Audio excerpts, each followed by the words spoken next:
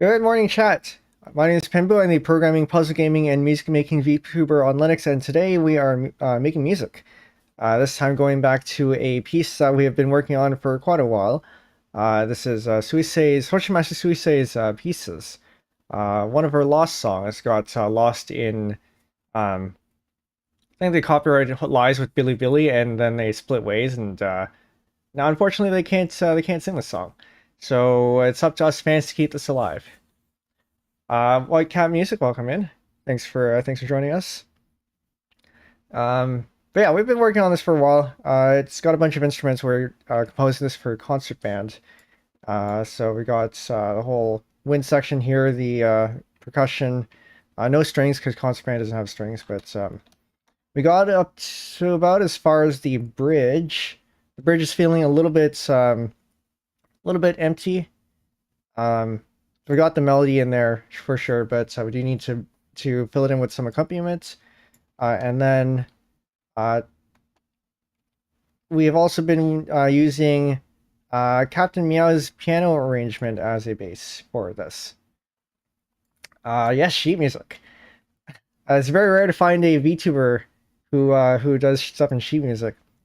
Sheeplin is the other one that I know of who uses sheet music, but apart from that, everyone else uses DAW, and but there are a couple of VTubers who I know have pulled out a score writer at least once. So there are a few of us, but I only know two of them who pull out sheet music on the regular, and one of them is me.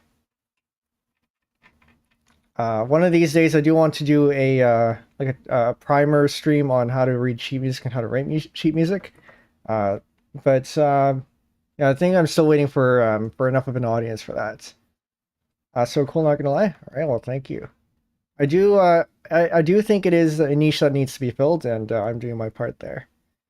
But why don't we listen to the original song for those of you who are new here, haven't heard the song before, and then I'll show you what we have so far.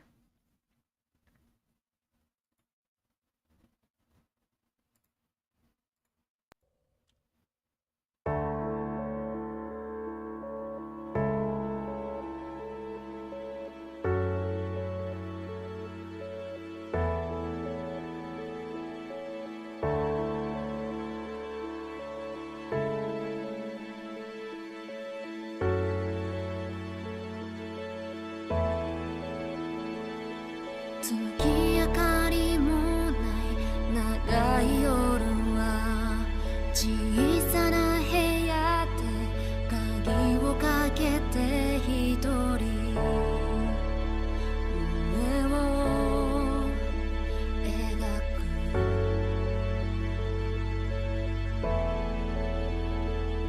錆びついた心溶かすように砕けた希望もあなたの笑顔できらめく誰も知らない世界さまよいながら歌うのどれだけ声にならなくて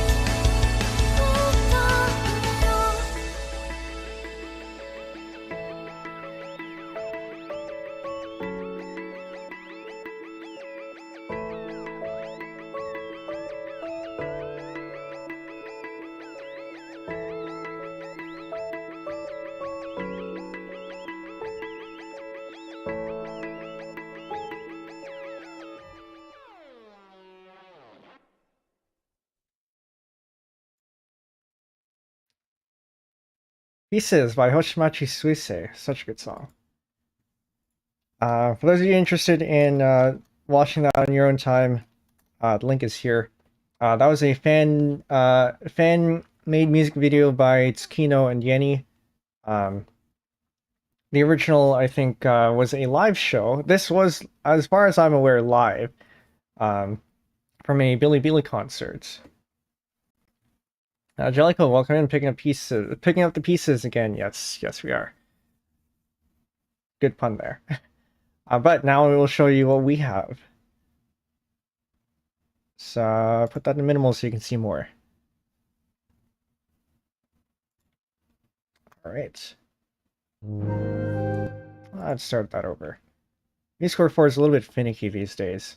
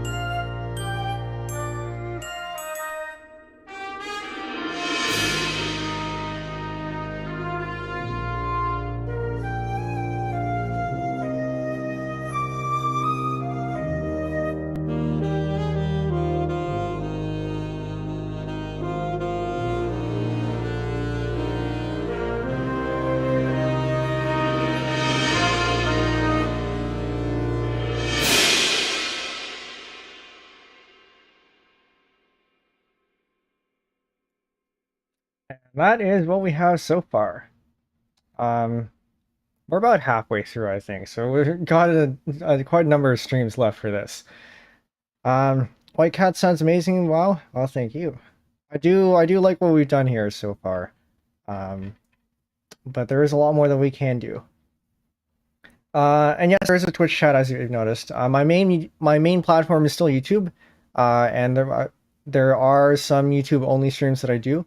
But for the ones that I do, stream to Twitch for, both are available, and as per Twitch terms, I have to treat them equally. Yeah.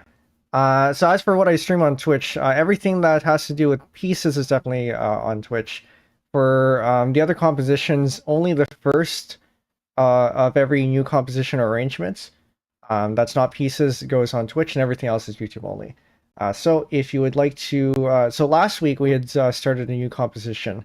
So if that is something that you're interested in checking out the progress of, further streams for that one will be on Twitch, or sorry, not Twitch, YouTube. But yeah, for today, and for everything else pieces related, because more people need to hear this song. It's really too bad about what happened to it, but we're doing our part to keep it alive, and it's, to have the most reach, you gotta stream on all the platforms. But yeah, okay, so let's figure out what we want to do here. For those of you who haven't seen my my composition arranging process before, usually I take the first little bit to fumble around and see what needs to be worked on, and then we eventually find a groove. So good. I'm glad I was able to listen to it. Thanks to you. Well, thank you for listening to it. It's yeah, it's something you can go spread around now. Okay. So what we were going to do, I think, was there something we needed to do? I think everything before this double bar line here is probably mostly okay. It does look a little bit empty, so maybe there's still more stuff to do here.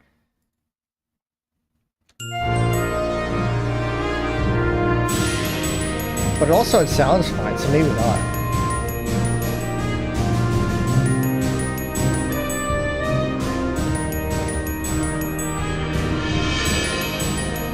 Oh, actually, no. There was something that changed a little bit.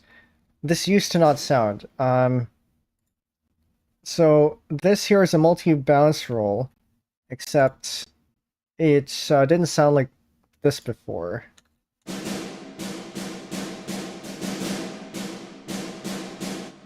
Yeah, so you hear that, you hear both of these notes here. You're not supposed to hear that. So I might have to change this to a regular roll. Go back to the one with all the palette stuff. By the way, White Cat, just for my my reference here, how's your sheet music proficiency knowledge? Just so I know if I need to explain things. I mean, I usually do explain things along the way. But I do like to make sure that the audience knows what I'm talking about. Okay, so where are our rolls here? This one. So I want this one.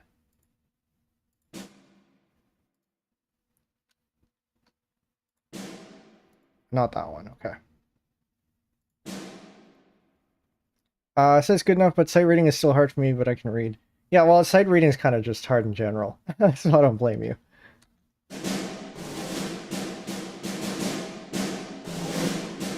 That's better. That's what you want to hear. Okay.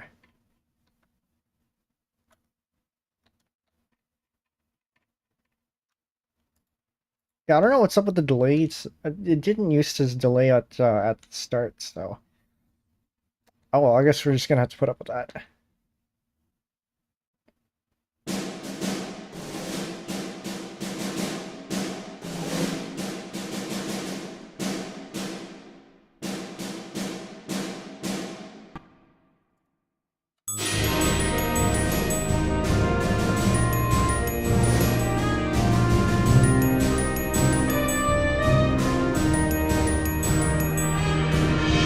those should have one too.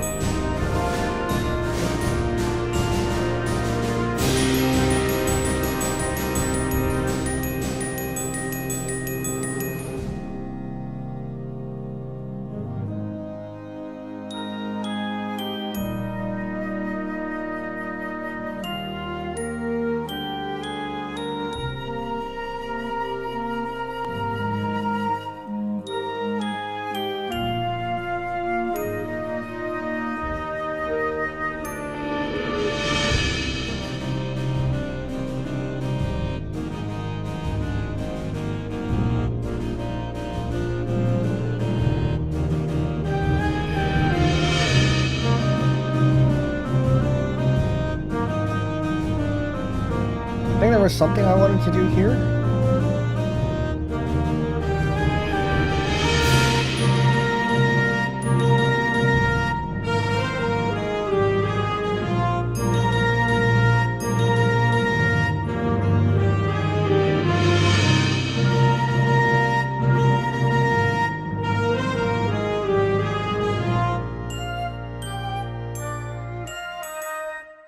Have you ever heard of that musician that makes orchestral covers of Porter songs? I have not. To be honest, I'm not too familiar with Robin or Porter's songs. Robin, what's his name? Is it Robinson Porter? Porter Robertson? Yeah, Porter Robinson. That's what it was. Yeah, I'm not too familiar with that community. So I can't say I've heard of the musician there. I think he uses the software, so it's similar to this. Yeah, so I wouldn't be surprised if a lot more people use MuseScore because MuseScore is the free alternative or the free option out there. But other score writers are, I know the other, Sheeplin, the other VTuber I know that uses score writer, he uses Sibelius. I've used Finale in the past. There are some other ones. Dorico, I think, is a good one. But yeah, MuseScore here is the free one. And you know, you get this kind of quality for free. So it's pretty good.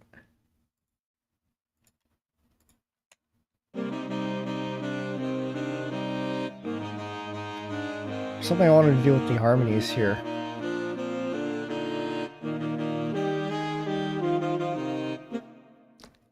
Because you notice that this is all in unison, and I kind of don't want that.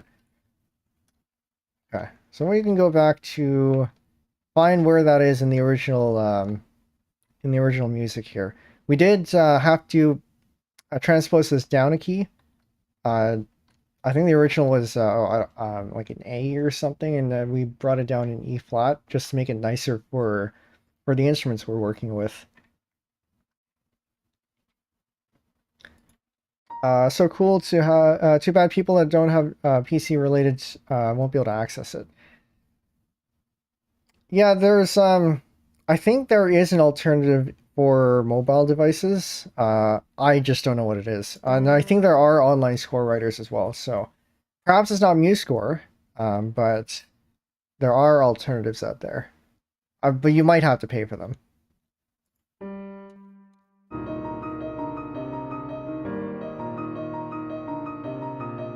Okay, so that's this part here.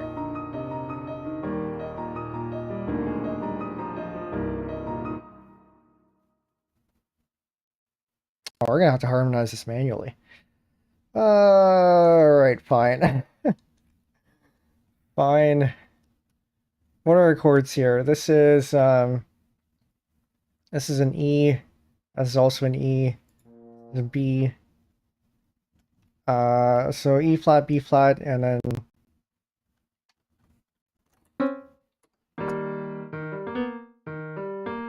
we get the G here.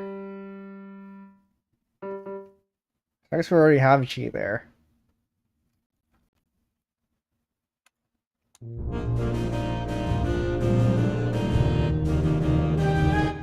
But what we can do, we're gonna have the tenor go down to the E.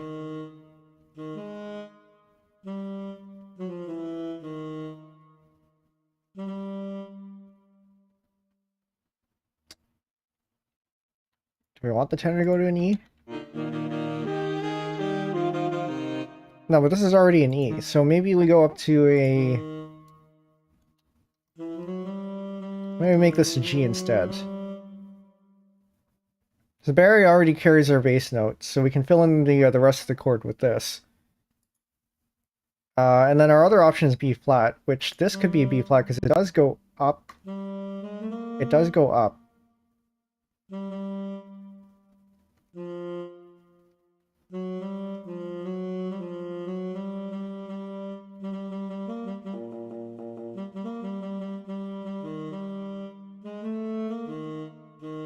And we can fill in the chord like that, I guess.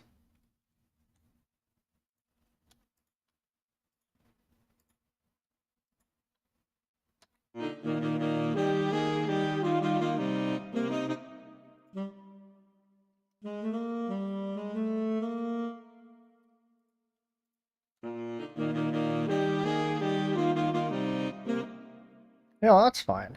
I think that's fine.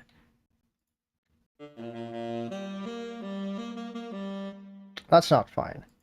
It's got to sound at least somewhat okay by itself.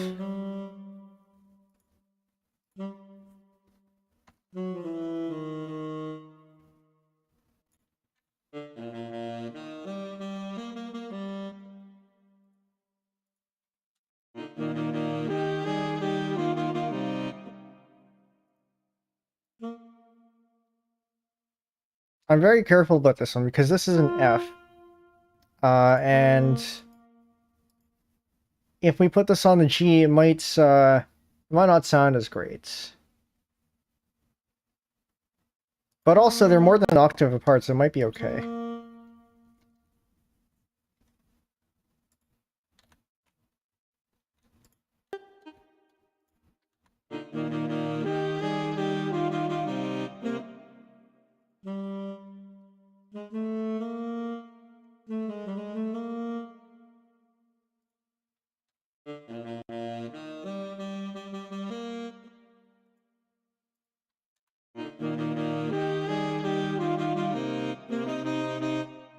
No, I might be okay with that, actually. I might be okay with that.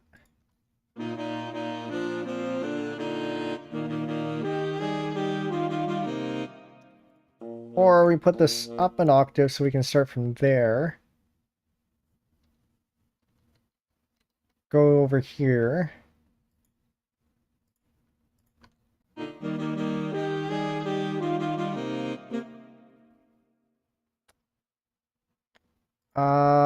And then we can... Yeah, actually, no, that's probably okay. We start this on a G, or it could be on a B. Could be on the B. Let's try the B first. Sounds like it's going to jump around a lot, which we don't want. We already have a G actually. It's on the Barry sax. It's so subtle to the point it's not noticeable. True. But also, you want to make sure that it does sound okay in isolation. Because so one of the things I do aim for to do with these pieces is to make sure that they're playable and they're nice to play. If you have big jumps like this, they're not always that nice to play.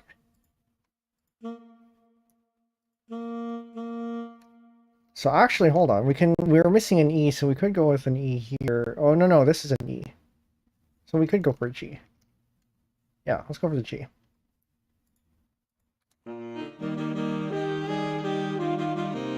Yeah, I'm okay with that one. And then I think we're still in unison for this one, so we want to do more harmonizing there.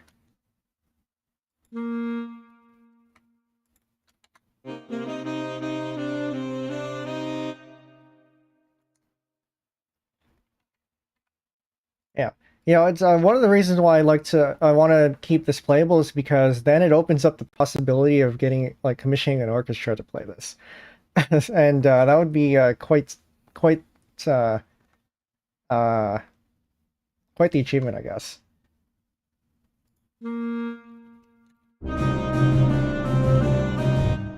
Doki Bird, for her outfit reveal recently, had commissioned a composer, and I think the composer had commissioned the orchestra to play the pieces.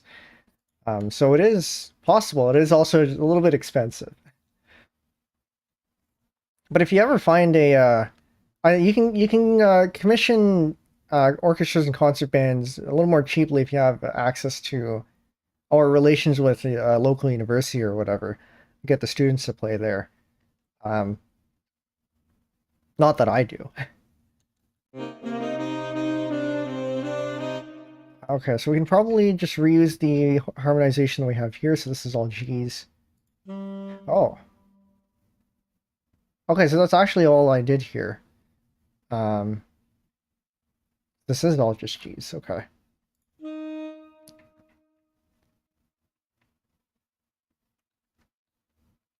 So we are going to put this down to a G.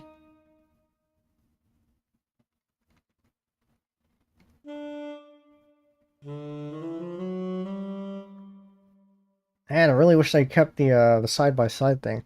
MuseScore 3 had an option where you can put the like two panes side by side. They left that out for MuseScore 4. I think they might add it in the future, but for now they've left it out. So this is G, then E, then back to G.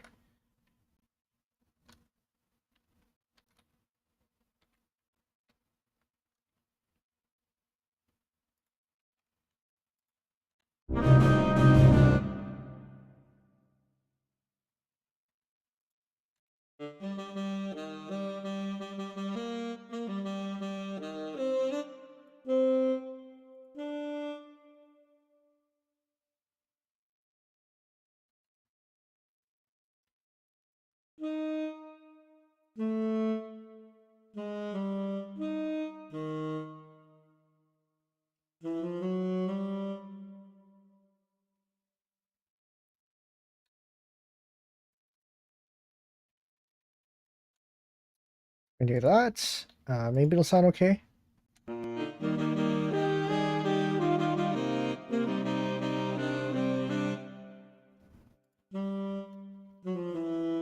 Bring that down to an E.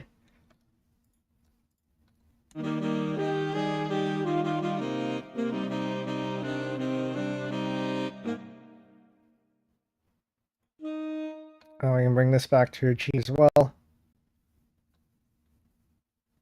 There's a thing we can do to respell the pitches. This one.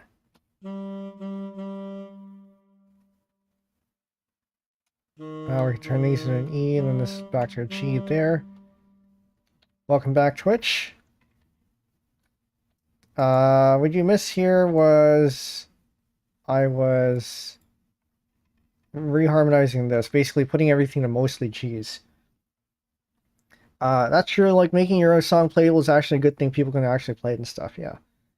One thing you don't really get from DAWs is that you don't get something that people can play. I mean, you can probably figure it out. You can kind of turn the MIDI output into sheet music, but it's not quite as clear. And it doesn't usually translate as well without any sort of tweaks and stuff. But if you start from the sheet music, then it means that anyone can actually pick it up and play. And then you can usually load it up into a DAW if you want it to sound even nicer. But MuseScore 4 is very good at making things sound nice. So this here is Muse Sounds. It's their free sampler thing. A completely new engine that's musically aware. Not quite like the Fluid Synth engine that they used to have with the sound fonts. So it means that they can play different sounds depending on what's coming next, because MIDI is all on and off based, whereas this one, they know what's coming up ahead. So depending on what came before and what came after, they can play different sounds as if a human were actually playing. I tried making guitar MIDI on my song. I tried playing on an actual guitar, and it hurts and almost unplayable. So yeah, I got to make it playable. Yeah, so the most recent composition that we had completed, Make It Through. One of the things that I had to make sure there were, I had tabs there. And I'm not a guitar player, so I had to actually consult with somebody who does play guitar to make sure that it was sane. And I actually went as far as getting myself a pocket fretboard, just so I can try playing it myself as well. I don't compose or I don't play most of these instruments, by the way, so I have no idea if these are actually playable. I can guess that they are probably decently playable, but I can't know for sure without actually having the instrument in my hands and knowing how to play it, or finding somebody who does play it. But as a composer, you kind of keep in mind, even if you don't play the instruments, you should have a good, like an okay, at least an okay grasp of what the instrument is, how it plays, and then what its range is. And from there, usually you're going to be okay. MuseScore will also tell you if the range is too low. So for example, we go down here, you notice how it turns yellow. And if we go even lower, it turns red. So at least that's a hint. There's a little bit more to it than that, but at least if you see that, then you know that you're at least probably a little bit too far.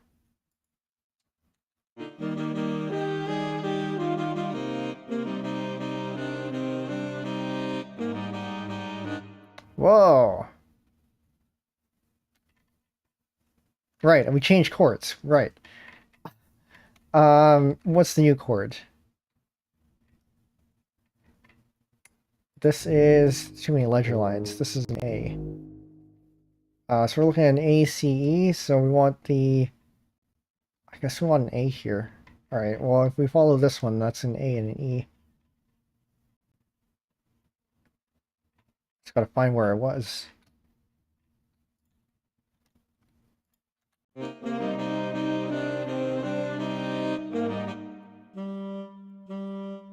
That goes up a semitone. So does this. So does this. I do a lot of research about the instrument I can't play just so I can add them to my song without making it unplayable. Yeah, you gotta do a bit of research there. One of the ones that I had to research recently was the harp, because we were working on a composition challenge by Vias, who does play the harp, and I figured she plays the harp. It's her composition challenge. I may as well make sure that we have a harp in there. But I didn't know too much about the harp, so I had to go and do a bit of research. Well, thankfully, she did show up to the stream too, and she was able to give a few tips on how the harp's played. So if you didn't know, the harp is diatonic, which means you only have the notes in the scale, but it does have a pedal for you to adjust what the pitches are. So in a sense, I guess you can play it chromatically.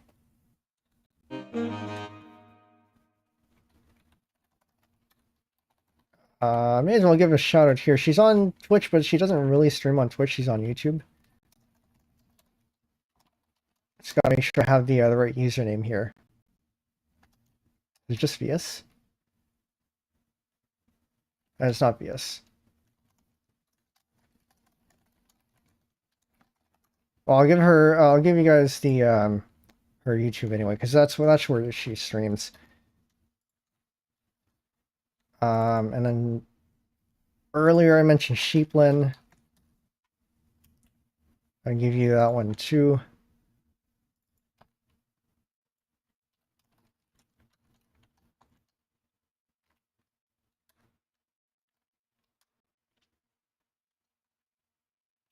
Definitely worth giving them a follow. You haven't heard of them before.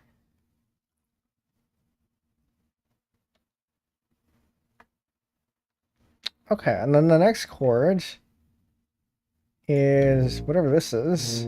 Let's say B. So we are looking at B, D, and F. So we're looking at probably making these D. This one a B.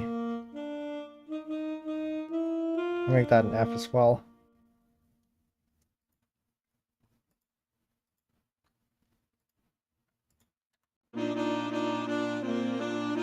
That does not sound right. I should just copy what I did before. I turned this into... Oh, right, because it's I put it down an octave. That's right.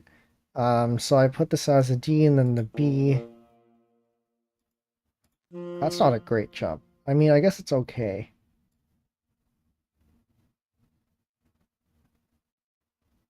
I gotta find where it was. Okay, yeah, this goes down an octave.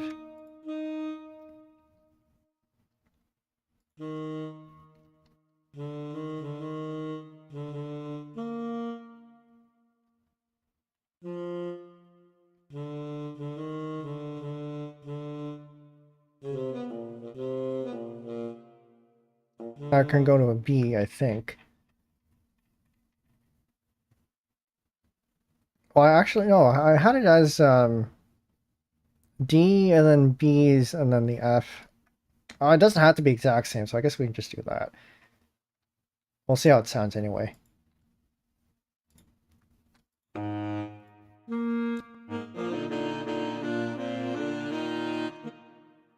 Although it'd be nice to have symmetry.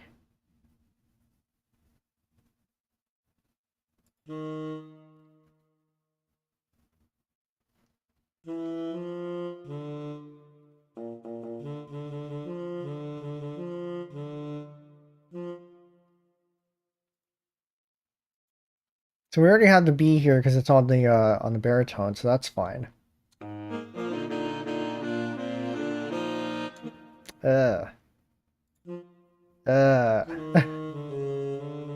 What happens when you get sounds that are a little bit too high and out of place, or rather a big jump like that?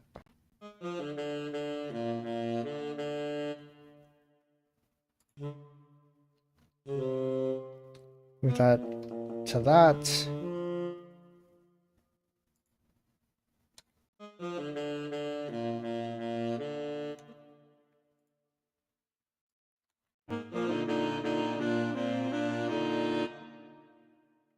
Something about that doesn't sound right.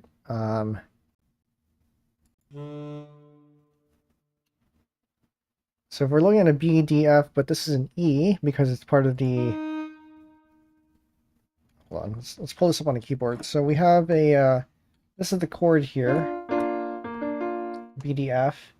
And then we have the E flat. So the E flat is this here.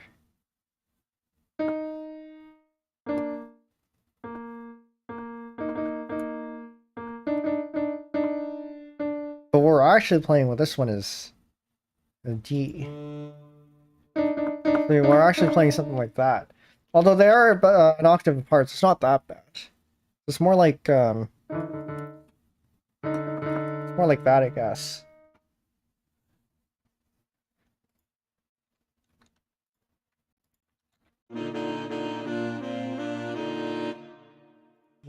Or just copy what we had before. So this goes down to a B. This goes down to D. So we got B's until here, and then we go up to an F.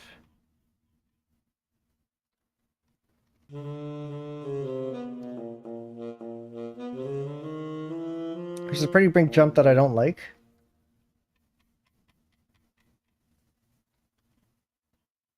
But it sounded okay, so I'm a little bit more willing to trust that.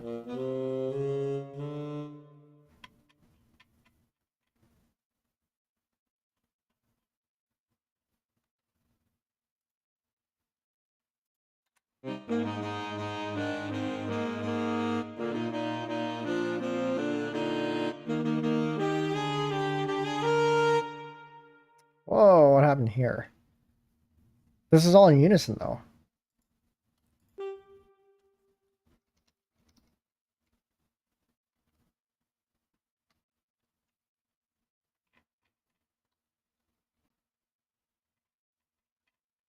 And then we have 1, 2, 3, 4. We had this all G's. Or...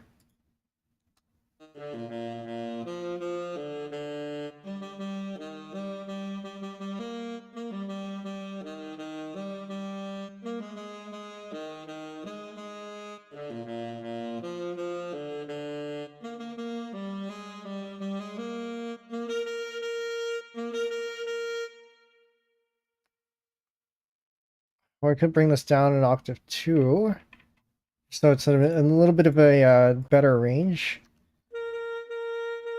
I don't know how I feel about this this being in unison. Because then we don't have any harmonies, and this is actually in unison as well. Actually, no. This is okay here. It's the tenor that we didn't harmonize. So this is an E. We're going back to an E. So this is an E here. So again, put that away already. Looking at an E, G, and then B. So we want this, I guess, as the G.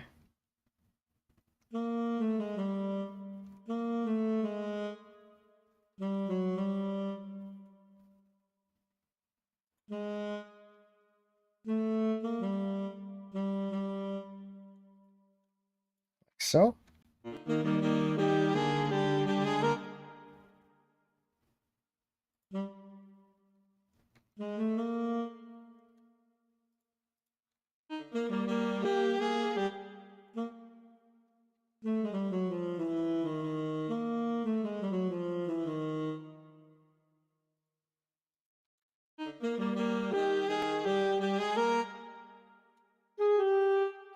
And I think we go up from the E flat here. And then just follow that in the same way.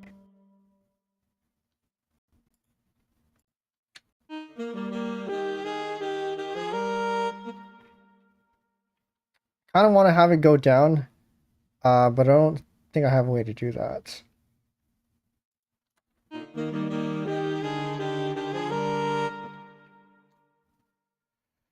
Oh, that's not going to work.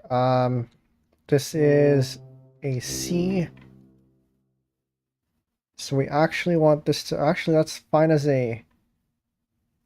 It should be fine as a G. Because the G is in the key of C.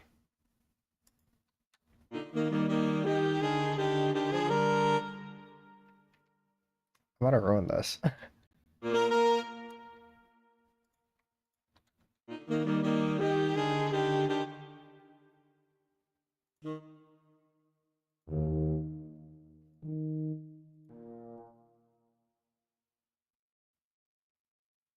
What's wrong with this one? Why do you not sound okay?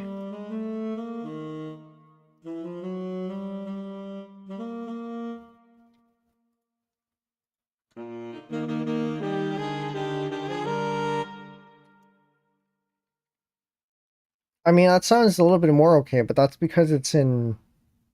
Like, we're working with octaves here. Which I guess is fine. Just fine. Not great, but it's fine.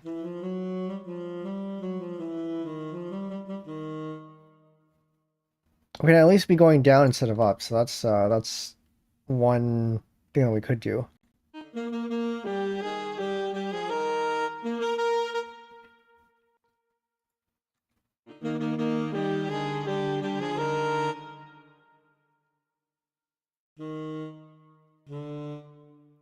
Oh, maybe that's why. No, that's probably not why.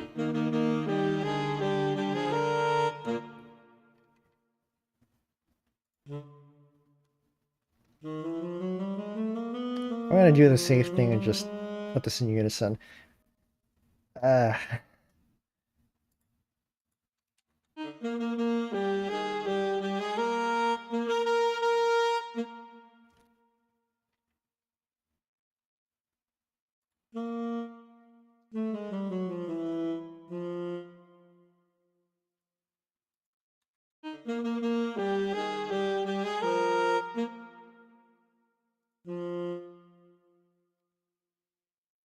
Let's play this on the keyboard and see if we can find good harmonies here.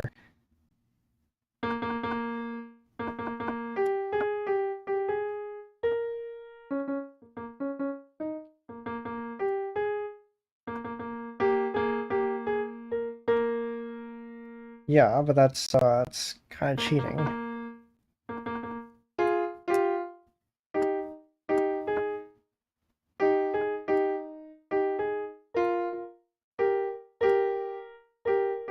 I tried the G earlier.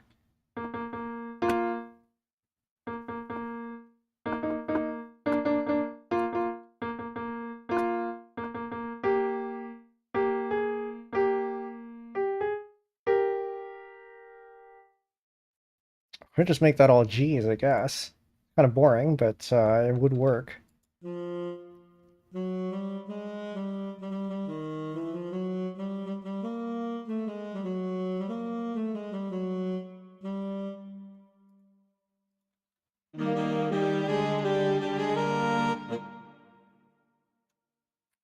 It does, but it is also kind of boring.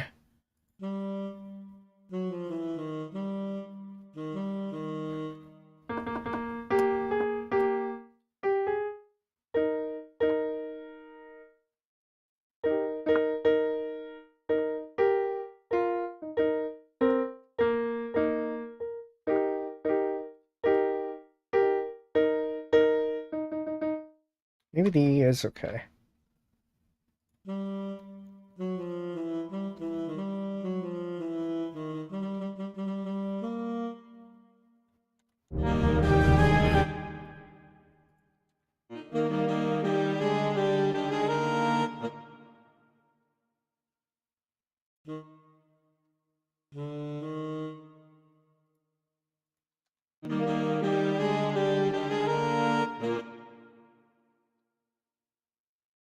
I spent a little bit of extra time here. Just gotta get this chord right.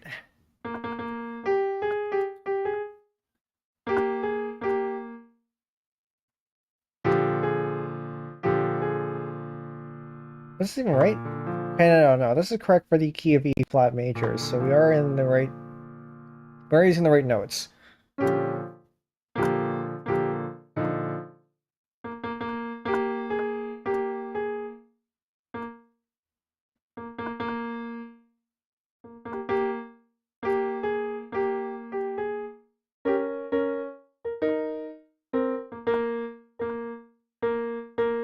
I could just make this an octave.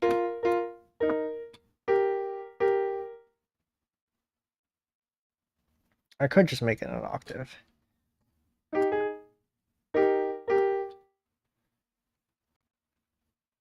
I don't want to make it an octave though. Yeah, I'll try that.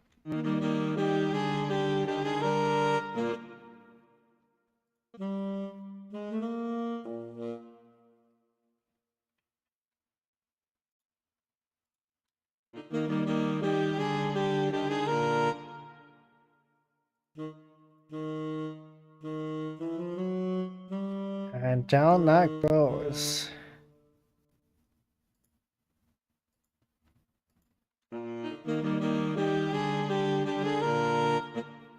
Oh, even the octave doesn't sound good.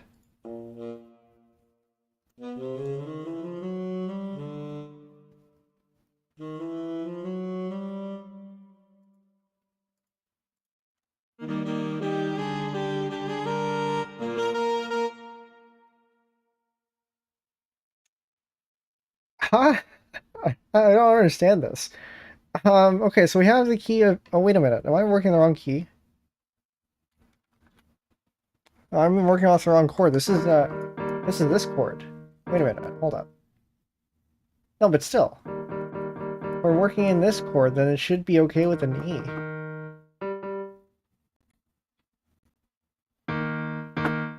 So it should be okay with an E. What's up here?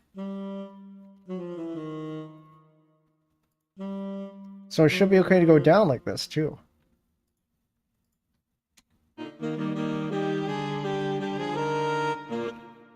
But why do you not sound okay?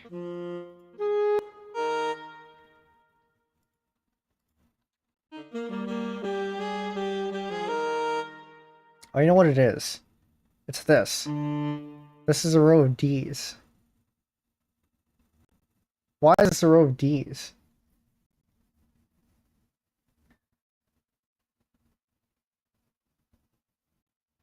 Why is this a row of Ds and it still works?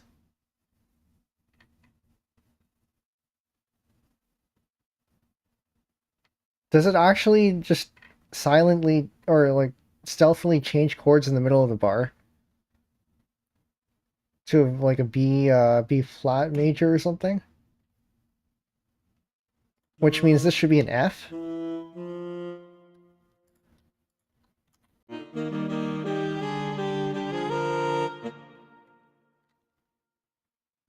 No, evidently not.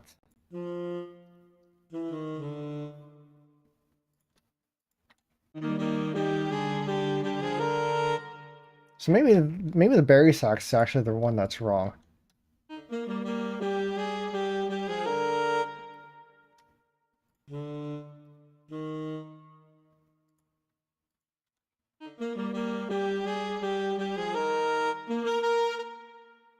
This sounds okay.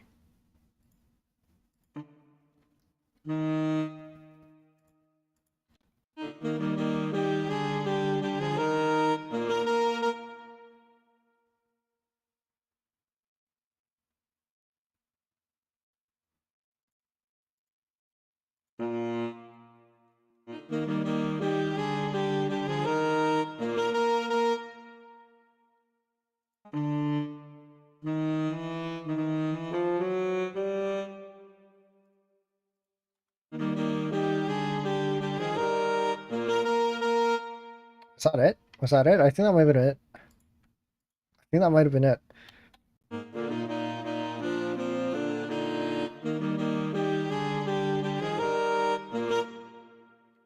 think that might have been it, but we don't want to go... I don't want to go up that high.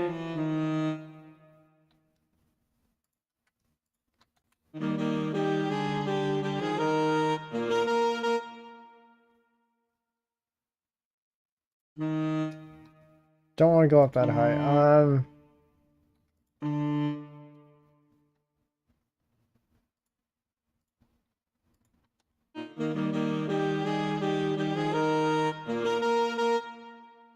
Maybe the Berry sax was wrong.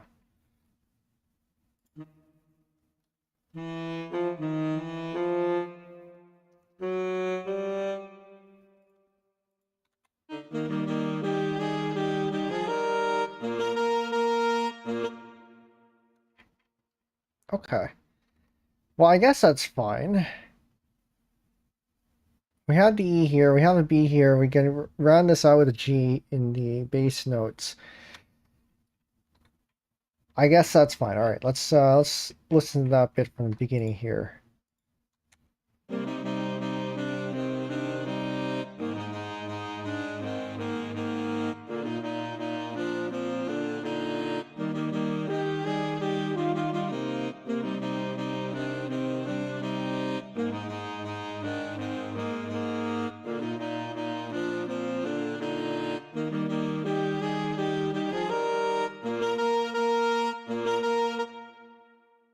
Okay.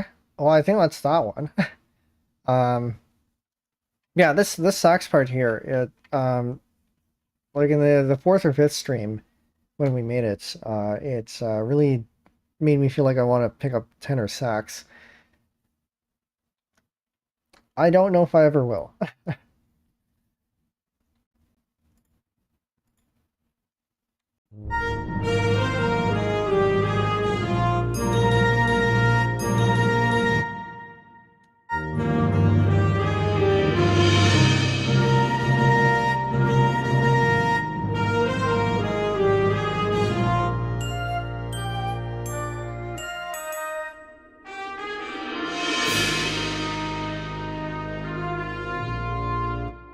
I think one thing that I did want to put in here was I wanted to double this on the oboe.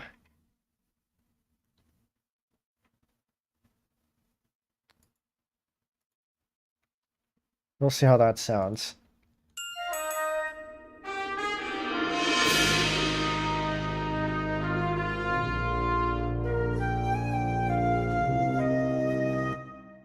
And I have this doubled on the clarinets.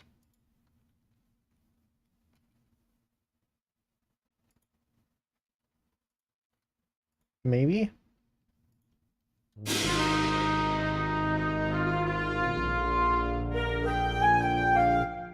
Down an octave, please.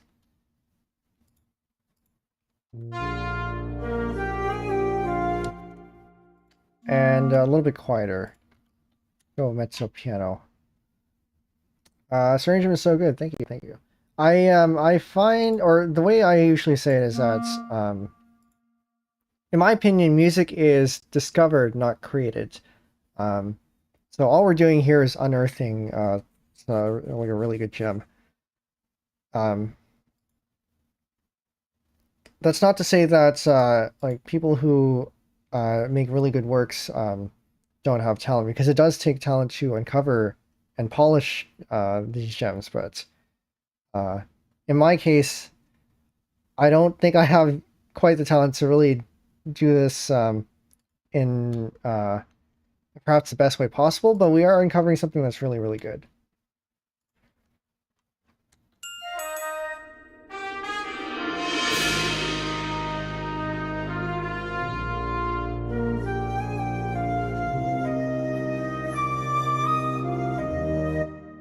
Maybe I'll just leave this out. I'm gonna leave this out.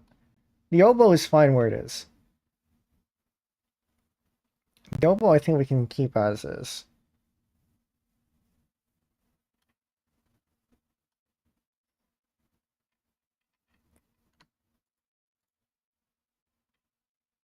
It does mean we need to double this here.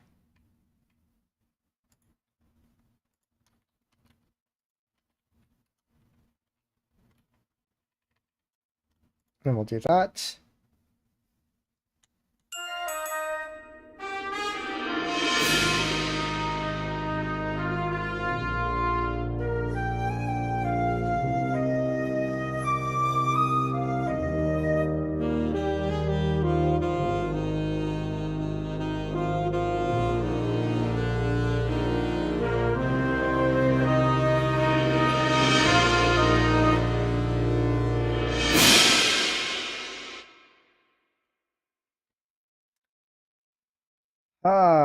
Okay.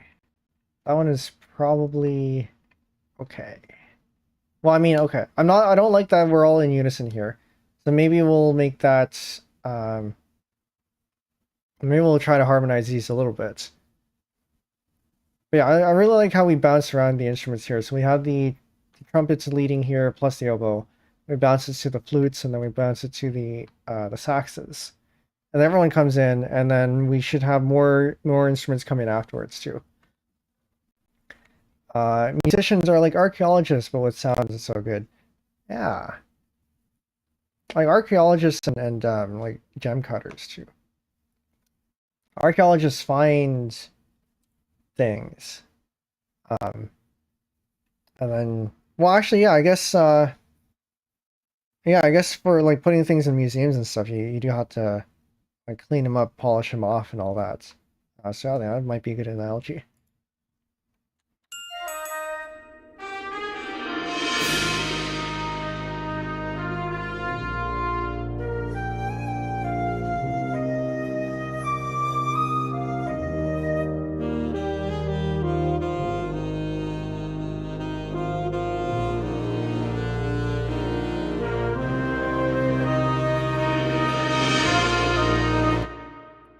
One of the things I need to get better at is taking risks. And it's very easy, or it's very safe to take risks in a digital score writer because you can just undo. But I find I have the tendency to, if I get something that sounds at least okay, I'm more willing to keep that as is and not try to make it sound better, for fear of messing something up, because I'm not in source control. But I do have undo available to me. So I should take more risk here. So maybe we'll try to do a bit of like a bit of harmonizing here. You can find that in the original piano arrangement here.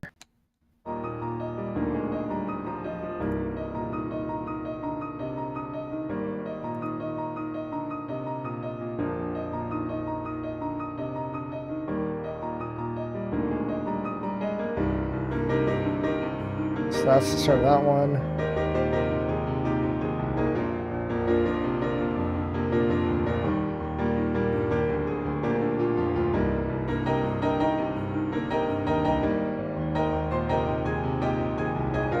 Actually, no, we're much farther than that. Hold up. Oh, we're pretty close. Struggle to find inspiration to make music. I don't know why. Any advice on that? Maybe I just have to take risks and not be scared of a lot of stuff. I find so there was about a few years period where I just did not have any ideas, and I actually still have a lot of compositions that are unfinished because I didn't know how to continue them. But I find what got me going back again is just sitting down in front of a piano and like improvising. You'll notice that I do have a few piano improv streams, you know, on my YouTube channel. And for those of you who aren't subscribed there, you can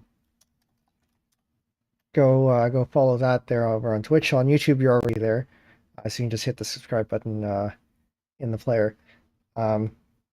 So one of the goals of those improv sessions is to get music that we can work off of, like get ideas for compositions. And so I think one of the things that you can do, and I know that you do have a piano and have the skills to actually like play on it, is to sit yourself down on the piano and just play. Like start with chords or just start with like hitting random keys, and if anything sounds good, and maybe work off that.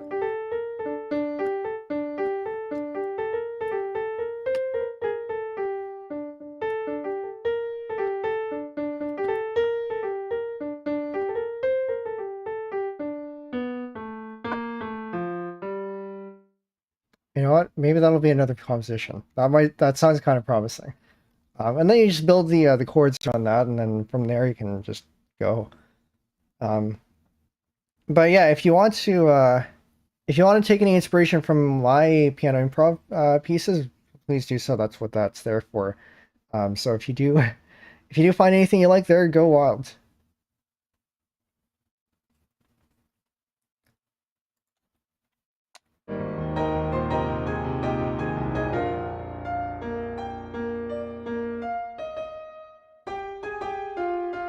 Okay, so this we gave to the trumpet, and then we bumped up the flutes.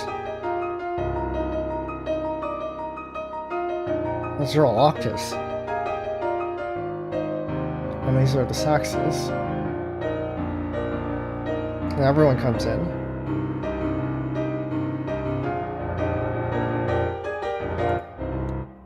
Okay, so we have an E here, that's the melody, and then we have the G here, which we can use for harmony. Takes note on that because I'm basically not facing music. Yeah, it's tough being in a bit of a slump like that. And sometimes the right move is to just stop for a little bit. But yeah, it's tough, and you just gotta push through it. But yeah, good luck. And hopefully, watching these music streams helps to get your gears going.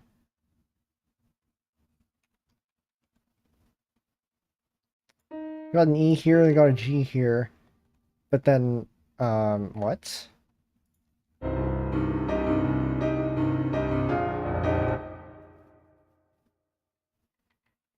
How did we get... This is a B. This is a B. Okay, hold on, I'm gonna move this out. This is, by the way, the music video. But we don't need that yet. I have that there in case we need to listen to it.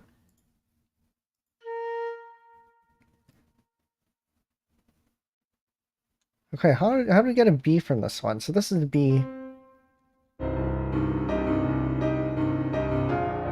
When this is very clearly an E. Oh, no, this is the E. Okay, this is the B, okay. So this is a B, C, and E. Oh, that's B, C, okay, yeah. Yeah, I think another piece of advice I would give you is that if you're stuck trying to come up with ideas, try something new.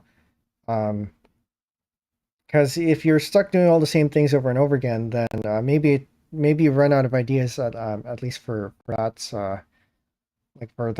technique or for that area. So one thing you should do is do a bit of research, do a bit of reading on some other things that other people do, and try those out. I'm gonna pull out. Hold on, do I have a painting program here that's not GIMP? I should have something. Okay, I have Krita. I've never used this program.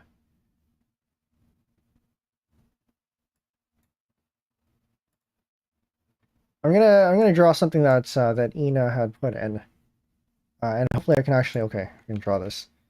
Ian is from Hololive English. So she had mentioned that this is your expectation of skill, and then this is time. Or sorry, no, there are two lines here. So one is put it up here. One is your actual skill.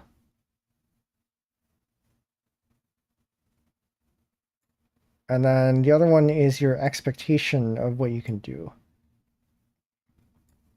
And there are times, and it's basically going to go like this, right? Where the green is your expectations of what your abilities are, and then the blue is your actual abilities. And so you start off not expecting to be able to do stuff, but then you actually end up gaining a lot. And then your expectations of where your abilities are catches up to the point where you actually end up exceeding those your abilities, but your abilities haven't caught up yet.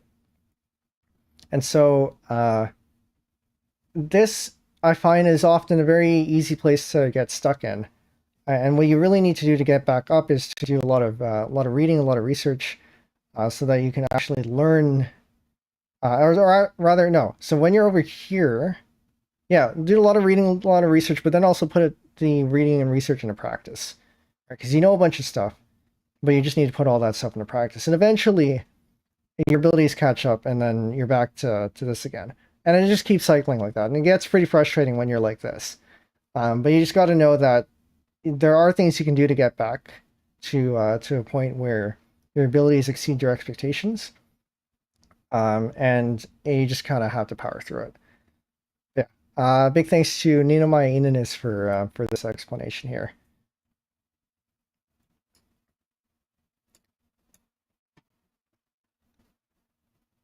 We're trying to harmonize this, and we had G's here somewhere. So this is a D.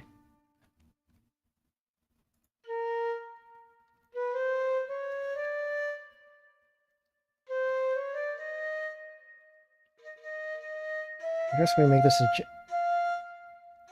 That's not a G. That's a G.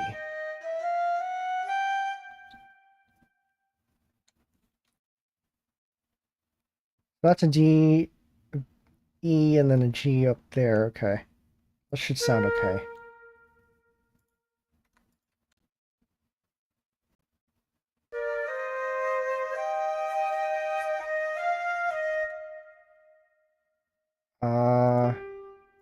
I guess it just stays like that.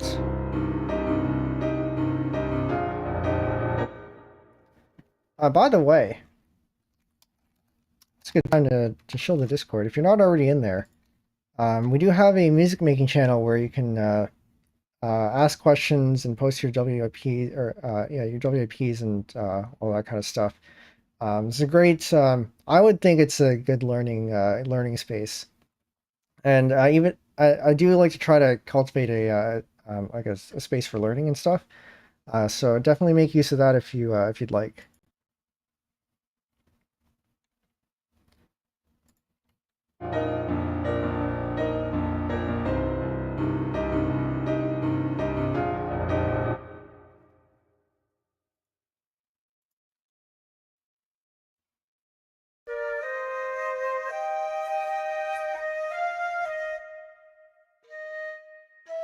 So we get the G here.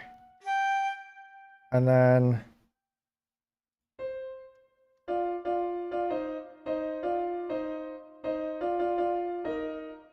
Oh, we got more. All right. This is good because we're going to need more. Not too far. Where are we? I think I lost it. Where are we?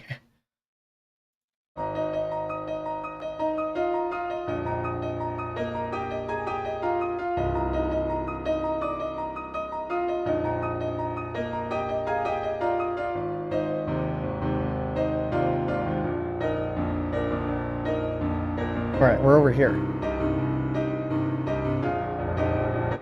So we're taking this one, and this is an A and then a G.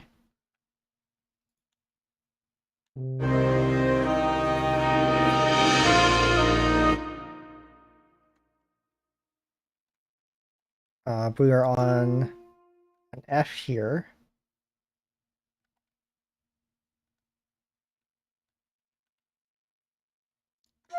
Just want to move this up a third. I think that's an F that we want there. Sorry, that's a G. But that is correct. Okay.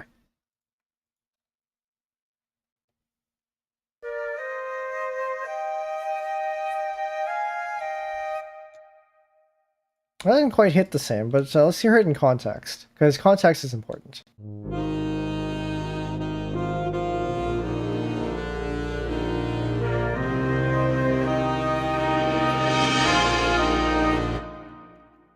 I'm not in that.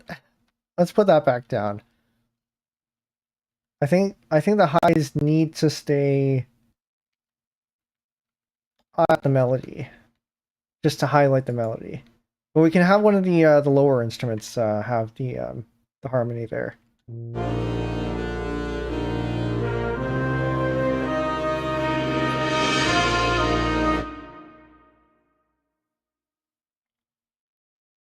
Like the other instruments that will come in soon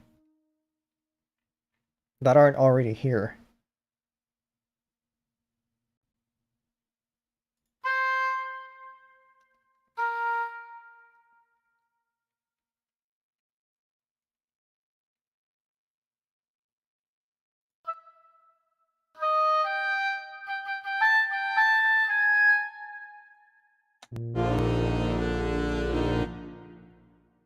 It's a little bit higher for the oboe, I think. Bring that down.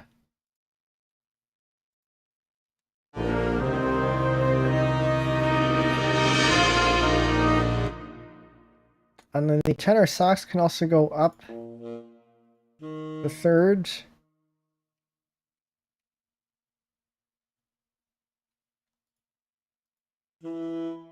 Probably. Hopefully.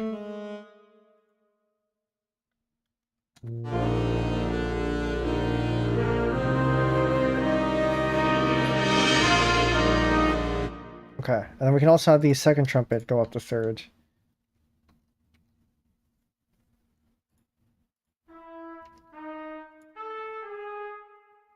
Like so.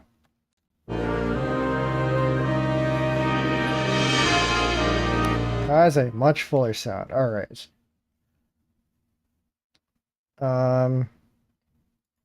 This is an E, this is a C, this is also a C.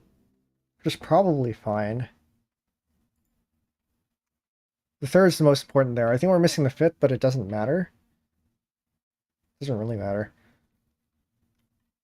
It might be okay to proceed to the next bits.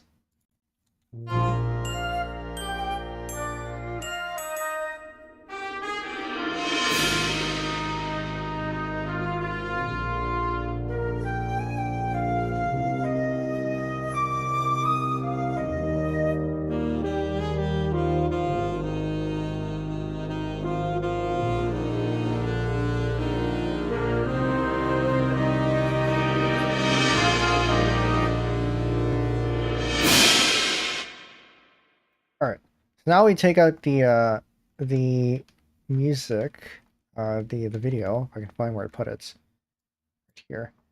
And we are going to find where we are. I think was a little bit over here somewhere. And then we're going to listen to what comes next and then see what we get from there.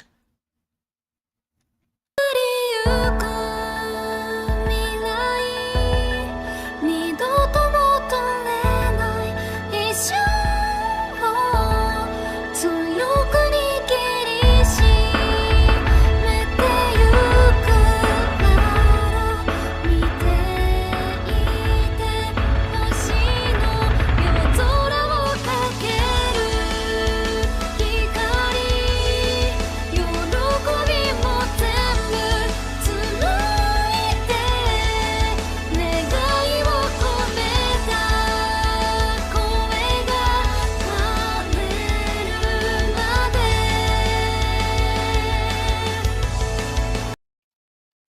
I'm going to stop there. So we do go back into another chorus here.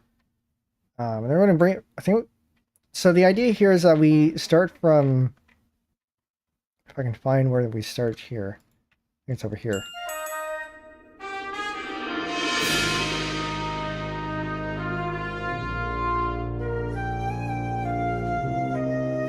Alright, so we start from somewhat quiet and then we start building up. We have all this crescendo over here. And we bring in all the instruments. And then we bring in more instruments. And so actually I was a little bit hesitant to have the oboe here because then it kind of just takes away from having the trumpets be like that loud and clear solo. But at the same time, I think it is, I think I could use the oboe sound there, so it's probably okay. We do want to try to get all the instruments in here. So there are two ways to make something louder, or like the sound louder. One is by using a louder dynamic, so in this case something like forte that we're building up to. But the other way is to just add more instruments.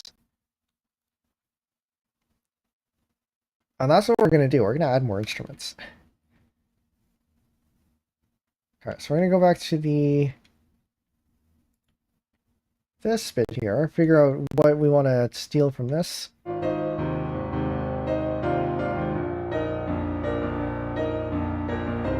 So this is the end of what we have.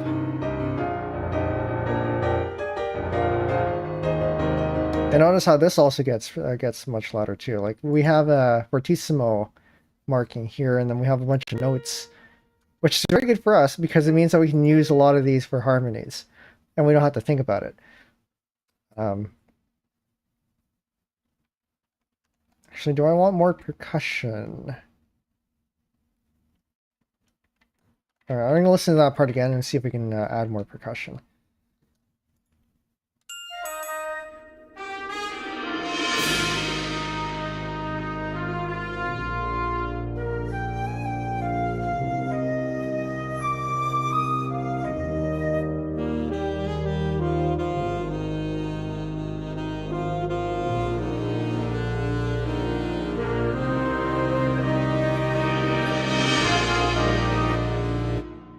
So the original, I think, would have some bass kicks down here.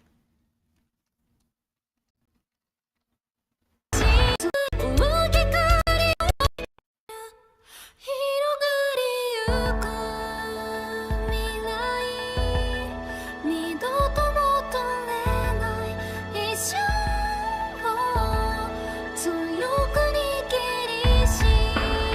we get the percussion coming in over here.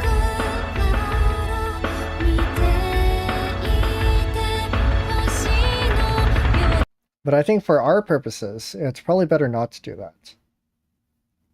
And so this is the kind of flexibility you have with arranging stuff. You can make it your own. And you can make it fit for the arrangements, the ensemble, and the medium that you're working with.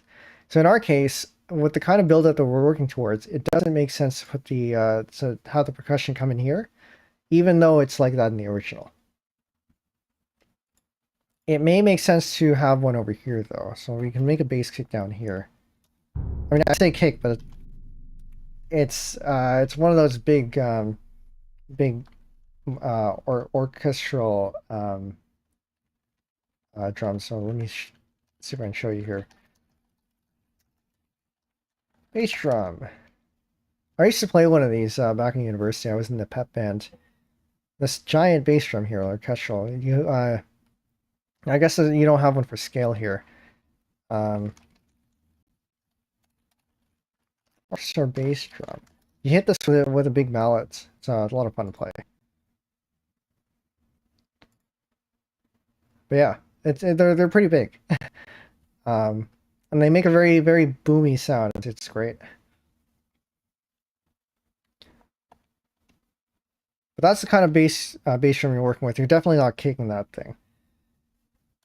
That said, I think there was one time where we were kind of short on percussionists and we needed both the snare and the bass. And we did have a bass drum pedal. And so we kind of jerry-rigged it so that we had a pedal hitting the big orchestral drum. Not great, but it worked. Okay,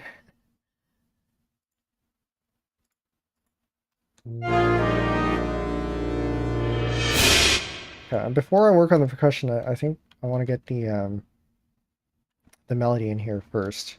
I'm gonna move this out, just out of the way. I'm going to move this out of the way too, because we probably won't need that.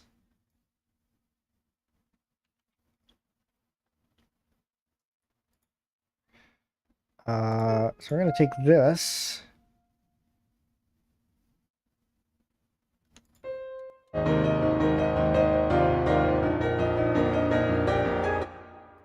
We're gonna start with this, I guess. Most these bits are mostly for decoration, so we don't need those. We can probably simplify that out. We can start on the flutes, I guess.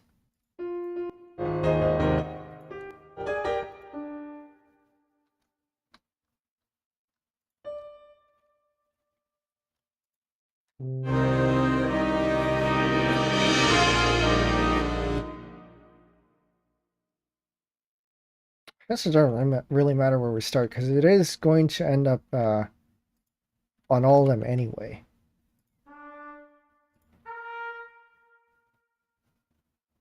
Where is the melody? Okay, no, it's the one on top. This should be down an octave. Piano arrangement first, then you just built up on that, but orchestra. So I had the convenience of somebody doing the piano arrangements already. So I just asked permission from Captain Meow, because it is a lot more useful, or it's a lot easier if somebody has all the harmonies and stuff and the melodies all written out for you. But what I recommend is that if you're working from scratch, I would, let me see if I can pull one up. I'm gonna have one here somewhere. Oh, no, that's not what I wanted. So we're going to the drafts here. Let's say, looking back, the, is this it? Is this it? Well, I suppose this is fitting, because I did show off a little bit of pieces in the last stream where we did looking back. Okay, no, this is not it. There was another one. Let me go look for it. What you want to do is it this one. Oh, I gotta find this. Oh, right, because okay, right. Okay. Just gonna open this up.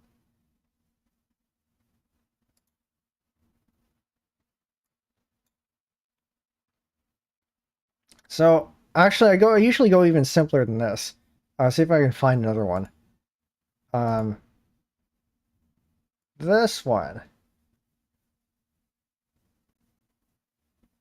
Why do you open over there? So you can go as simple as this, where you have your melody, and then you have the chords that go along with it.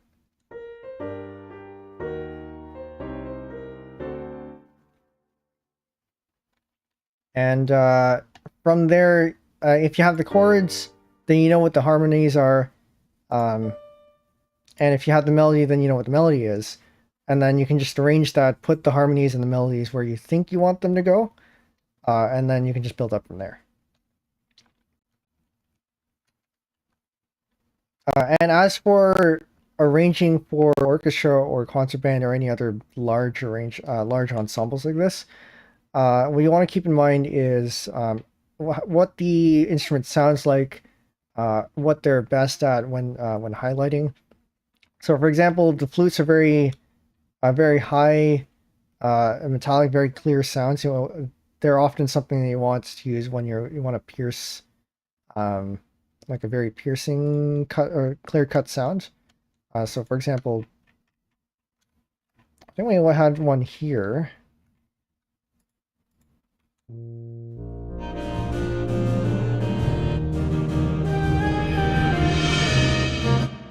Right. So you have the very contrast from the low notes, and then you cut through with the high notes with the flutes. Or something like over here somewhere.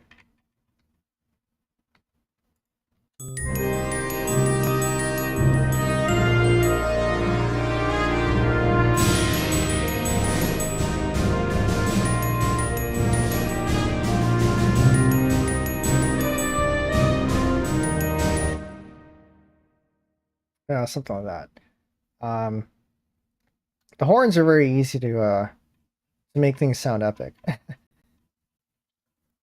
Yeah, I'm gonna repeat this when Twitch is out of ads, but the having a lot of instruments means you can bounce things around and make things sound different.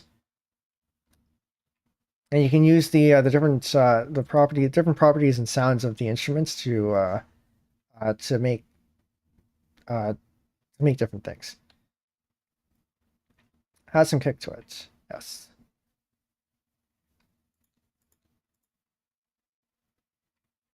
So like the earlier thing here where we had bounced things around the different instruments, like the trumpets to the flutes to the saxes, right? This is not something you can really do with just a piano. Like you can work with different octaves, but it's not quite the same.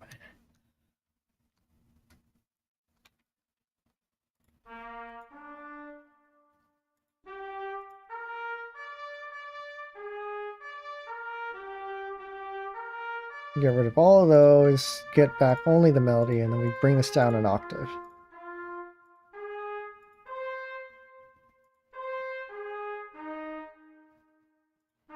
I don't think we need these ones.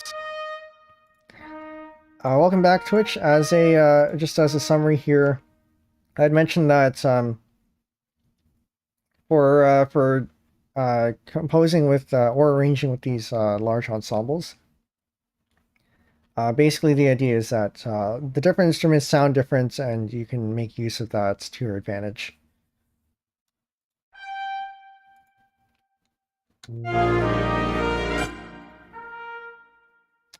Whoa, hold up. It has a built-in horn rip?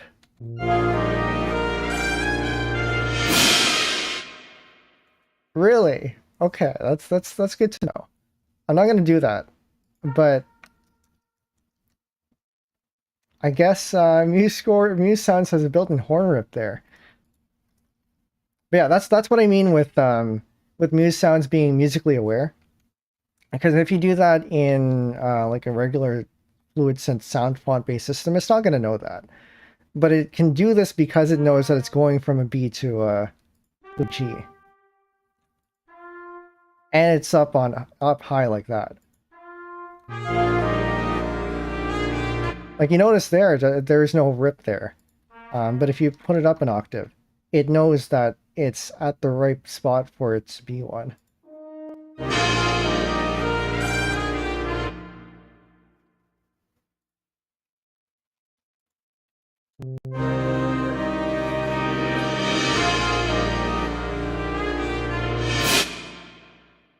Maybe we do put it up an octave. I don't know. Okay, hold up. I need to figure out what the rhythm here. I could probably just copy and paste this from an earlier section because it is all the same.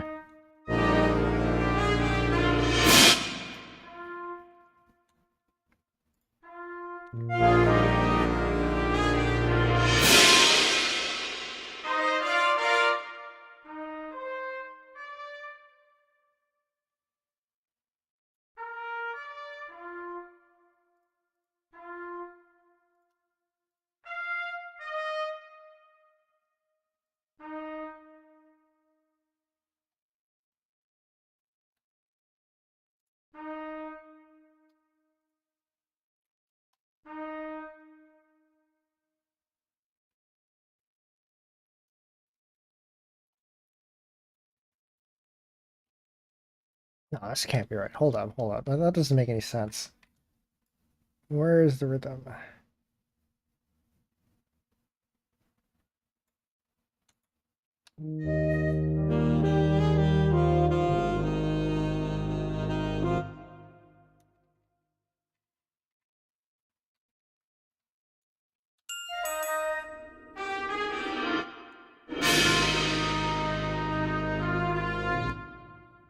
So I got a whole note, or rather a half note here.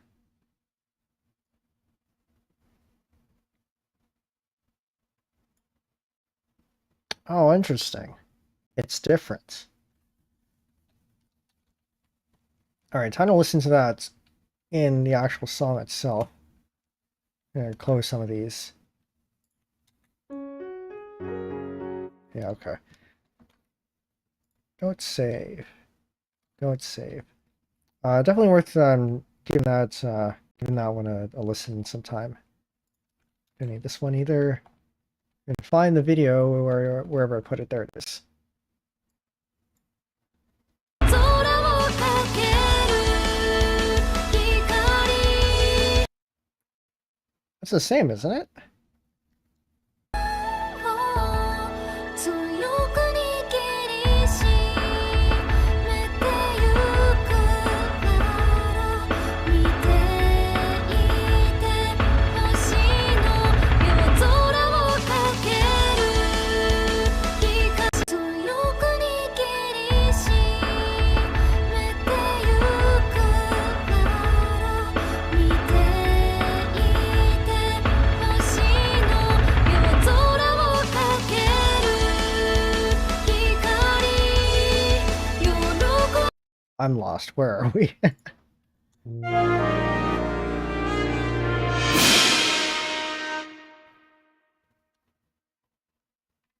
How do we get... Oh, wait a minute. No, I was just reading this wrong. Alright, going back.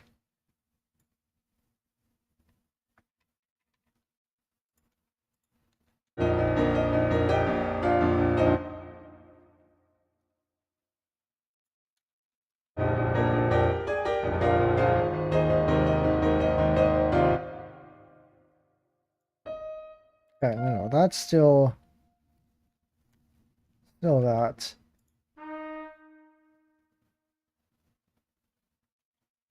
And so it would be this, except we can't do that because then we're tying over the beats, so we need to tie that instead. Like that. And so this should be a dotted quarter, and then tie that. Is the piano arrangement available to the public? Kind of want to hear that. Yes. Okay. Let me send that over as well. For those of you on YouTube, the links are all in the description. But I will send it over to chat.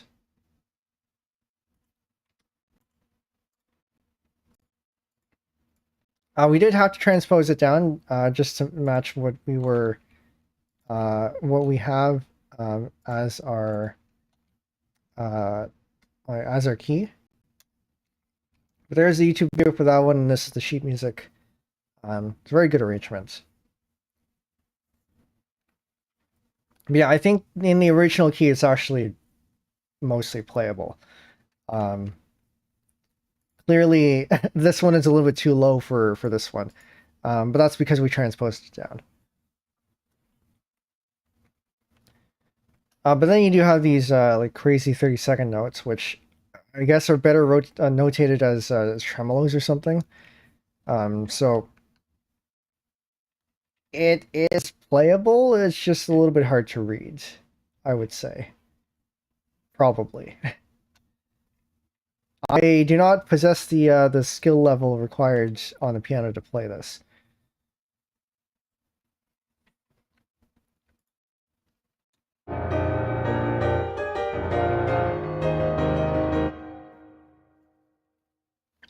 Did I hear just mostly playable? I'm assuming this is playable. Like I said, I don't have the skill level to play this, but there doesn't seem to be anything that requires more than the number of fingers that you have. This requires 4 fingers. This is fine. And these are large jumps, but well, actually, these are just octaves. So I think with enough practice, you can probably learn to play this. It just looks pretty difficult.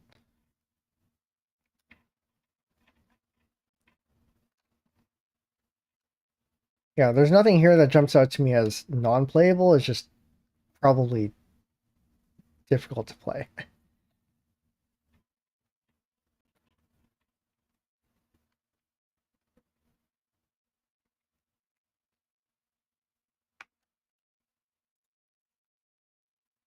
I just need some practice and stuff. You're good to go. Yeah, with a much more skilled piano player, you've probably seen worse scores than this, but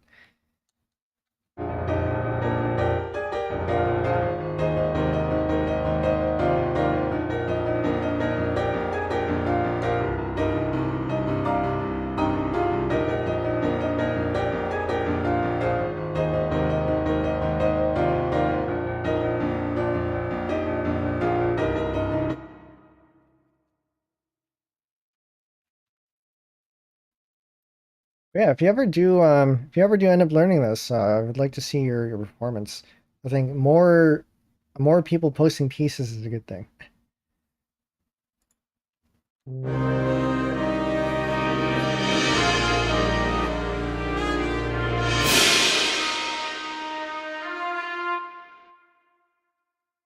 Now, problem. I don't know what direction to take this in. I know I do want more instruments, and maybe the answer is just put it all on the instruments and figure it out later. After buying new piano, because the old piano broke recently. I see. Yeah. I guess we put that there. Yeah, I do. Yeah, I did send you the one Prime deal that somebody in Synthion's server had sent. Or maybe you're looking for a better one. I don't know. The one I have, my digital piano, I think it's a Korg something. I got it used for from a friend's. See if I can find the model actually. I'm pretty sure I posted it somewhere. Apparently not on my server. Okay. I will dig it up and send it in music making later. I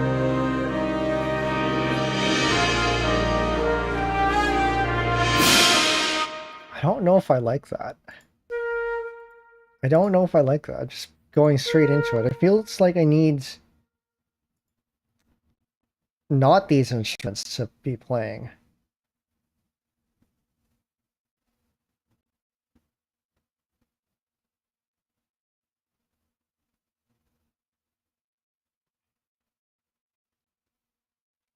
But okay, well, let's just keep going and trust the process and hope it just works. Because maybe it will.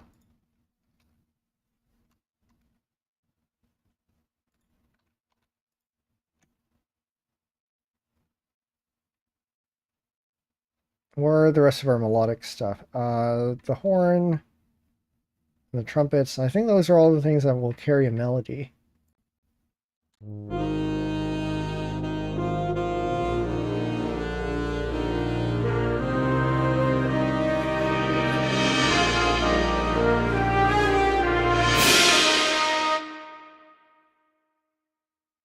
It's not enough buildup. It's not enough buildup. And what dynamic are we on anyway? Actually, there is no dynamic here.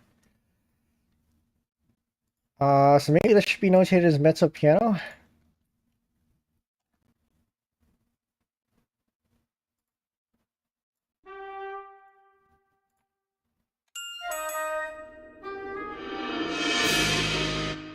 No, this has got to be forte. So I think all of the things in here are.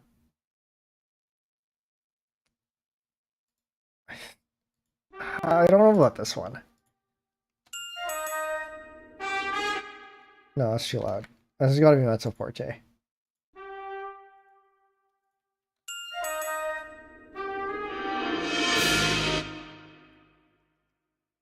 But then if I don't have this, I think we were actually at forte then, if that's the case. But it wasn't that loud. Okay, so going back here, what was the last marking that we had? We had forte on one and mezzo forte on the other one. So I guess we can do the same here. Forte here, mezzo forte here.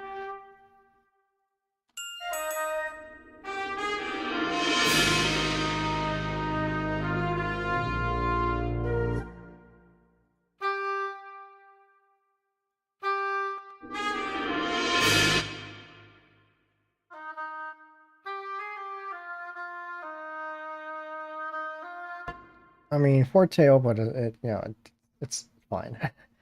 um,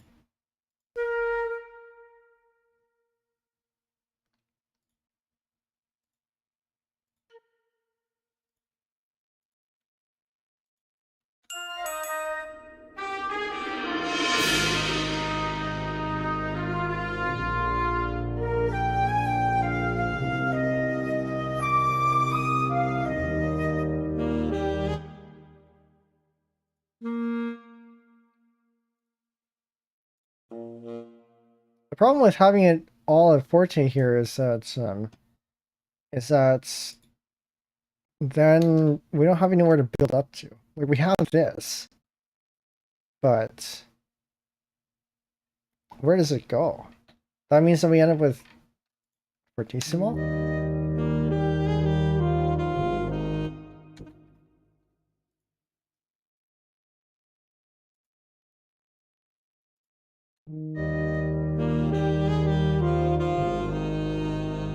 But that's where it was before anyway.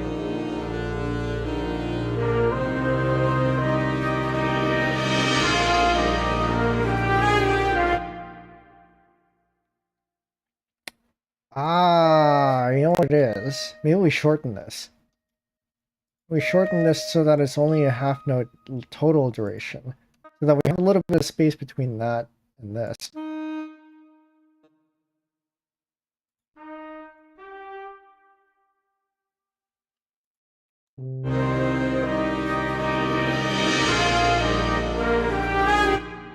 No, no. Maybe it's only some of them that should...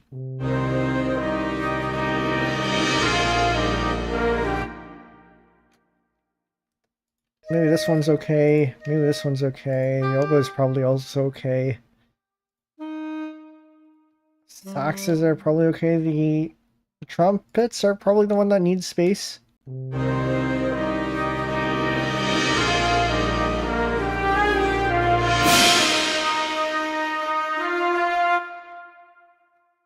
Sure. Sure.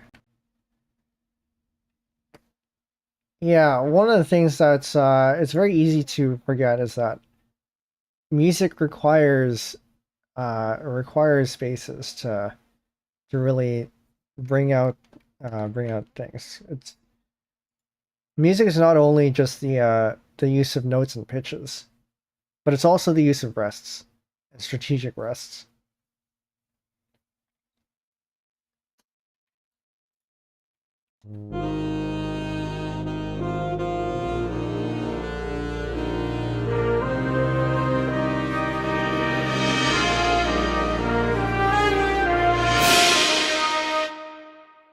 Do we sforzando this thing? I guess. Not SF.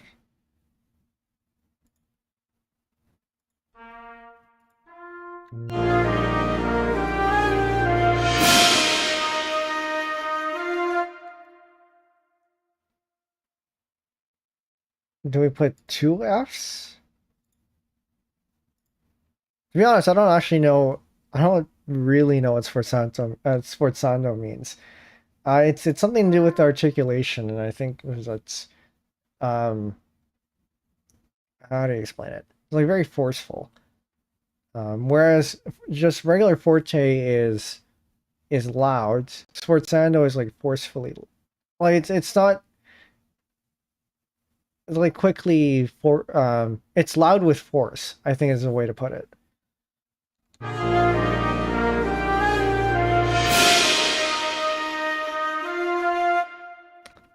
don't know if I want that. Because you have to think about this too, right? You have this bit, but then what do you do afterwards? Especially in this part where the piano arrangement has the triple Fs. They're like right there.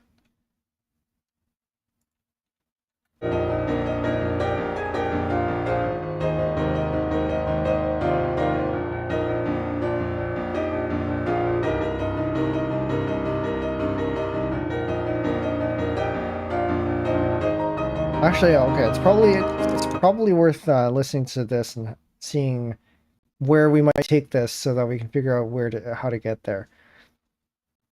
This is what's hard about sheet music. In a way, all the terminology can get confusing, but also that provides you with in a way a lot more flexibility. In a DAW, for example, sure, you can like fine tune things, but on the plus side, if you ever get this played by people in person, then the performer has that ability to interpret it the way they feel is best, and that might actually be better than what you thought. But I do see the advantage of having like complete control over how it sounds, and I think that this does well. In MuseScore 3 used to be able to. MuseScore 4 I think lost that ability, but it may be coming back in the future. Actually, that reminds me. They do have this new feature here that I do want to maybe test out. They have the staff text thing where they have sound icons now. You can change how this thing sounds. Shake. That's interesting.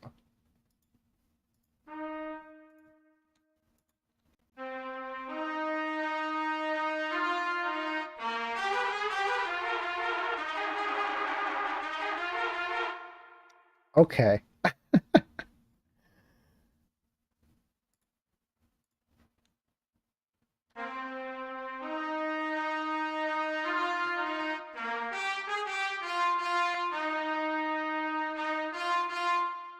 We'll probably want to make sure that it is legato. Do we want to see what classic phrasing sounds like?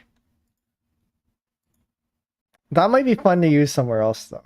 That could be fun to use somewhere else.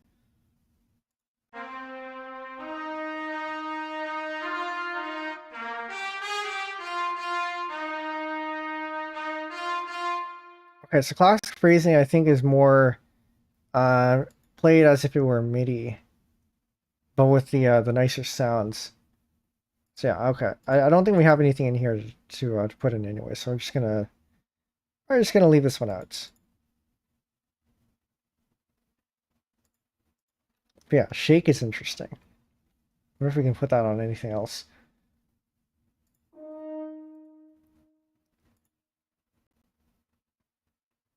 Why is it only the trumpet that has that?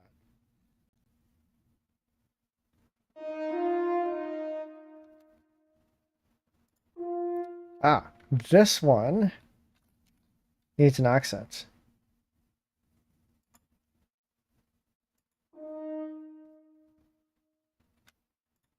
Actually, these probably need accents too somewhere. So we're gonna put accents on all of these.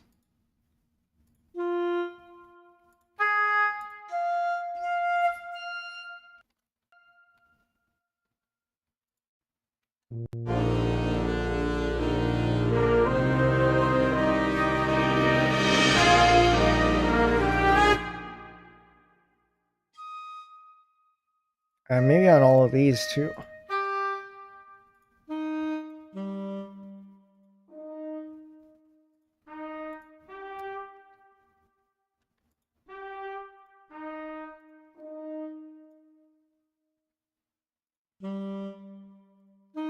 Gotta be an easier way than this.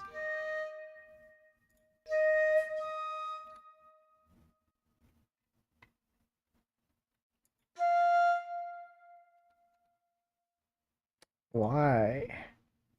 Why would you put this on the bottom? I mean, I guess. Actually, why is this flipped up at all? Why is this flipped up at all? Where's the stem properties?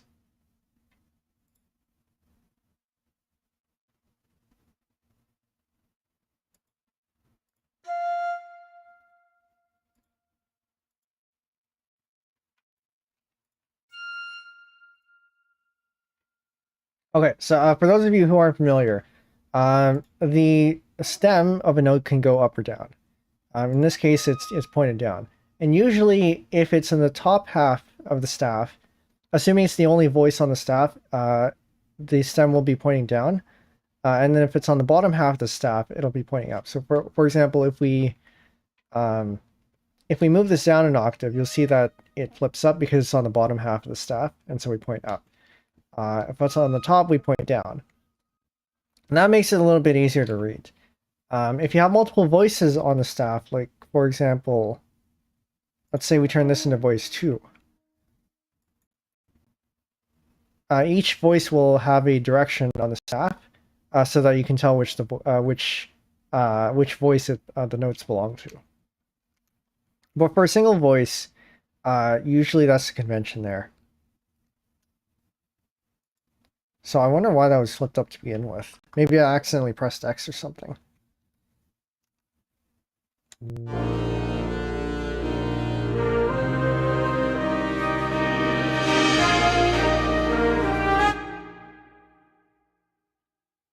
That changed it in a way that I don't like.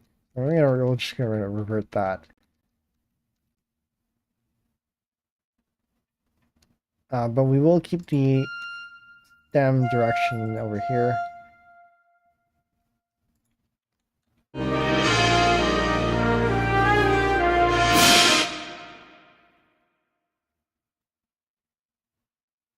Okay, yeah. So back to what we were going to do here. Listen to this so that we can see where we're going.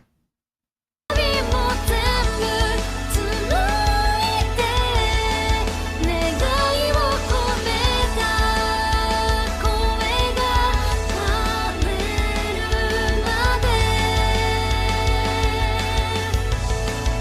「歌うよ歌う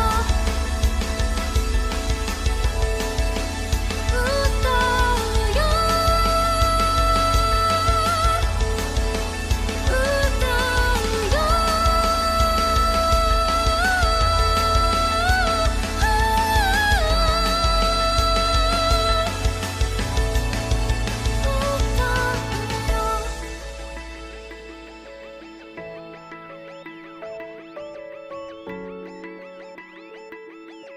I don't know what to do with that.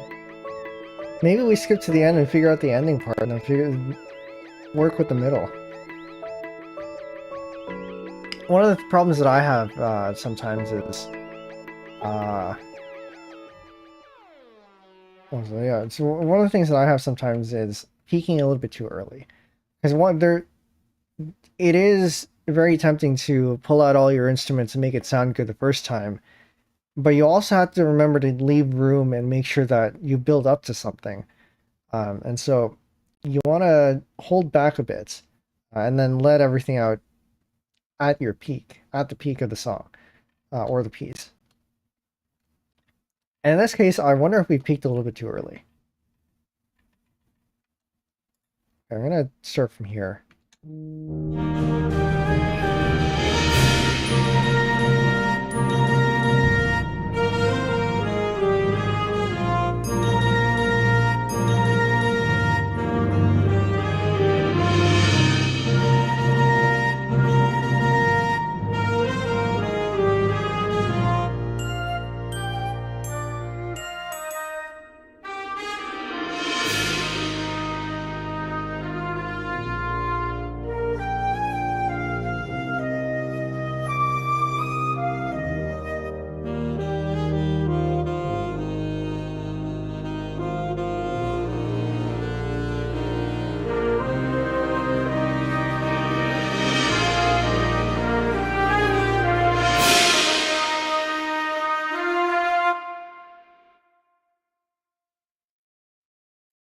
You know what we can do to make it sound a little bit easier?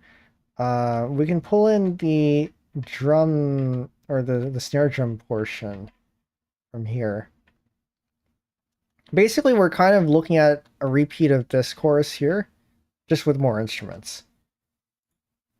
Okay, so I'm going to play this back.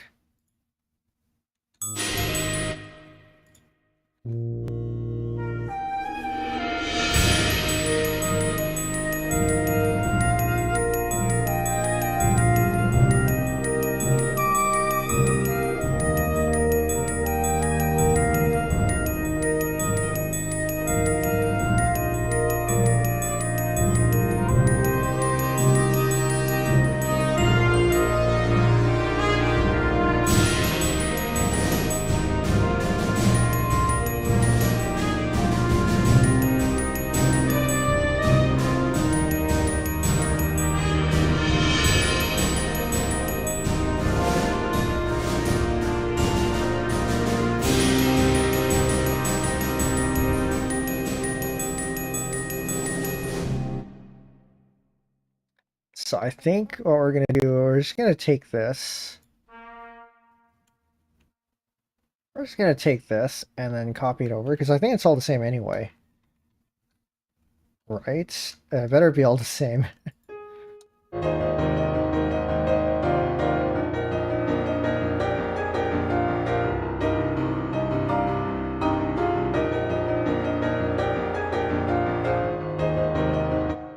It's the same enough that we can just take it. So I'm going to take that. So I'm going to pull it over here.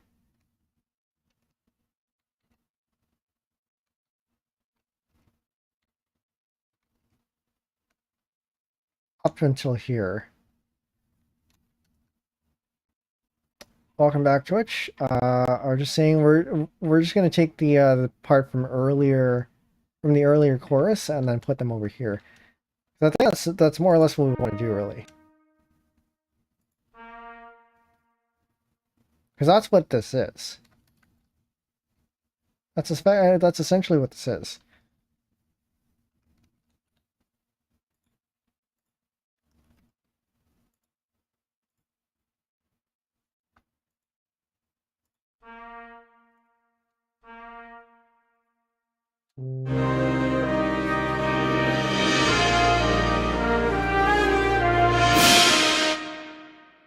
But we're also going to merge the choruses because we had we split this chorus into two parts earlier.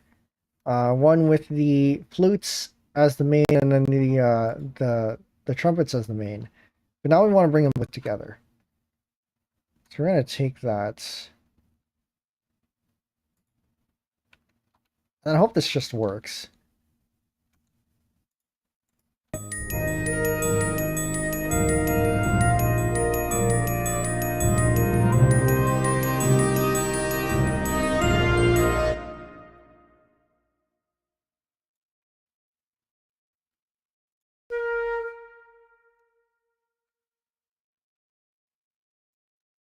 The bell sounds so nice. Yes, I do like the glockenspiel. In part because that was my instrument for my 4 years of high school. So I know it fairly well. I actually have one. I bought one during the pandemic, but it's a bit too loud to really play it in my apartment. I have to figure out a way to play it without it making so much high pitched sounds. I do have a xylophone though, and I did pull that out on stream before. But it's not the same. It's not the same.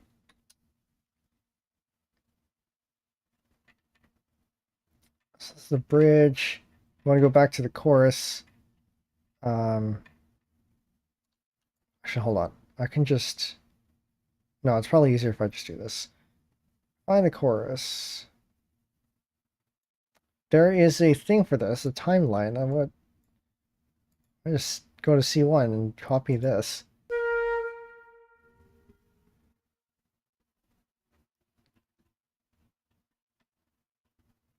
That's what it's there for.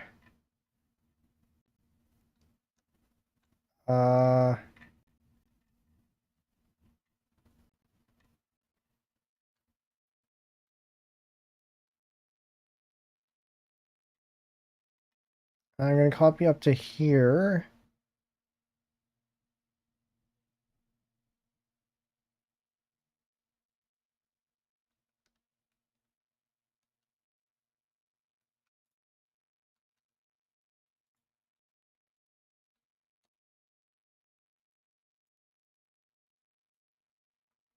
Actually, no, that's... I'm going to copy up to here instead. And then figure out the rest later. Because this part, this first part is what we had already done. So we just have another chorus left, and that's the second part.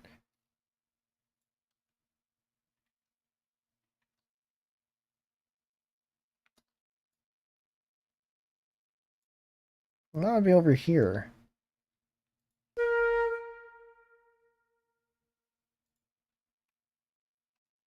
I'll leave that that marking off, and then we copy over.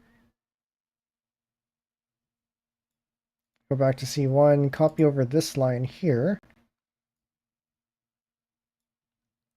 and copy this over. Should really mark the other ones. This is B1.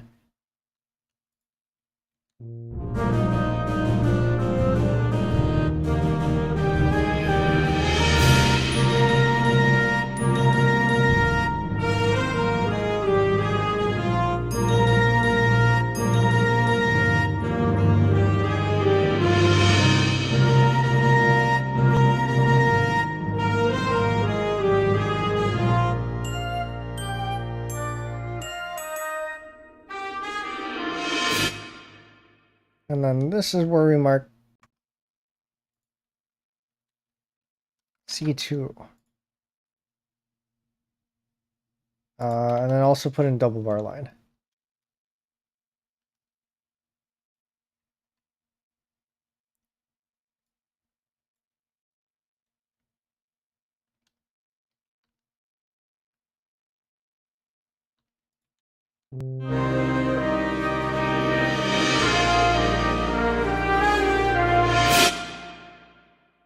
And then we replace the entire flute section with this. And then have this be silent.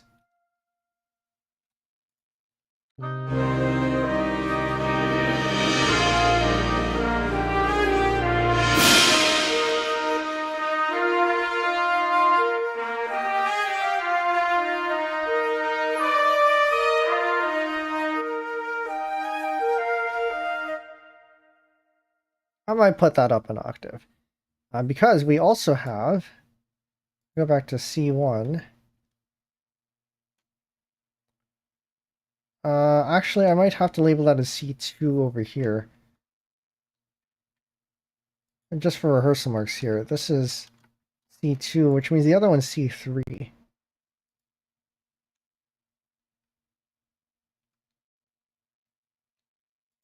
But we do have the horn here.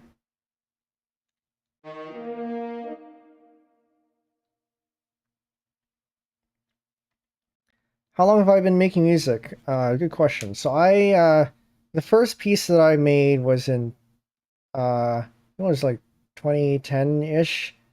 It was for a music assignment. They had us do compositions. A very simple composition where they gave us chords and then we had to make a melody out of it. And then we had to play it on our instrument. And then after that was an arranging, the year after was an arranging assignment, and the year after that was a composition assignment. And so I guess that's about 20 or 14, if I get my math right, 14-ish years. Yeah, thereabouts. I haven't been composing for that, like for the entire time there. I took maybe like a 5-year hiatus from making music, but it's been quite a while.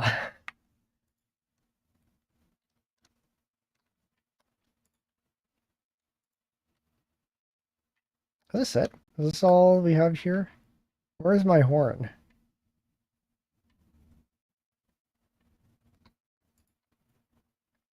And even though I've been making music for that long, I do feel like I still have lots of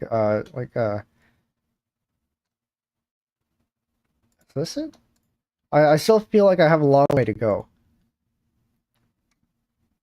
That's also in part because I don't actually... I feel like I haven't really worked on the craft. And maybe that's fine too. Because if all you're doing, if you're making music because you want to make music, then you don't necessarily have to be better at it as long. You don't necessarily have to become better at it as long as you're still having fun. But becoming better at it means that you can more effectively put your ideas down on the paper. Also, speaking of melodies, how do you even make them? I struggle on melodies with chords, which is confusing. Maybe improvise. I have a good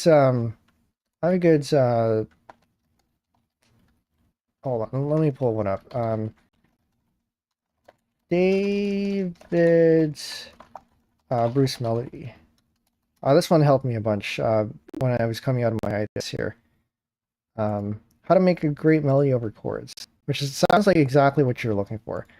So I'm going to post this in chat here, but also in the music making channel over on Discord. I can get Discord up. Okay. So yeah. For those of you, again, not on Discord, there it is. We've got a music making channel over there, where I posted the video.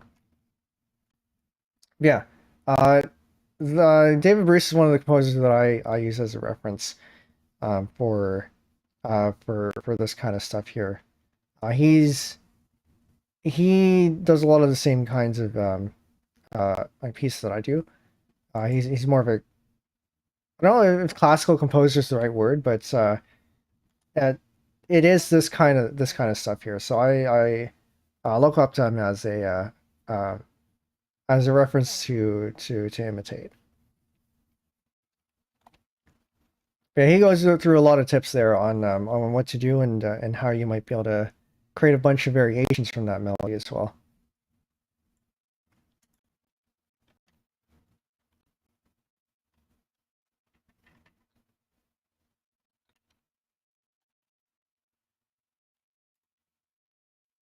I wanted the horn.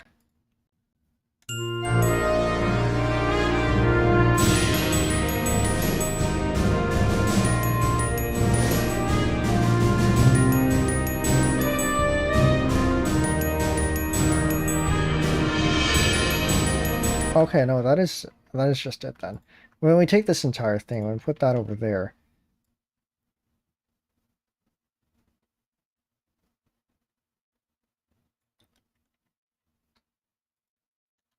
and we put that over here.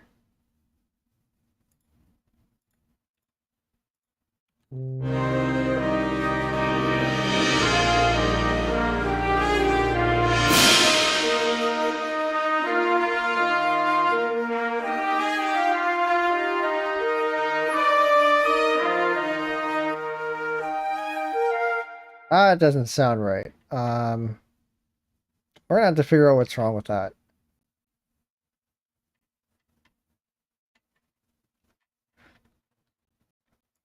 But yeah, actually, for this one, this is an interesting technique that I use all the time. Actually, maybe it wasn't this one. I can go back to an earlier piece that we made. I'm gonna bring up MuseScore 3 for this.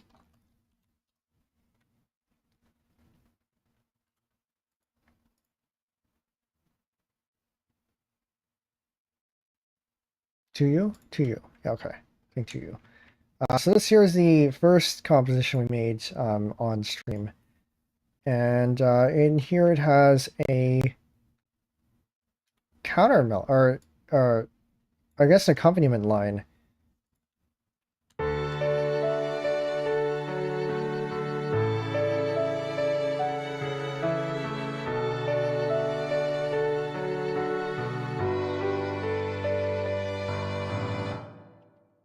So that violin part there. Let's put that in solo here. And also the piano. Or maybe not the piano.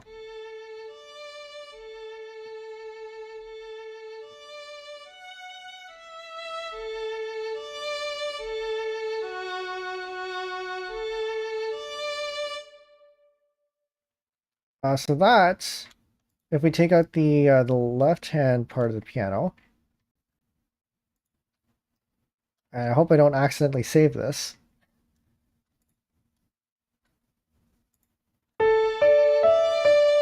Notice how they line up here.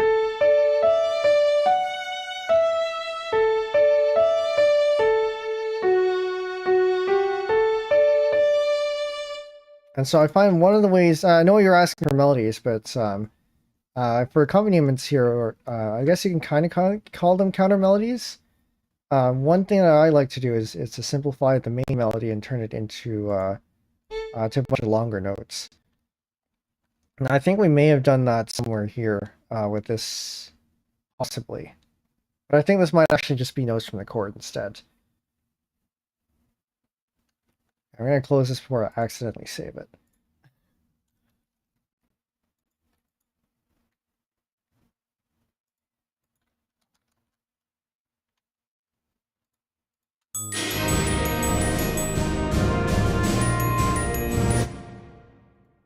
So this one is now C3.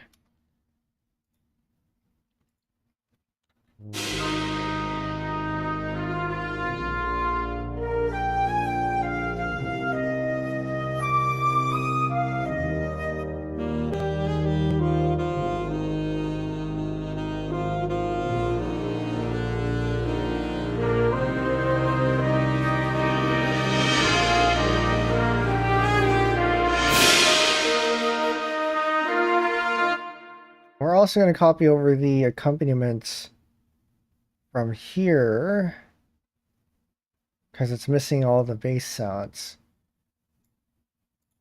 I think all I did here was just use the same chord, same chord just over and over again. Apparently, I didn't make the trombone. I probably need to fix that. Okay, we're gonna fix that and later. Or maybe we don't have to because it sounds fine without it anyway.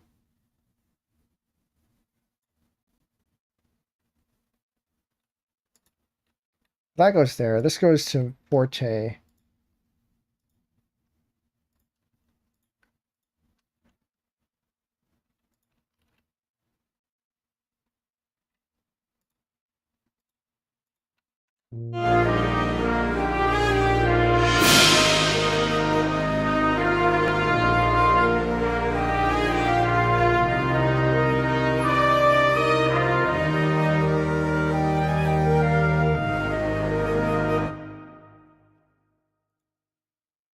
Now we're gonna have to figure out what to do here because I don't think that's the right.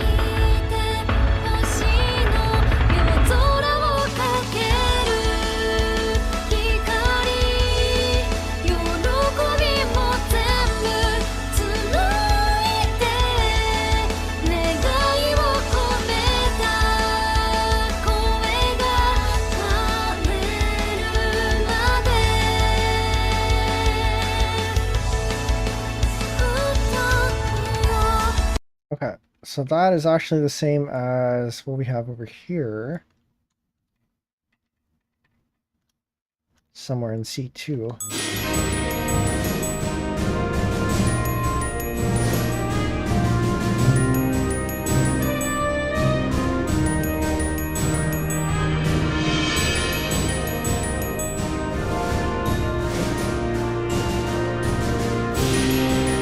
So we're going to want to copy this over then. Let's take the entire bar here. And then maybe get rid of that that forte. I'm going to add a bunch of bars to the end. And hope it doesn't crash on me because it did that before when we did this.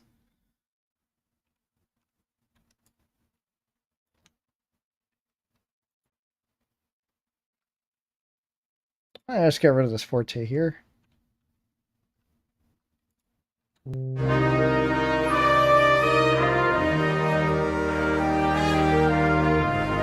Actually, maybe that was necessary for a certain reason. I think it was just so that the because this is harmonized, but without the forte, it was a little bit overpowering. So I think I'd turn it down a bit. Why does this sound different?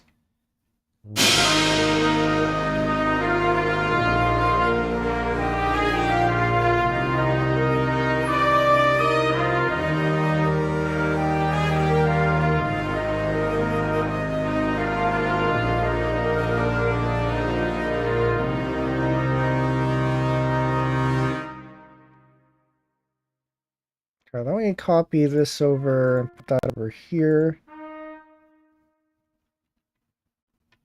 Like this. Put that up an octave. I love how it matches the original song.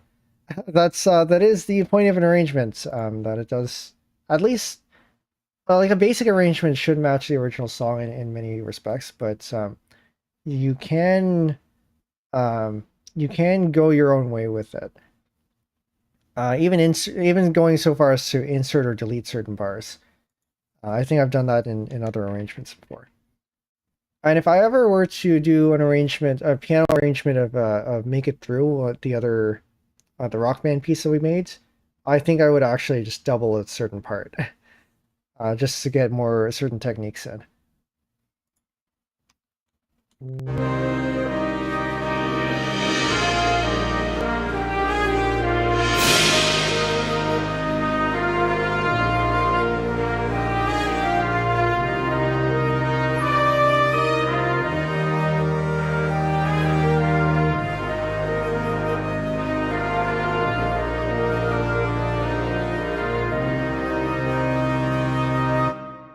Yeah, this one will actually go the other way.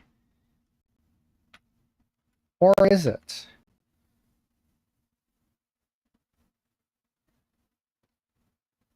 Or is it? Because the piano piece has it going to how do you pronounce this? Forte fortissimo? Fortissimo? Well, 3 Fs. Which means really, really loud.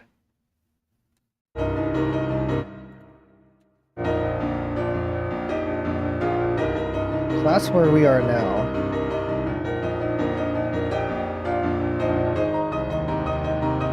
And if we listen to the original,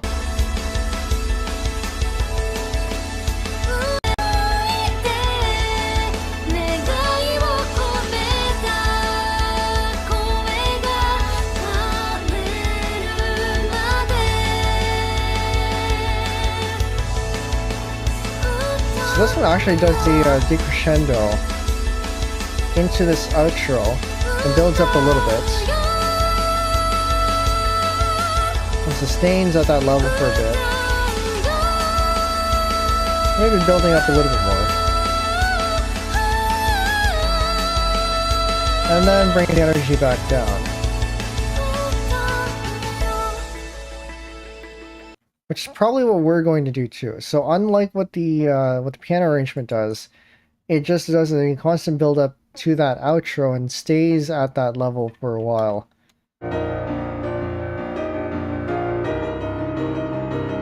Which makes sense for a piano arrangement, I think.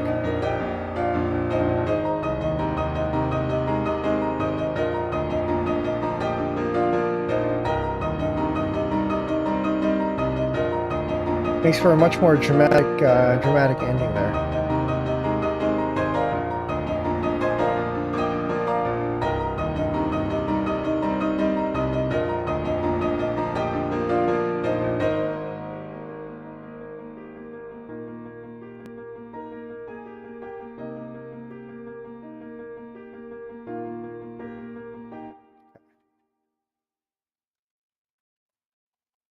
So I think we probably do want these to be decrescendos instead. I have one there. I have another one here. Actually, I should just delete them all and then copy them over like this. Aperture really gives it energy and makes it pop more, yeah. Which I don't think translates very well to a concert band. So we're gonna have to come up with something different.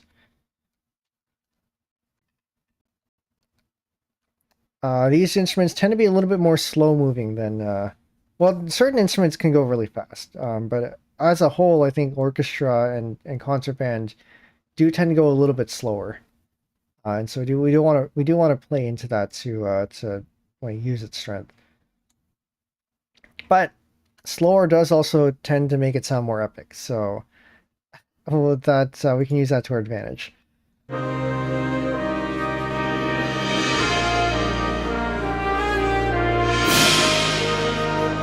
Okay, so I'm gonna have to lower the dynamics on some of the more accompaniment parts. That goes to just a forte.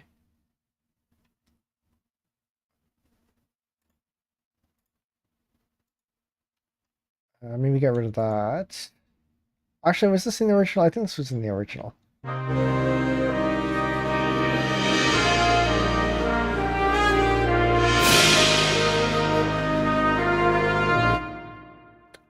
Maybe this is just a mezzo forte.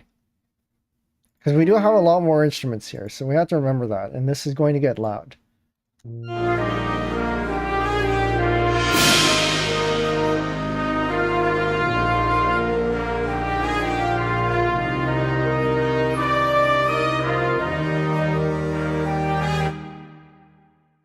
And so now, because we are at the last chorus, we can actually move this up an octave.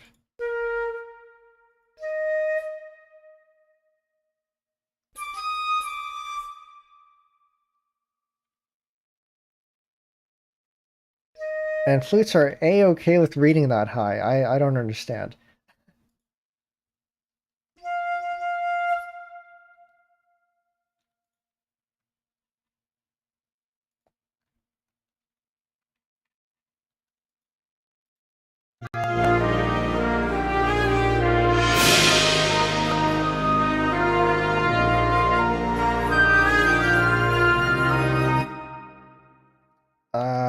Maybe not. It stands out. It stands out a little bit too much.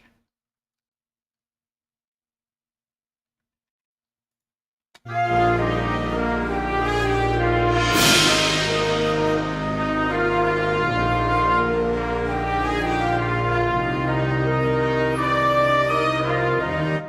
we will be taking this bit and putting that on the piccolo. So the piccolo here is here to give us color. Up high like that. Maybe up higher. No, just up high like that.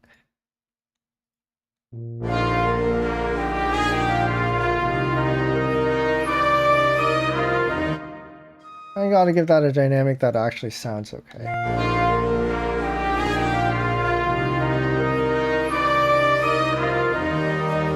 I can't hear it. Gotta pierce the heavens here. Fortissimo.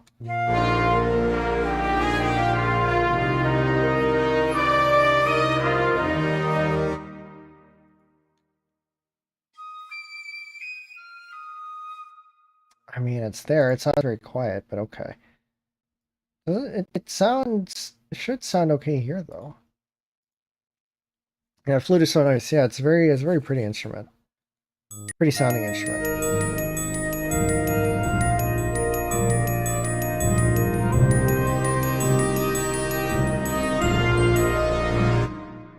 Maybe we turn that up in the mixer. Where's the piccolo? I turned it down. Maybe the balance was off when it before certain updates.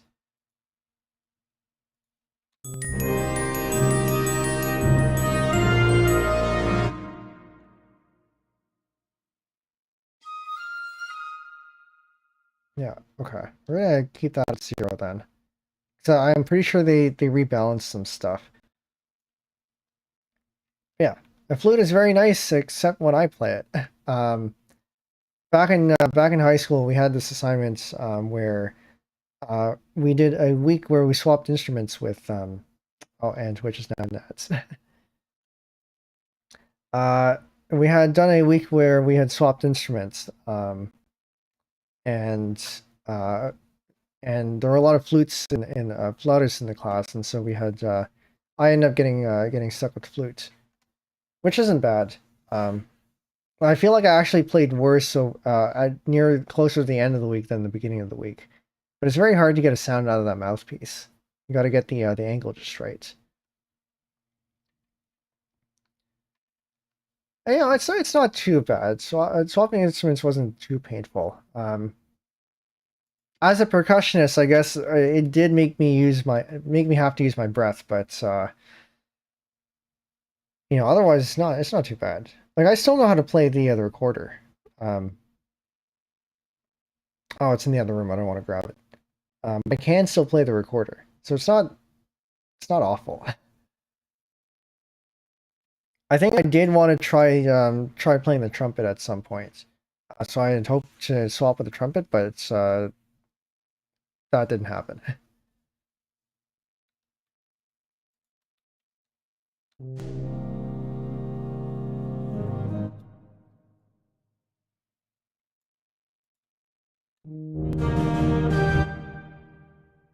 Not too far back.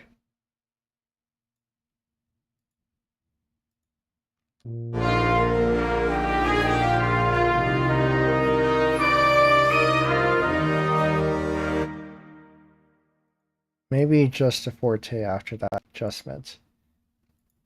Don't want it to be too overpowering. This is here for color, not to steal the show.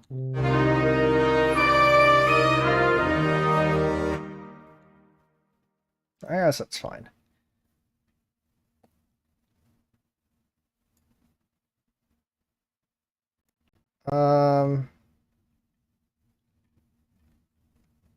But yeah, this MuseScore 4 has a mixer. Actually, MuseScore 3 also had a mixer.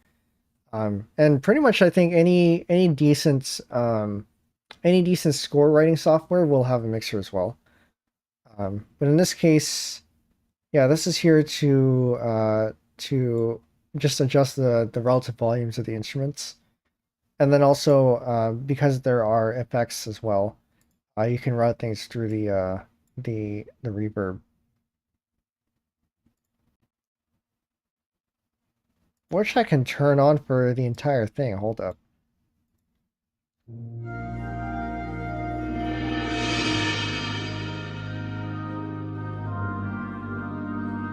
That might be a little bit too much. Maybe not do that.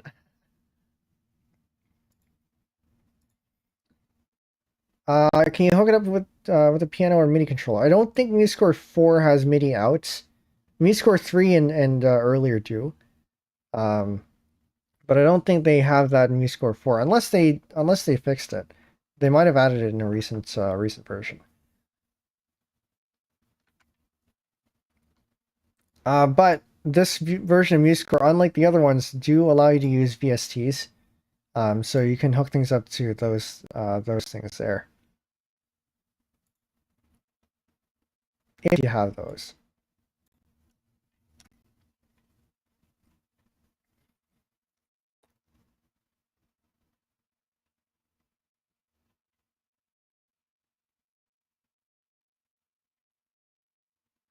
At the same time, though, you can also export your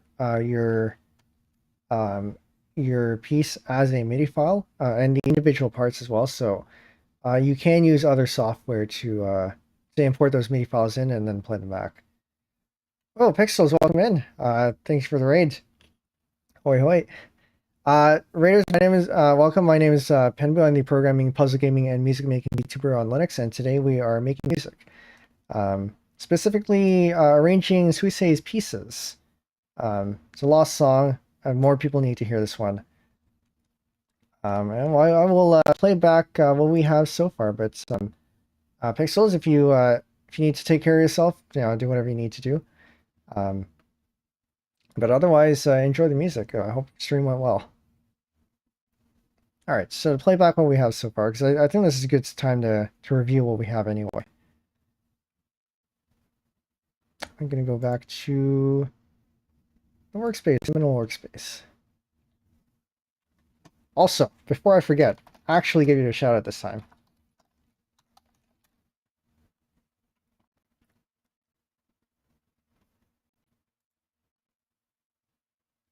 All right, here we go. This is what we have so far for pieces.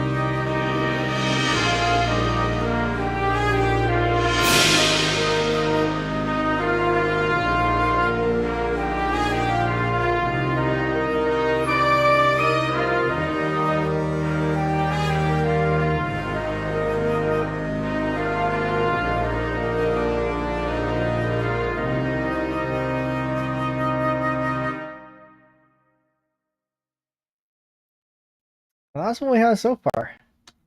The ending there needs still needs to be filled out, but also I realized why we had turned that the piccolo down. I had turned that back down to negative, what was it, 12.5 or wherever it was. A little bit overpowering. But yes, thank you, thank you. I do think this is where we've landed on is very good. And as I said earlier in the stream, in my opinion, music is discovered rather than created. So I feel like I can't really take too much credit for this, especially since this is just an arrangement too. Gotta Gotta give it up for Lyka here for having made the original song.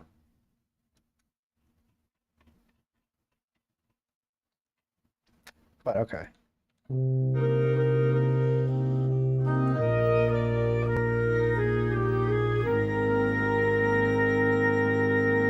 That sounds a little bit better. So I think that's where it was before. And then we were just going to copy over the drum part from this bit. Somewhere, C1.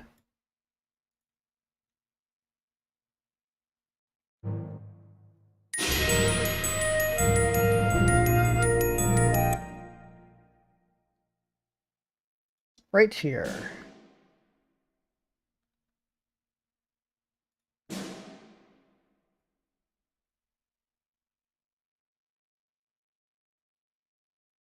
I'm gonna put that over here.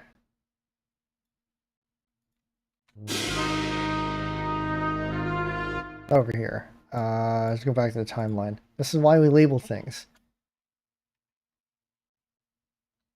We need to label the other one too. Right over here. This one is C4. We're going to put the snare drum over here.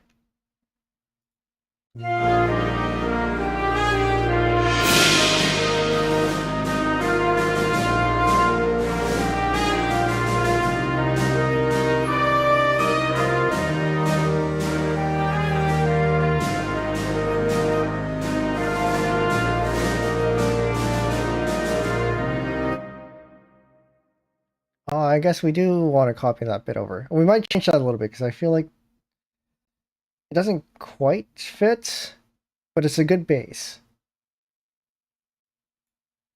A good base. I'm gonna put that there, and then we're also going to pick up the bass drum parts. And probably also the timpani part.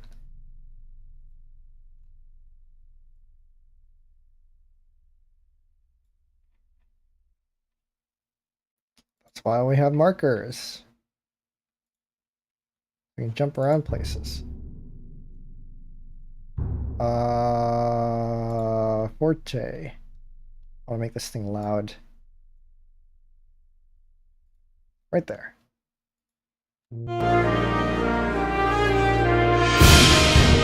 Maybe not that loud.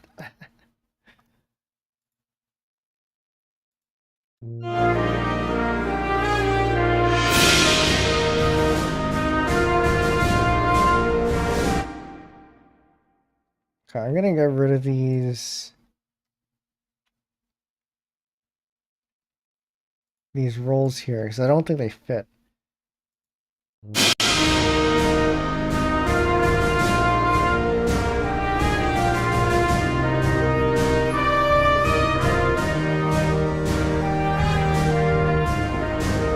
That's going to change.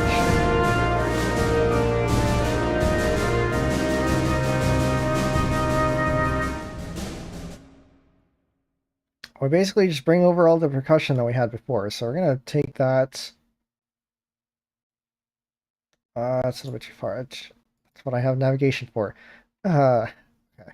I bring back the timpani, bring back the glockenspiel. The cymbals, I think, can stay where they are.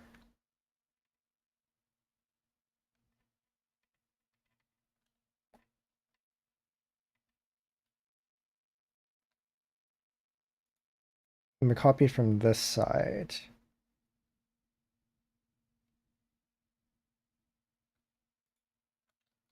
And copy that bit too. And then we go to C4, copy that in. Give this a mezzo forte. Was this one also probably a mezzo forte? Because this is just accompaniment.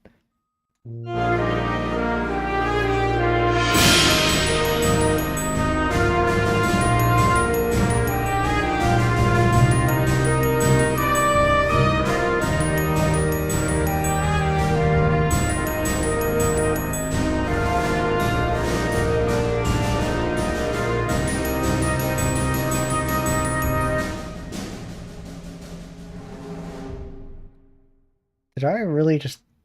Am I actually missing a timpani part there? I might be.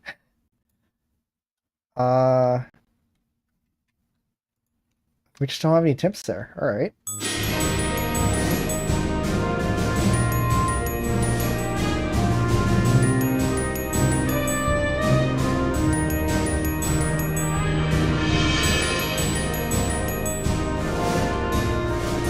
I should probably have a timpani part in there somewhere.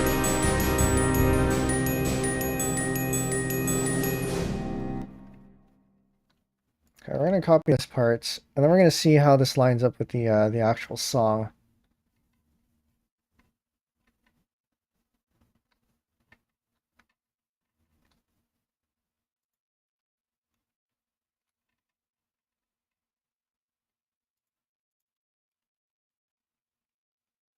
It's over here.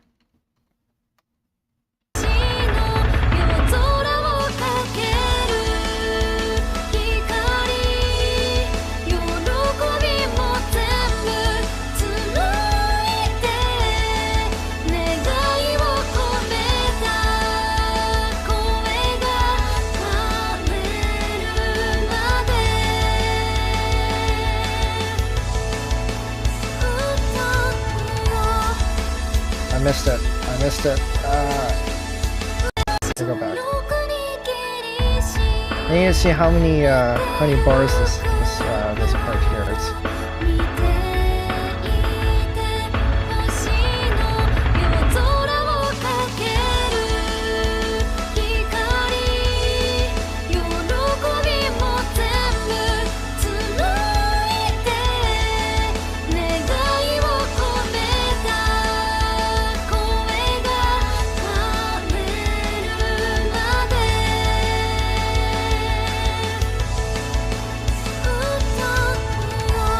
Yeah, that really is okay, this part.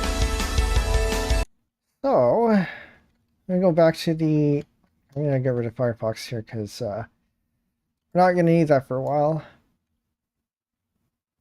I'm gonna go to the piano arrangement that we have and see how it does things.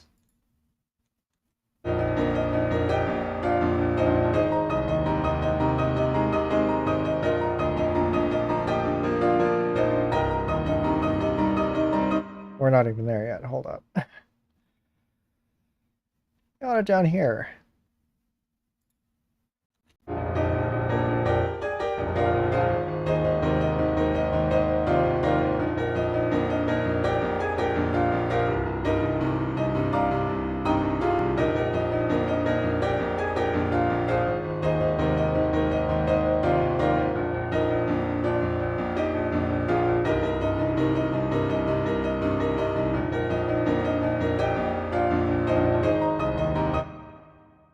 Okay, so then we're going to want to pull that in. This is all new stuff. And then the question is, what instrument do we want to put this on? Probably the flutes. Because Suisei sings pretty high, and I think the flute would be a very good candidate for that.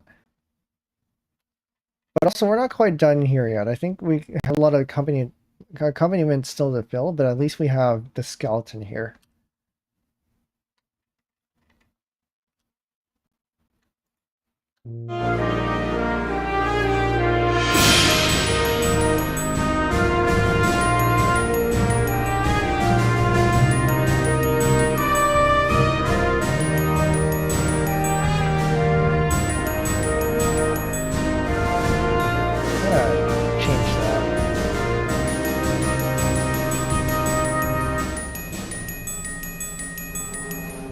I gotta figure out what it was that we did over here. So that's not the same. I kind of want to use the glockenspiel part here and use this instead of what we had over there. We'll take this so that we have a little bit more of a fuller sound.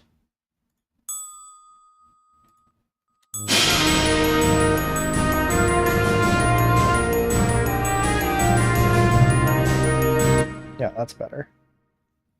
And then we got to figure out where the suspended symbol and the crash symbol come in the second chorus here, so we just copy it over.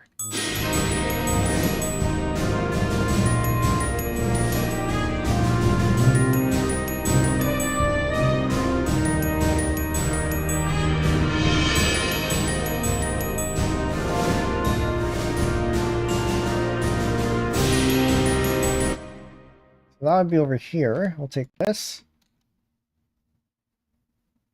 1, 2, 3, 4. So that'll be 1, 2, 3, 4. I guess it'll be over here.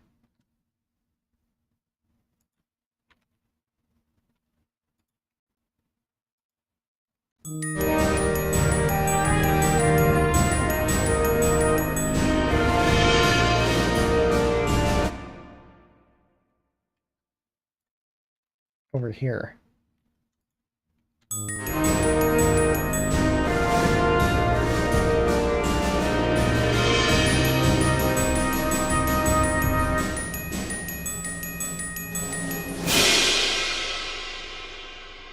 That doesn't seem quite right.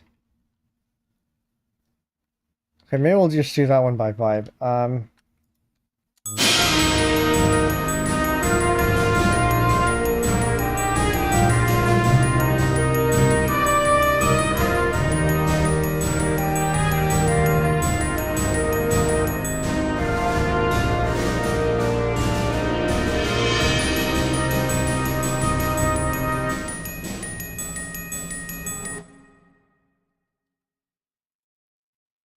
I'll make this a fortissimo instead.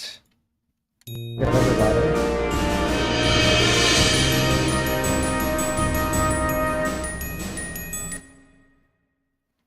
And then we will fill in the flute parts. It's over here. That'll be on the third beat on this bar here.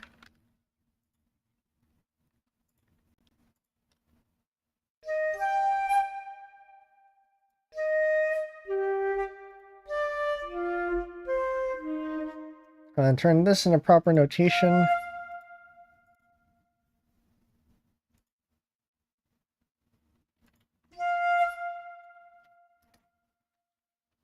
That's an E, or, oh, that's an F. And we tie that up there. The reason why you want to do it this way instead of this way here is because with this method, you see the beat better, right? So if you imagine this is a bar of 4/4, so you get 4 beats per bar. This is 1 beat, 2 beat, 3, and then beat 4. It's a lot easier to see that beat 4 starts here, as opposed to wherever it starts over here, somewhere in the middle of this note. And so that's why it tends to be preferred to write it this way.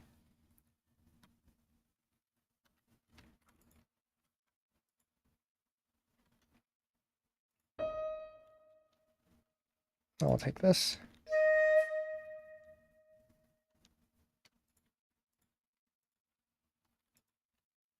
I'll take that, put that up an octave. And then I guess take the accompaniments and put it on flute 2.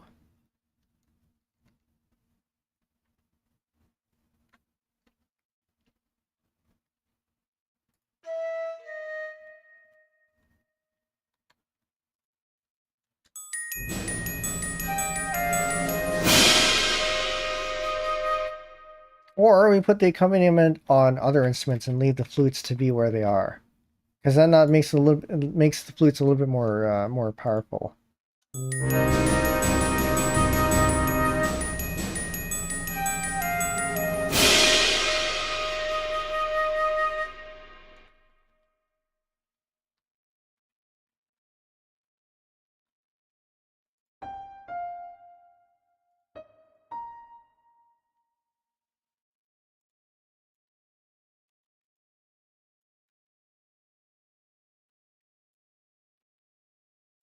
Bring these down a little bit more.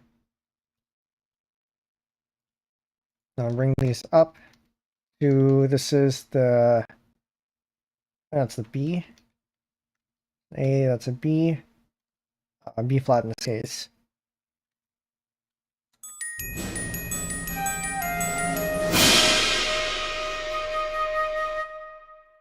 I can move this up an octave actually, I think. Flutes are very comfortable reading ledger lines. And I think this is within their range. That is not within their range. So maybe we don't do that.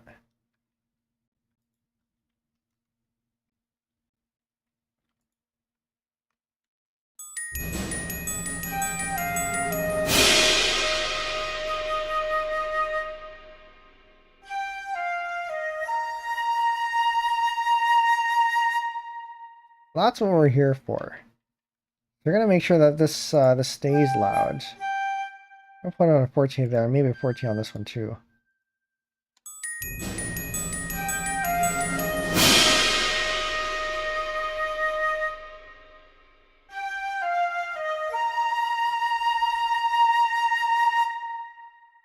Oh, we have opportunities for maybe doing a little bit of trilling. All right, we're gonna experiment with that.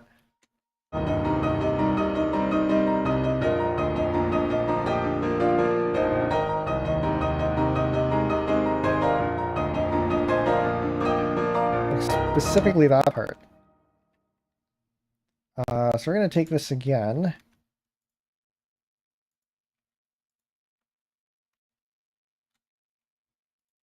That down over here.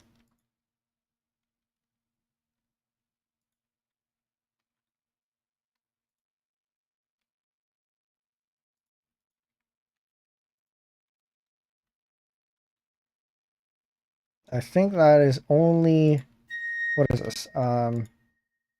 Where's the part that it does the thing?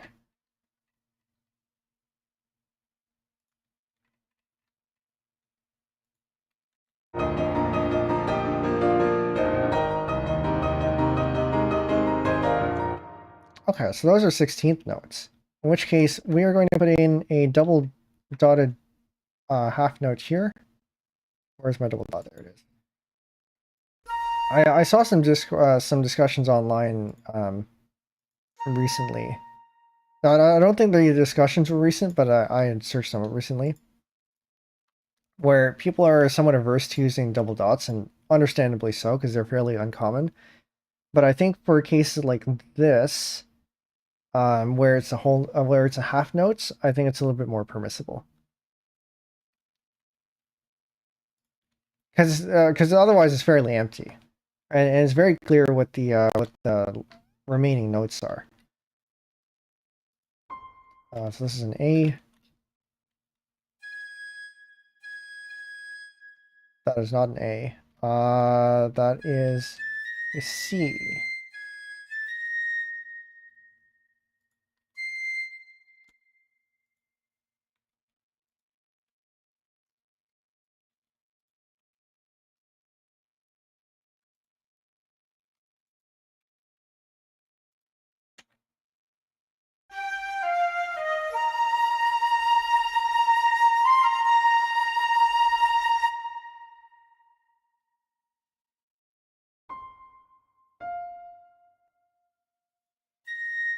In this case, we have almost a... I mean, I am tempted to do this too. This one's a little bit unusual. But is it clear enough that it might be okay? Music is such an amazing art and language. Indeed it is. But notation, spelling things. I'm gonna say this is probably okay for now. Like I said, it is a little bit unusual. No, not that one.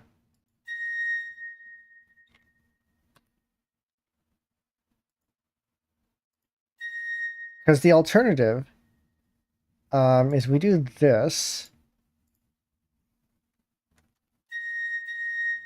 And then we do this, which is not bad. It's not awful. Actually, it's probably better if we do this. Never mind.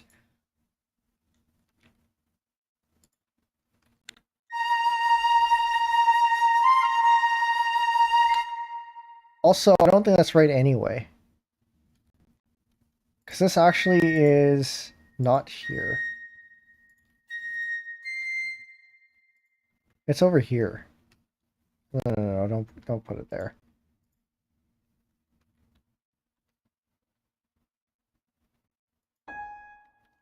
Oh, it's not even there either. It's over here.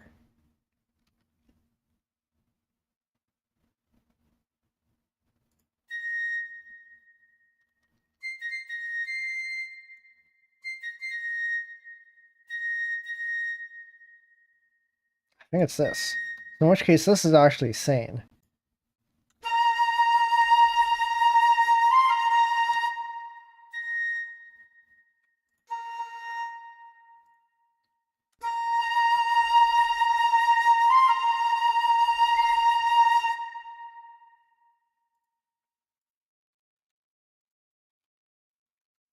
I'll take this, move that down here.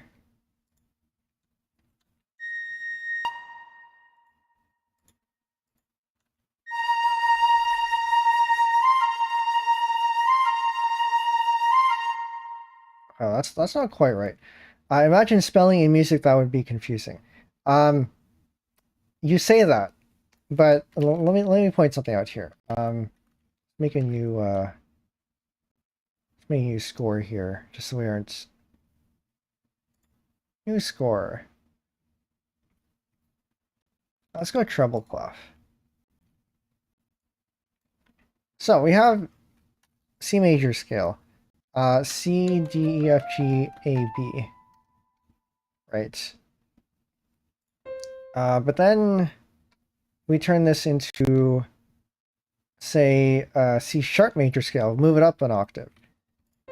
Or sorry, just move it up a semitone, right?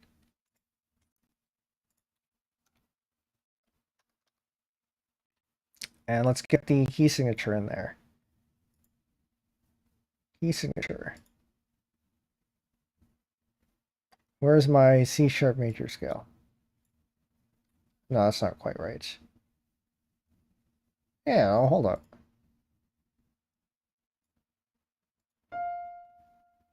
Right, so that's kind of weird. I'm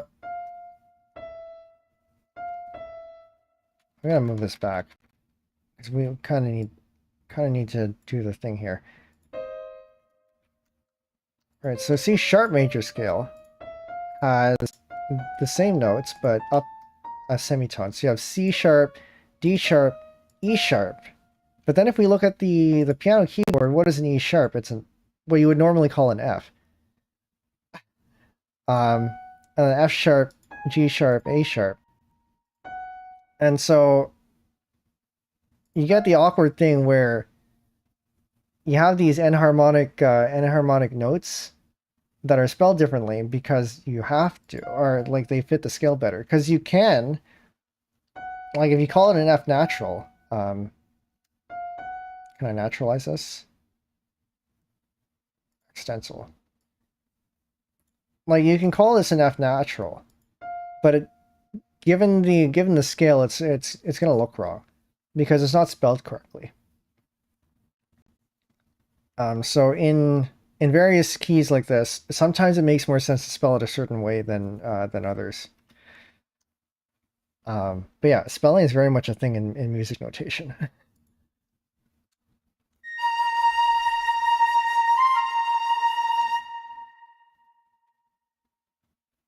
Okay, I had this rhythm wrong.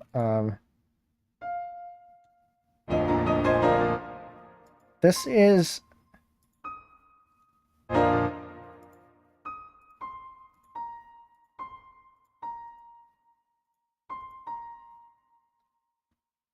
gonna close this. I don't need this anymore.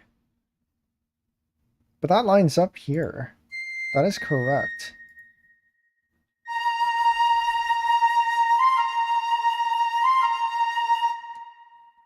Okay, so it's the second part that I don't have. So this one is just a quarter note, or sorry, an eighth note here.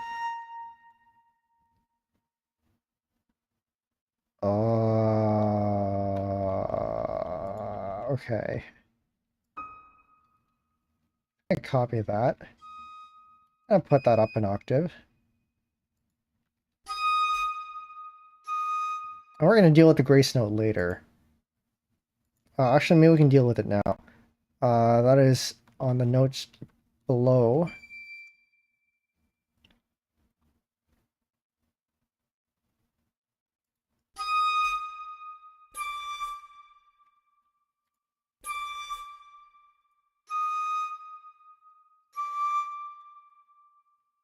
And then this is where we experiment a little bit with trilling. Because we can add a trill here, an ornament. I'm going to trill this note here.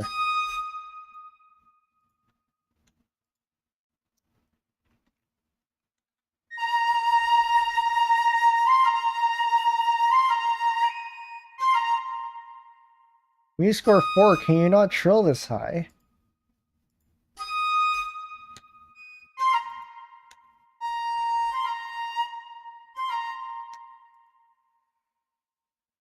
Right, I guess they don't have samples for that.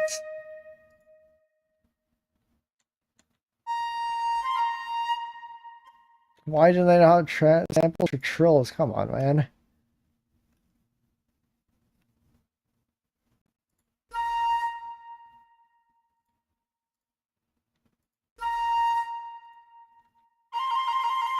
No, but they do. But they do. Does it have to be a line?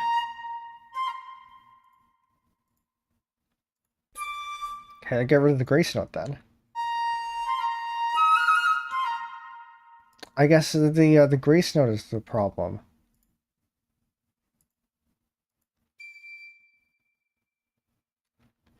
Okay, so we're gonna have one grace note, and then the other one without the grace note, but have the trill. Maybe this one too.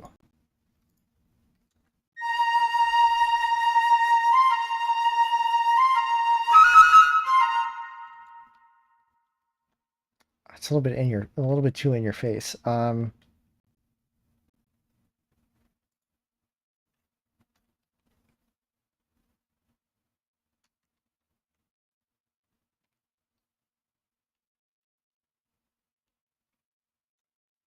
Hold up. I don't understand how this works. This is that. This is this. What note is even that? I think it's an E. That is also an E. This is also an E.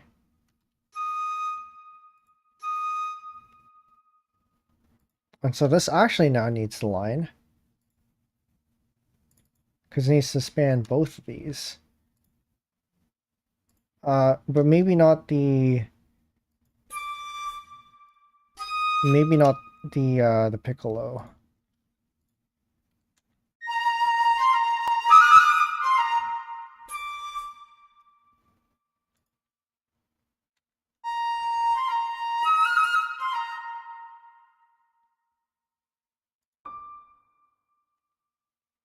And then this one is a D. Somebody will put that in.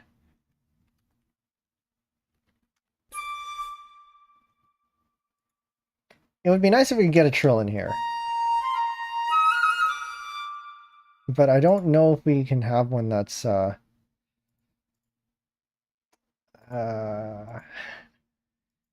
don't know if we can get one that's fast enough.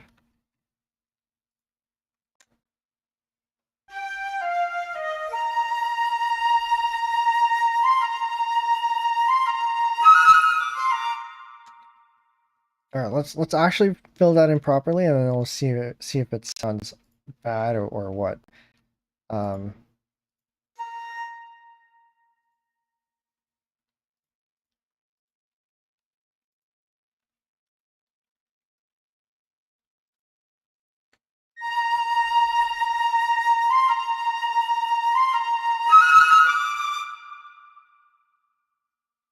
It might sound okay.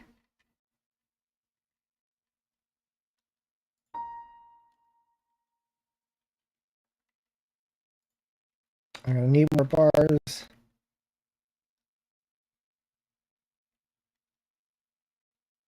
Please don't crash on me.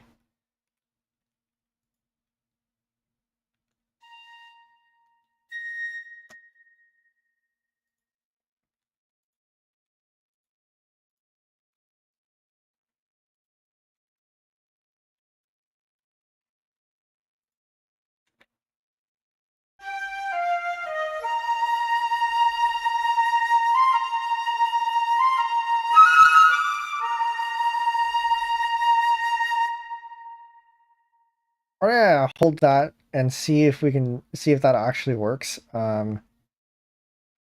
Maybe we'll leave it off for the recording, but we might consider that. Okay, now fill in the rest of the chords. A device crashing is such a universal fear. I've had some. I think MuseScore, like the latest version of MuseScore, is a little bit better for that. Because this is 4.3.2. But I've had earlier versions of MuseScore for just crashing randomly. Actually, right now the version of MuseScore that I have installed as a system package has been crashing. So I had to go use the app image version. I was gonna take a drink of water here.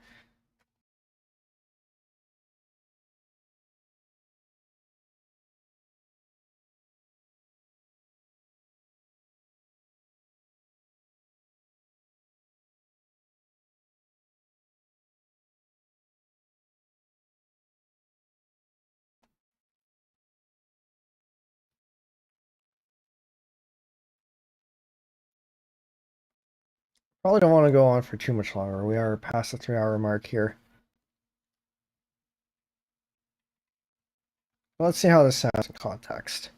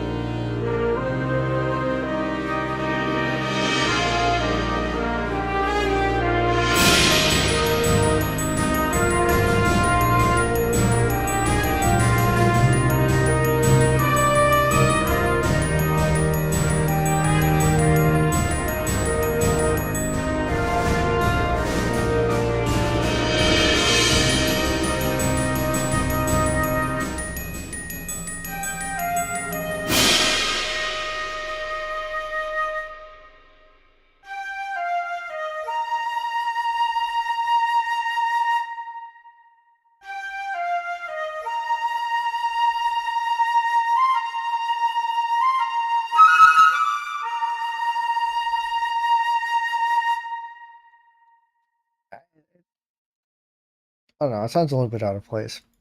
But I think that might just be playback.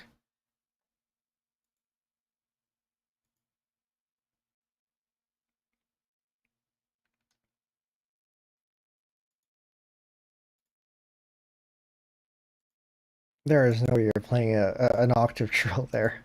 Okay.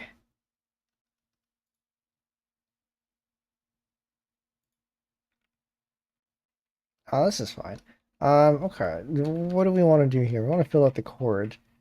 Actually, we want to fill out probably this part too. This is fairly empty here. Also, some of these are way too loud.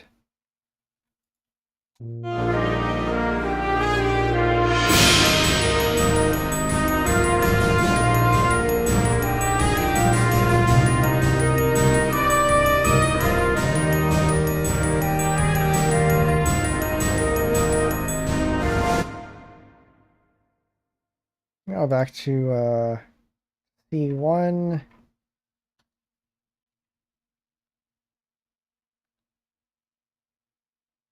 C4. 1, 2, 3, 4, and then 5. So we do want the fifth one here.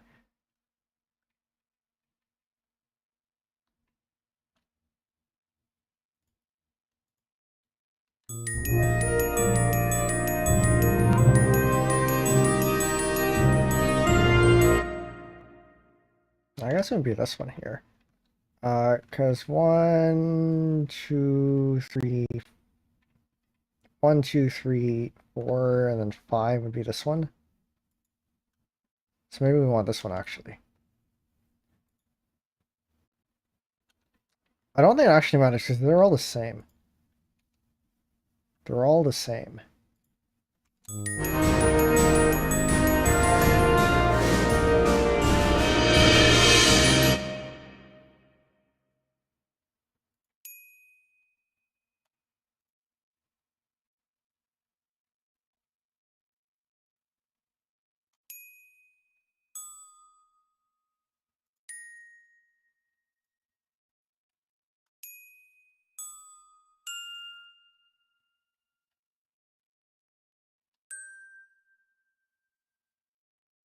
I don't know if G is the correct one here. It might be.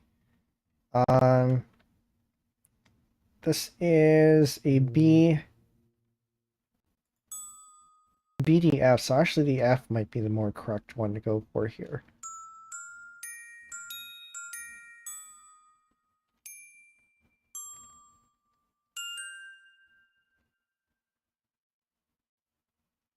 Oh, I'll find out. I can't even hear it.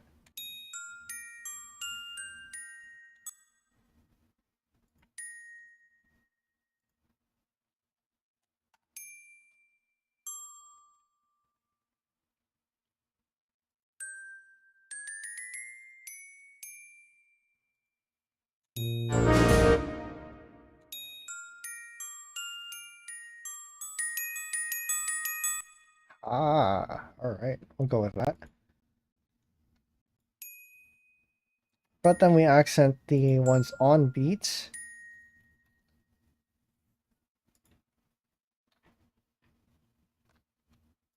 And then make this forte.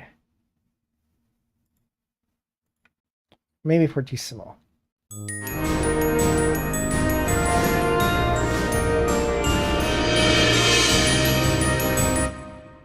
And then make that maybe mezzo forte. Like, I mean, this has mezzo piano, but maybe it's worth bringing it up a little bit.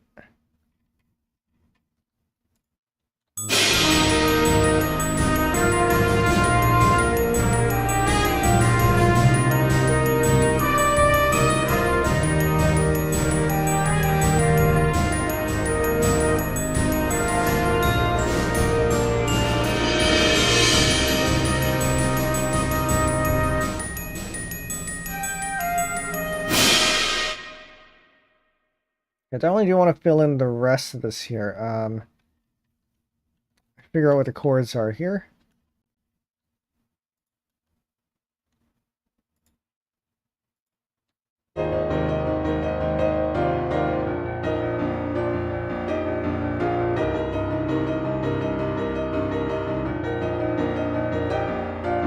Whatever this chord is, it's the same.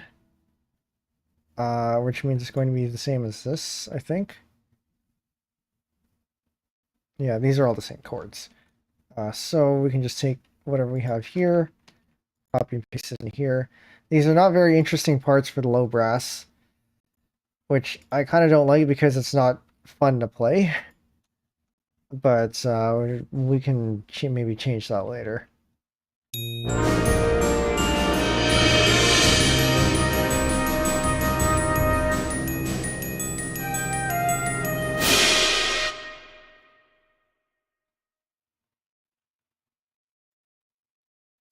What is this note here?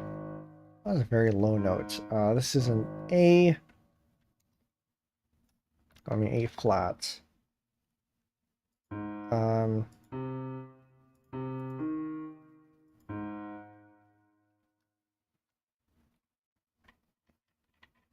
Which I guess is the same as what we had before. If we go to C4, I think we start with an A. Yeah, we start with an A, so we can just copy what we have here. And then assume that it goes on the same for the others. It might not. But that's the thing about pop music, they're all very repetitive. So you can make certain assumptions.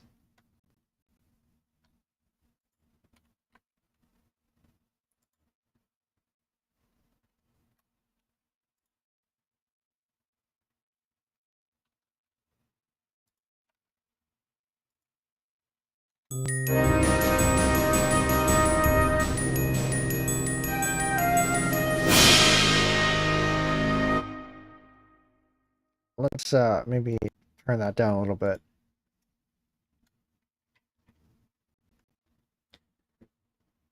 The sheets get numbered, yes. So we do have page numbers on this if you ever do print this out.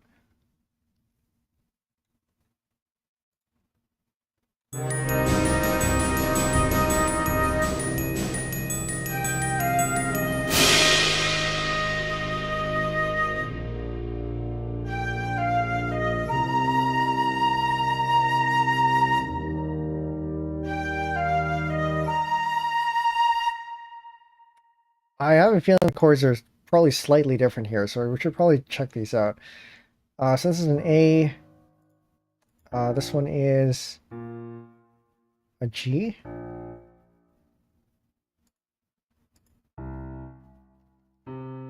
This one's a C.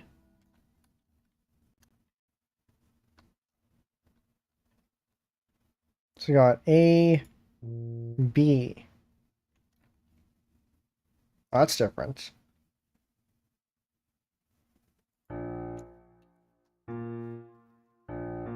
That's not different, that's B. And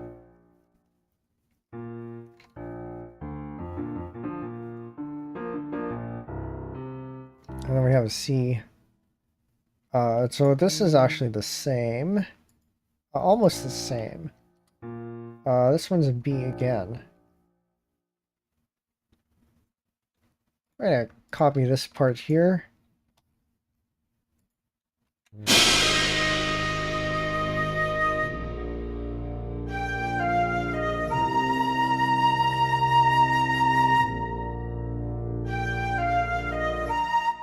And I'm guessing the next part is also another C.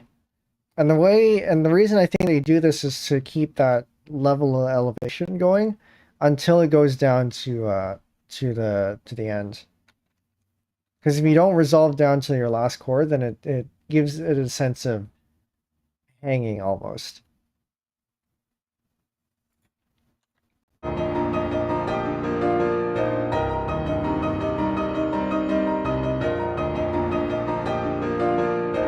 so that goes again to that. And then also goes down to that, and then it only resolves down here. Yeah, there's no resolution, exactly. And when you don't resolve, you get left hanging. It's a very good technique if you want to keep somebody like glued to the music. You just don't resolve. To a point, anyway. If you don't resolve after a very long time, then it gets kind of annoying. So you do have to resolve a little bit.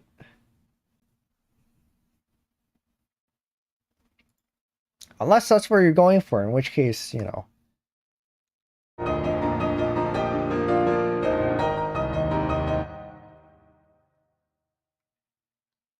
So we're going to be repeating this this pattern here for a little bit longer.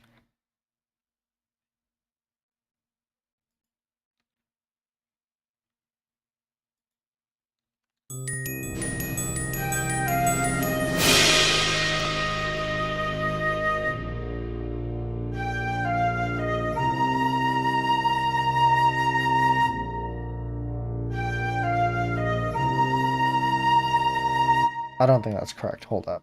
We should actually read what's in here.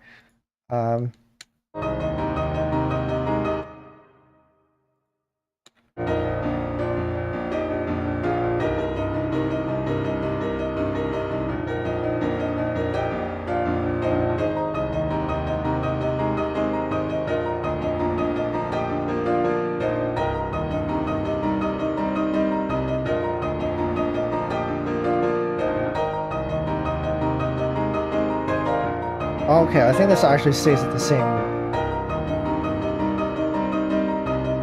Let's see, does that stay at the stay at the same chord? It might actually. That's an interesting way to do it, but it doesn't look like it. That is also another way to keep your listener waiting. Just stay at the same chord instead of moving to another one.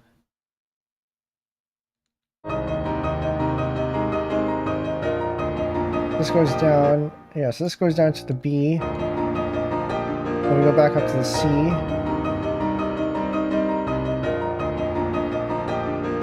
B. C. And then B. Oh, but there might be chords in the middle of this bar. So what are we looking at here? Oh, this is a B here. But this, no, that's still potentially a B. When we look at what this node is, that is also a B. So I think we do actually stay on the B the whole time. Yeah, that's a B there.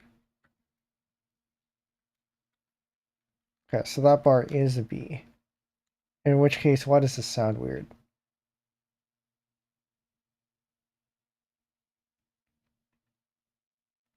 Because this is not a B. Okay, the timpani is wrong. Or no, sorry, the trombone. But it shouldn't be a B because this is, I think this is the fifth or the third actually. I have the third here. So that's actually fine.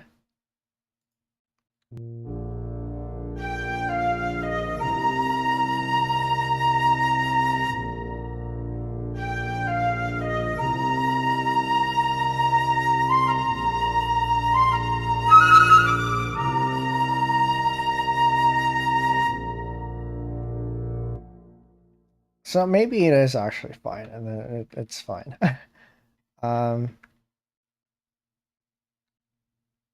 What is what?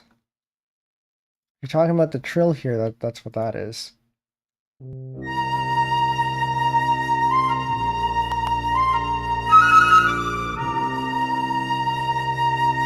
Yeah, so that is a flute technique called the trill. It's not exclusive to the flute, but it tends to be used very much on the flutes, and that's where you rapidly play two different notes and swap between them very quickly. So in this case, you're at what is this? This is an E, and then you play the note above, so the F, and you switch between them very quickly.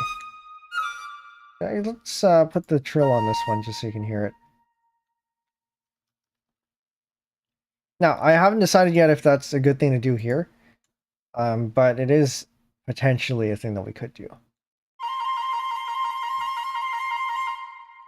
So yeah, that's a trill.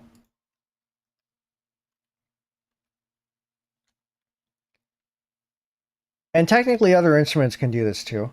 It's just that you most often find them on flutes.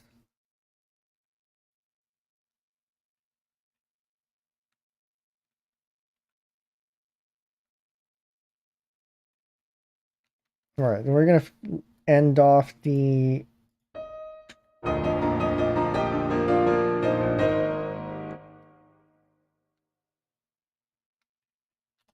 that melody here.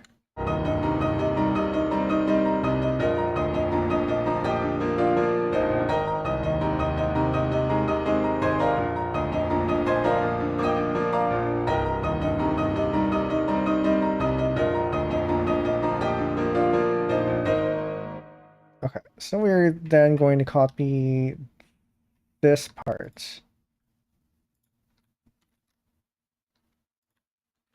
right there.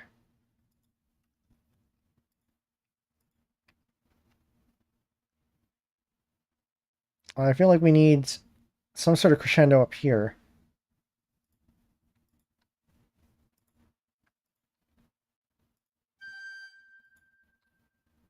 I'm gonna do crescendo over here.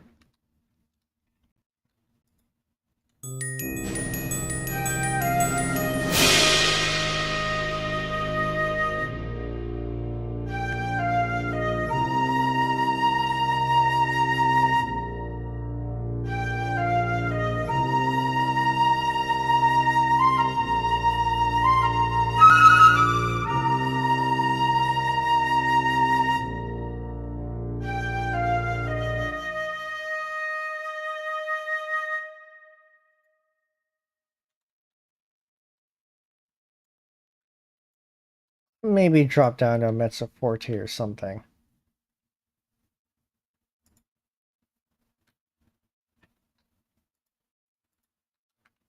And then also drop this down.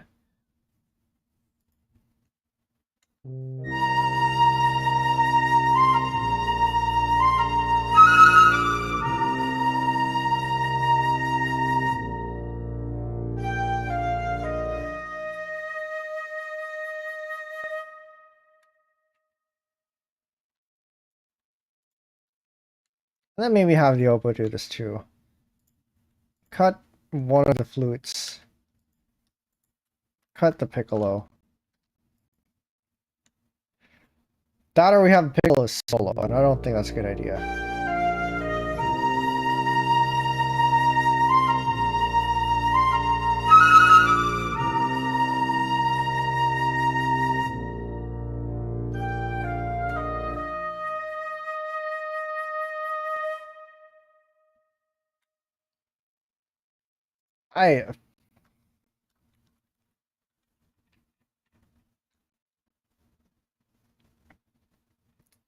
I guess.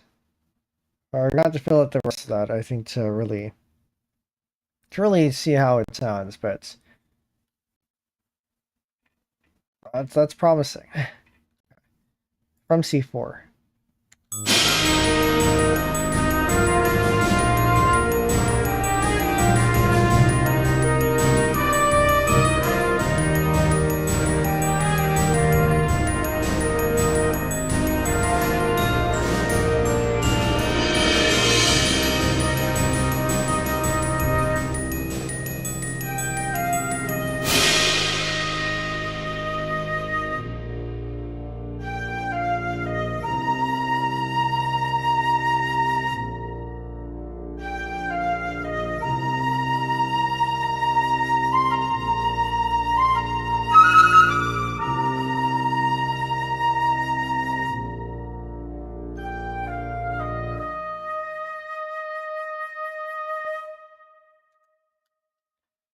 I kind of want to bounce this around to different instruments now. So what if we do instead...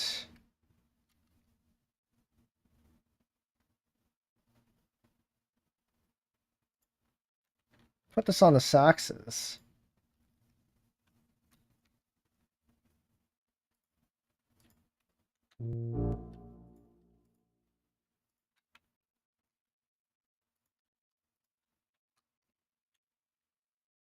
Is this too high? That's a little bit high.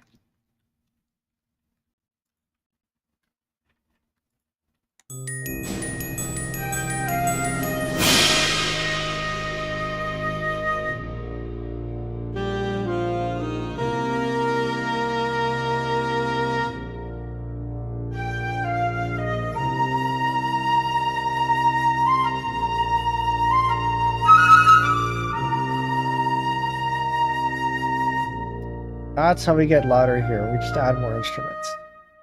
Okay. Because we do want to make sure we have a build up here, and I think that's the way to do it.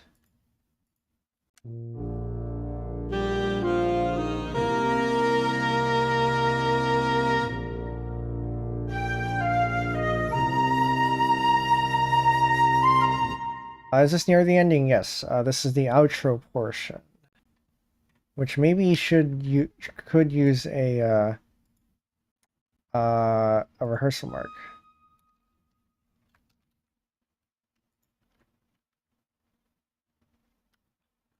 But even though this is the ending, we still have a lot of stuff to fill out. So we definitely have enough for at least a couple more streams. My initial estimate, I think, was we get to around 10, like 8 to 10. I think we're about on track for that. We're probably going to get to 8 or so. I don't expect the accompaniments to take that much longer.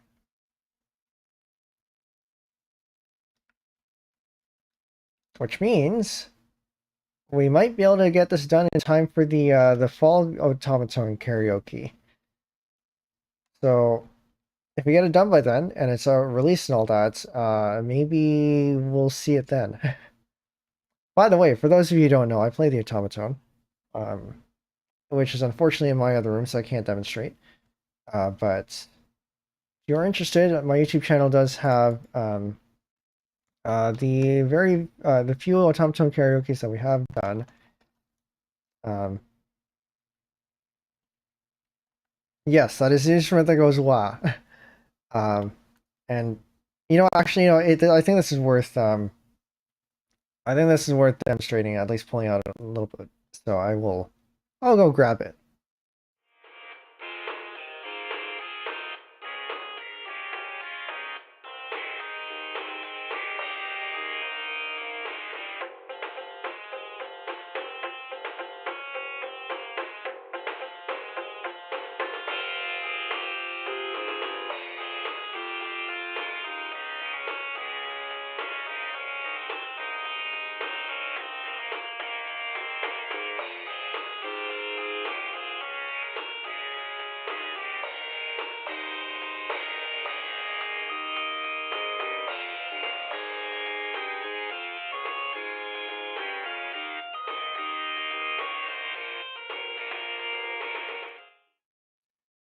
Yeah, so automaton here. I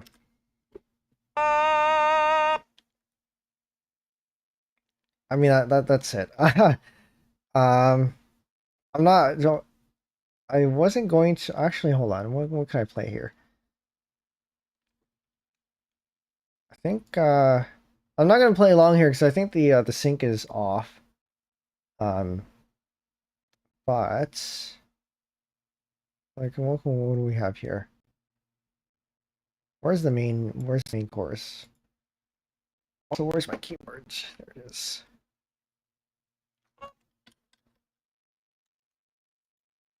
I think I did practice this one time because I do want to make sure I can play it for the thing.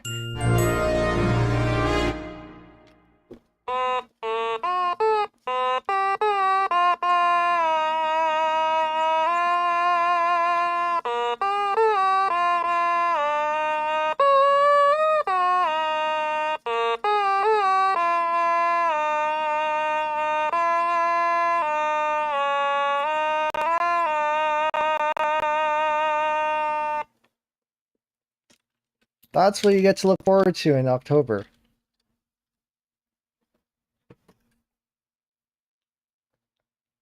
But yeah, we should finish this first before, so that we can actually get to play it in October.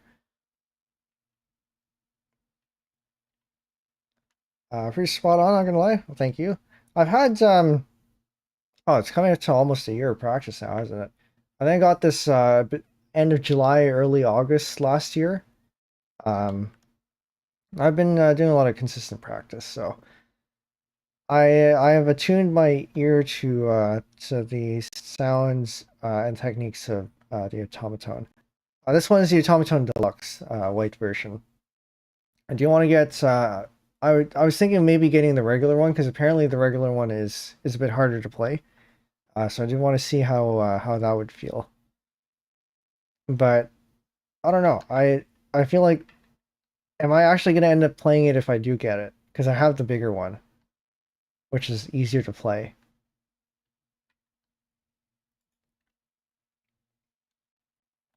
But actually, oh, okay, maybe this is a good chance to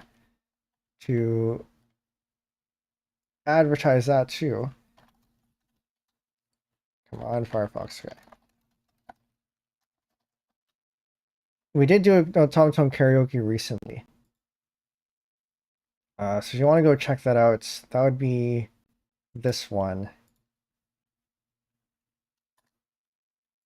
And the way I do automaton karaoke, or yeah, the way I do automaton karaoke is a little bit different than I think pretty much every other VTuber. So definitely worth checking out at least once.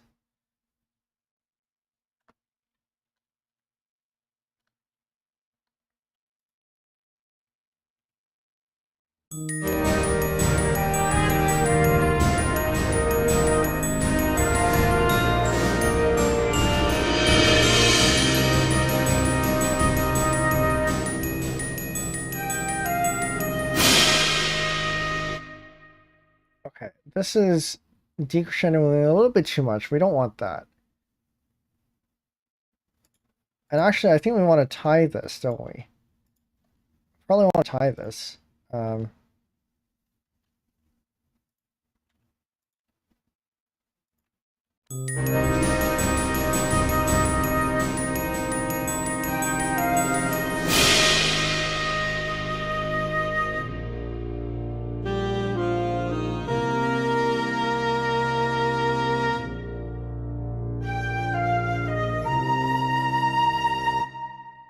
And then we take this melody and also have it on the trumpets, but down and no trill, but with a grace note.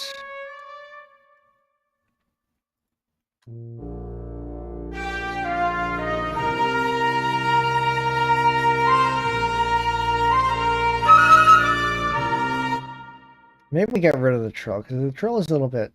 Actually, hold on. I think we can make this a little bit less obvious if we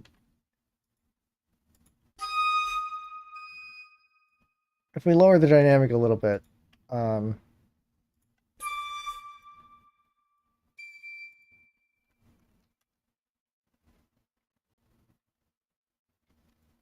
Unfortunately, MiScore 4 doesn't have a good way to do fine tuning on the velocity. I think that's coming up in the next version or something. But right now, it doesn't have it. Kind of stuck doing this workaround here.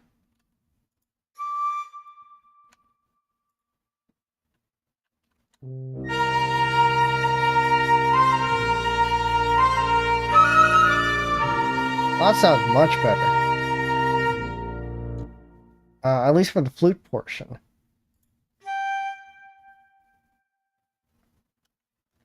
But okay, so if we have the trumpets,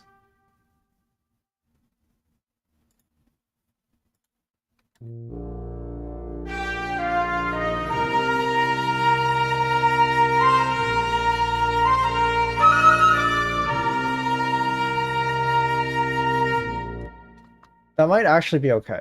I was gonna say if we had the trumpets being the main melody line, then it maybe makes sense to lower the dynamic of the flutes.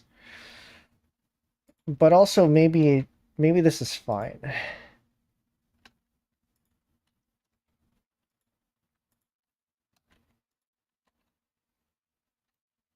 we're gonna bring this down.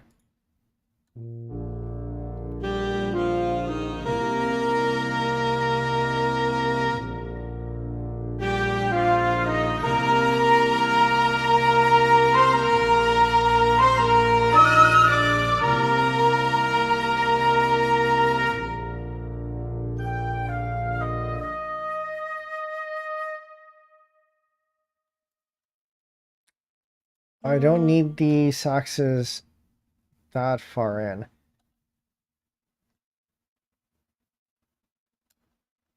Maybe just for that little bit there.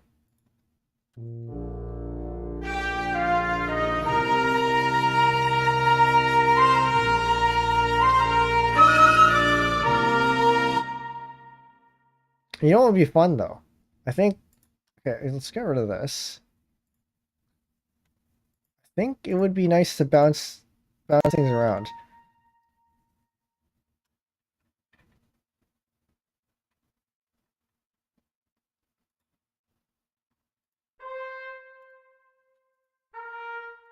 Let me bounce this back up to the flutes.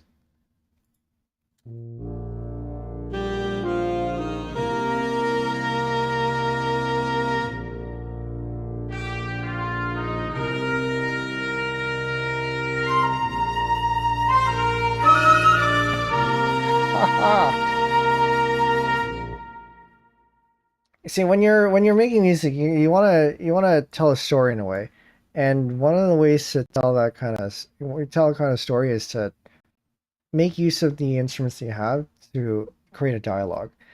And so in this way, we're bouncing one line to the flutes, and then sorry, the trumpet is saying something, and then the flute is responding, doing an echo, and then the trumpet responds again, and then they come back in unison.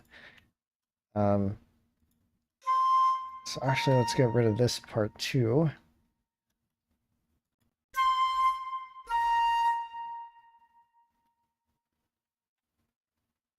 Actually, no, I do want to keep that because I think that's where the saxes come in.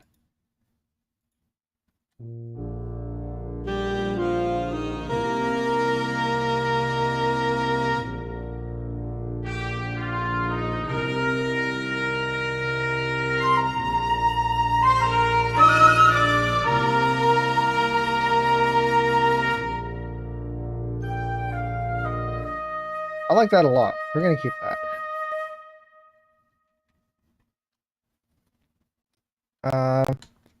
I do want to put in some of the accompaniment here, but I don't think. Oh, we're coming at 4 hours. All right. Um,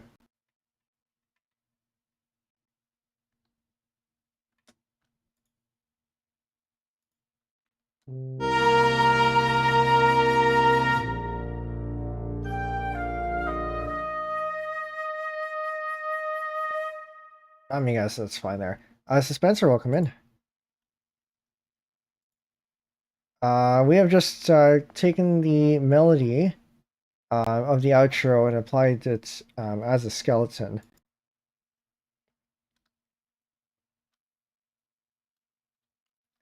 Okay, so let's listen to it in context of C4, and then let's see what we need to change here.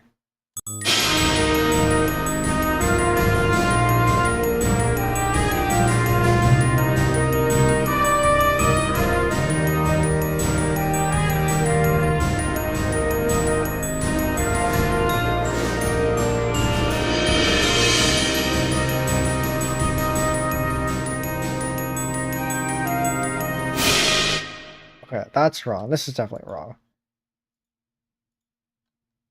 But I also don't know. Okay, let's we don't need this anymore. I'm gonna move this out. We are going to need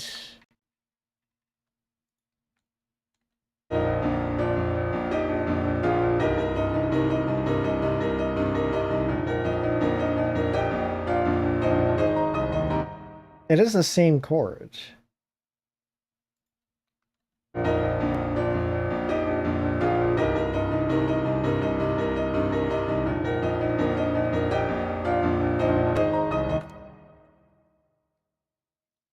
So maybe actually all this needs is a decrescendo?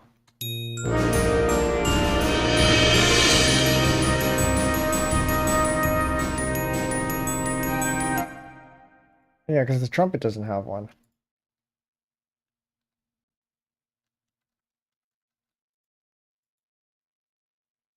Actually, hold on. This is the vocal line. It should not have one.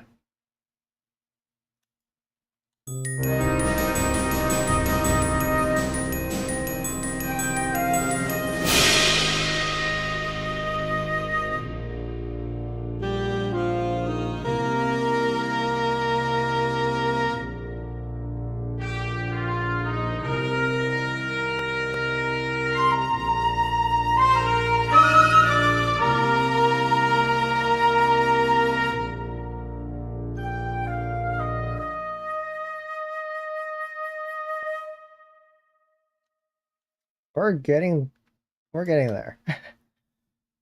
I think that might actually be a good place to end. So we're going to hold on.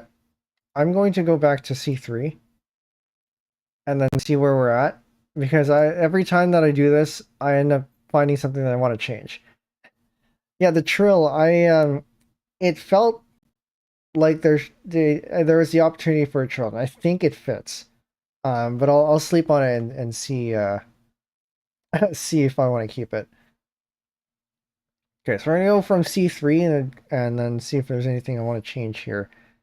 Because every time that we go through the section, there's always something that I end up changing at the end. So we're gonna try to get that out first, and then we're going to start from the beginning.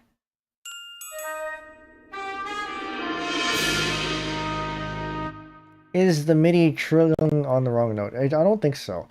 If you look at the trill settings, it's diatonic second.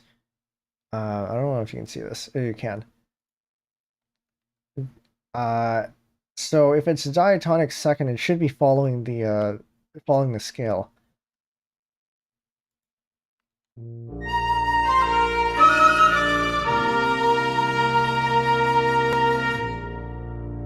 Alright, it sounds correct to me anyway.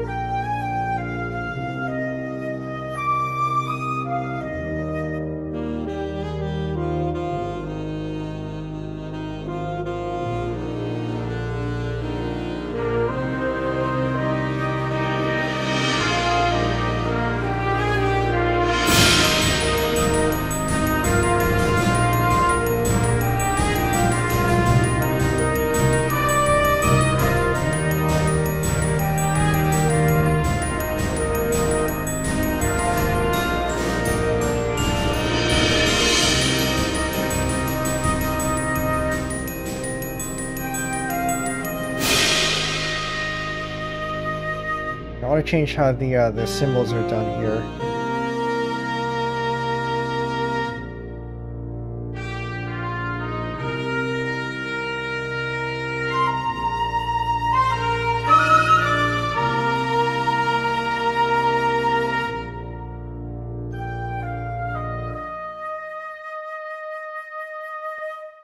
And I want to make this a little bit more seamless. So we're going to turn this into a whole note. I'm going to turn that into a whole note so that we have that seamless dialogue here.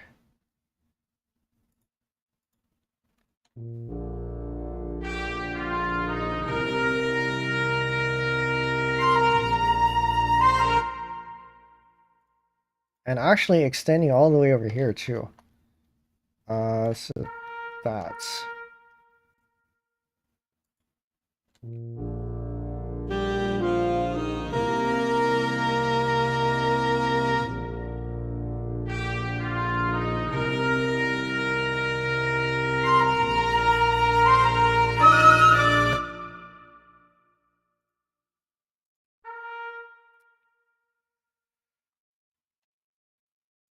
Maybe not quite like that.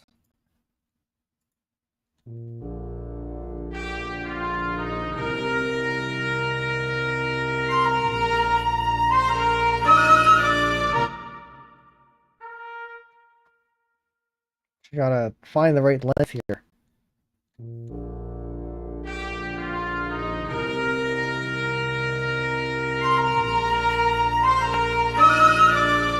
That might actually be okay. Okay, hold on. That might actually be okay.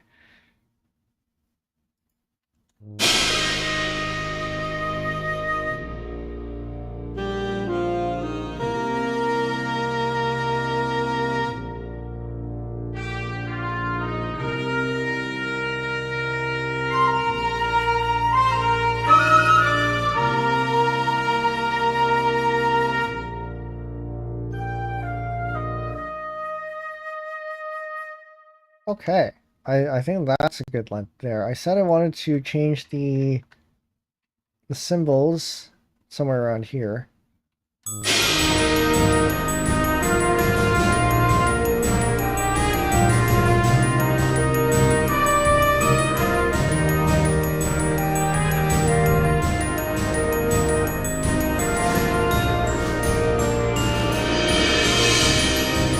Now I don't remember where. I'm gonna do that again. Seamless transition, yes. So whenever you have call and response like that, it's nice to be able to like transition into the call and the response portion a little bit somewhat seamlessly, because if you have two voices, you can have both voices going on at the same time.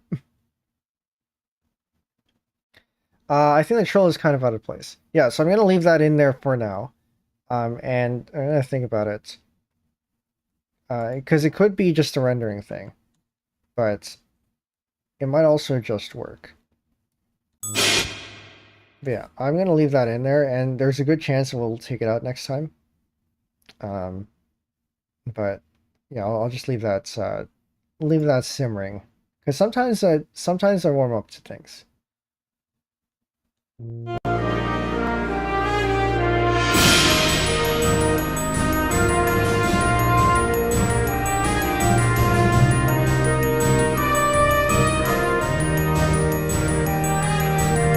Okay, this needs one here. I'm gonna put that in here.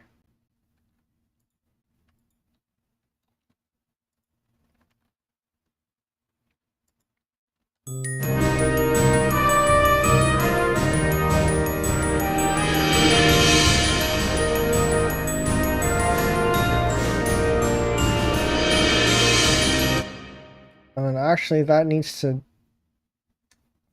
What does it look like in the other one? We're going back to C1.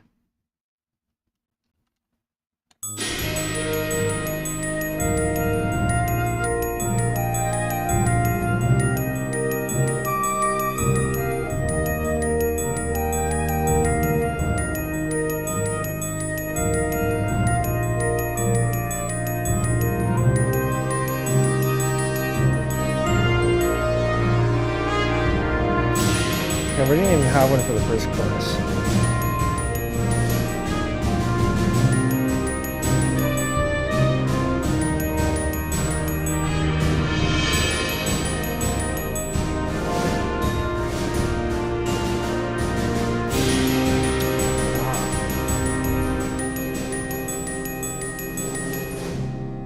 I see. Okay, so I just pasted it wrong then.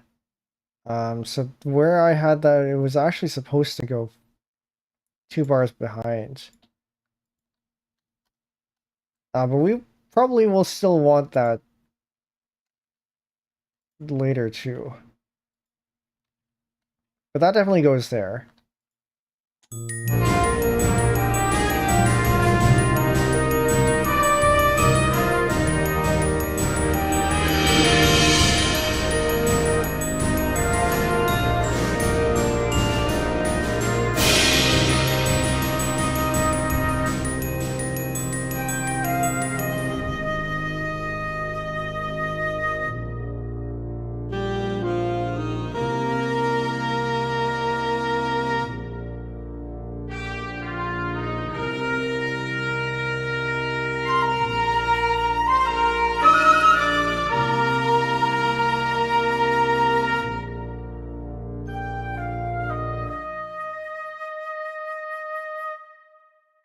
Okay, so just for experiment's sake here, if we take off the trill, and then I add in the grace note instead, can I please get in there? Come on. Come on. Alright, fine. Going through through another angle.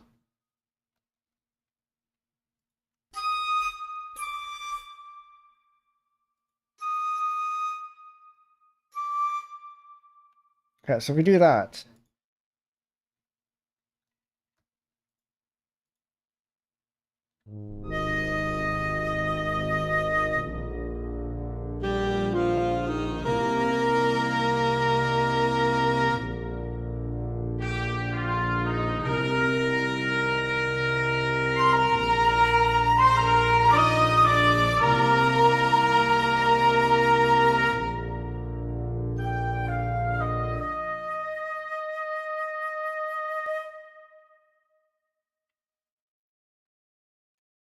I don't know, now it feels empty to me. I don't know about that one.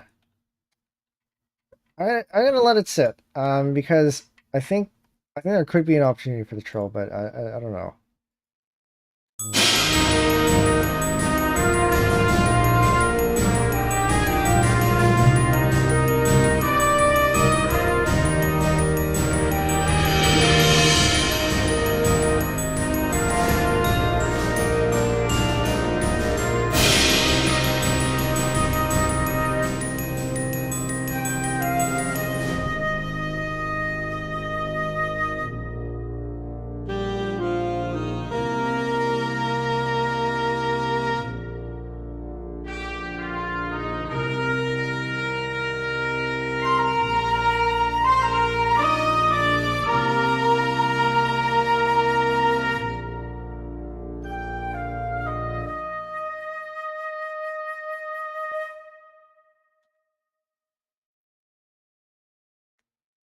I don't know. I kind of disagree with you too, but yeah, I don't know. We'll think about that. It doesn't not work with this. I'll give you that, but it does feel a little bit like there needs to be a little bit of extra flourish somewhere. Yeah, there's ads. Ads should be done by now. We're gonna play that again. Yeah, we're just gonna play that again. C4.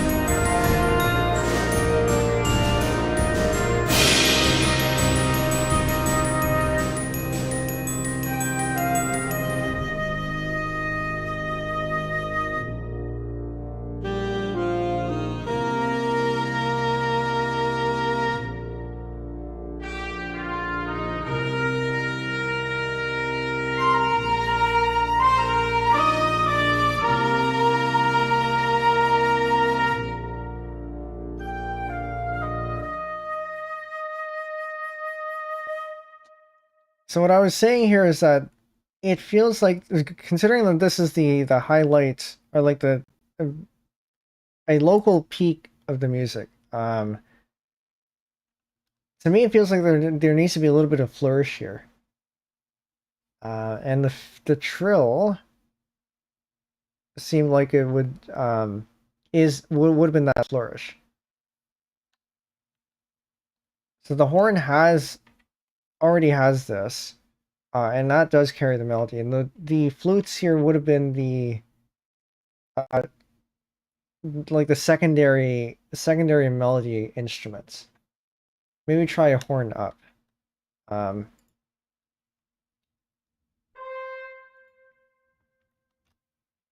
Like this.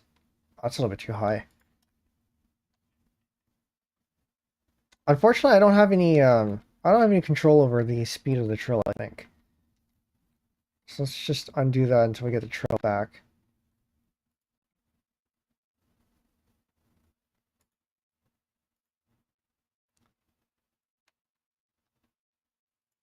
Yeah, I don't have any way to customize that trill. Oh, horn rip. I also don't really have a way of notating that because there is an automatic horn rip. Like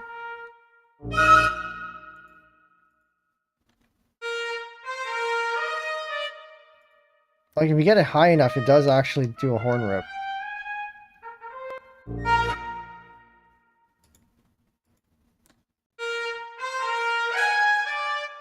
So it doesn't want automatically, but it's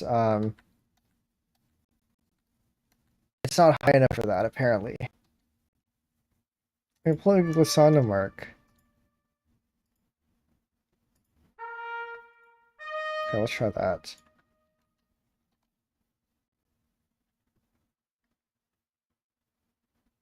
It's usually a straight or a wavy one.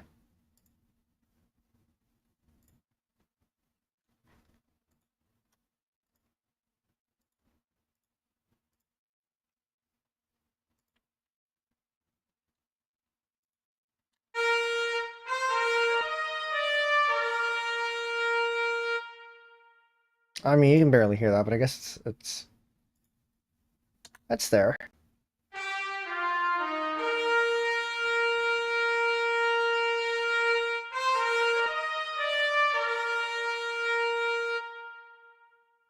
Yeah, I don't think it really matters. It's more of a matter of style, whether it's the straight or the wavy one.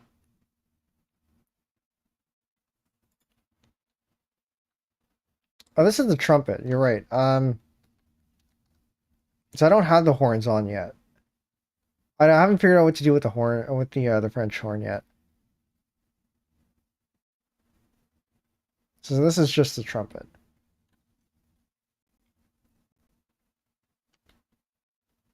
Did you mean for me to put it on the horn? Or do you think the trumpet works too?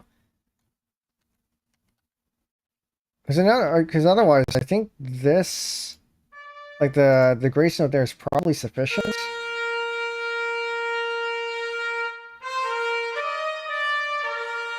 Okay, so we're gonna have the horn do the same thing here.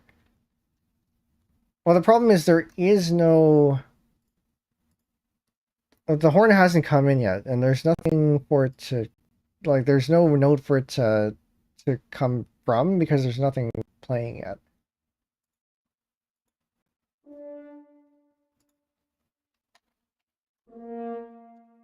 I haven't decided what to do with it. I can give this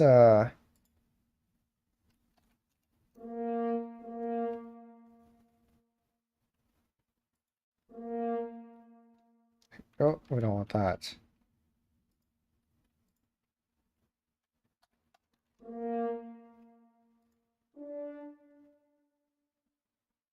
And then give it the same.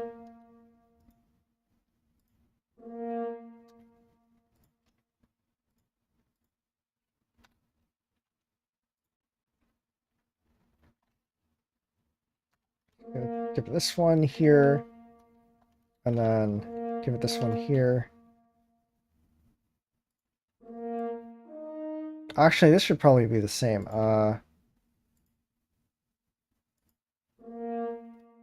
5, 4, a tide, so that we can tie this one with a glissando.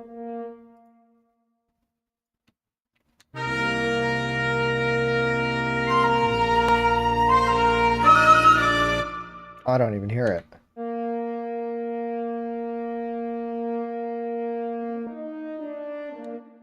I don't even hear that. But also, maybe this needs to be down lower.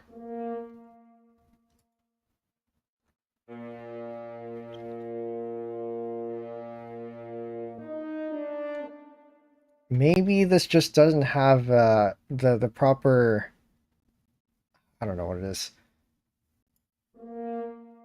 Maybe it doesn't quite have the samples yet. But anyway, I don't want to get too much into the accompaniment here because we are at 4 hours. So maybe we'll think about that. For now, I'm going to leave the trail here, and then we can revisit later on.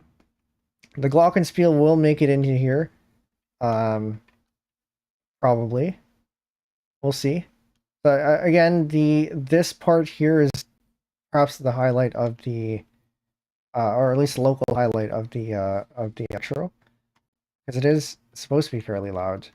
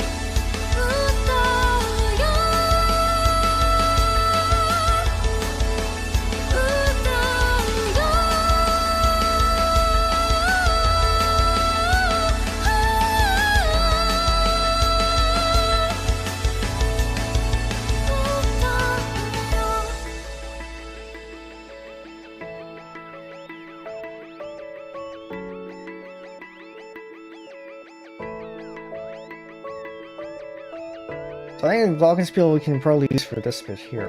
But also maybe over there, like in this part. But we do have a bunch more bars to go for the ending, so it's not like we don't have space to fit in glockenspiel.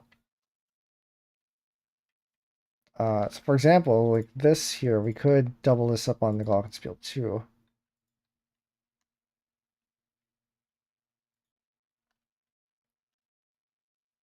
Oh, no, that's the wrong key.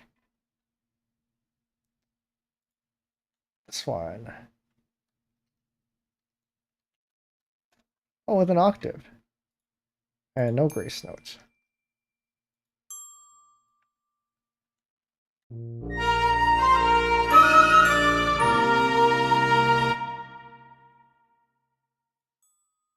But fortissimo.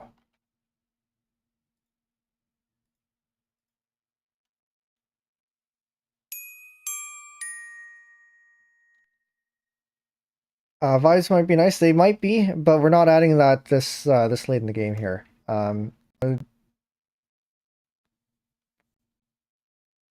My concert band definitely didn't have vibraphones, but I wouldn't count it or discount it being present in some other ones.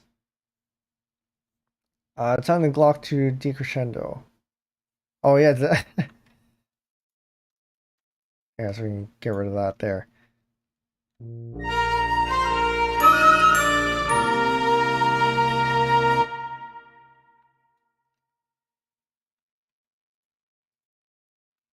I mean, you could actually.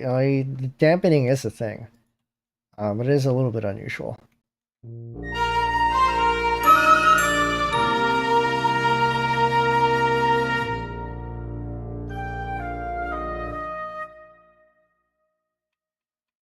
But yeah, we'll figure out accompaniment for this part later.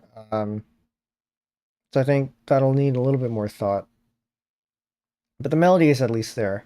I do like the what we have here bouncing around it between the different instruments. Double may be too much. Like the octave doubling here.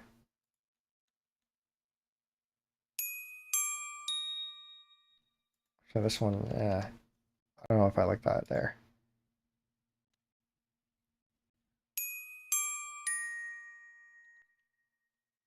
But also, you can barely hear the glockenspiel anyways. I don't know if it matters too much.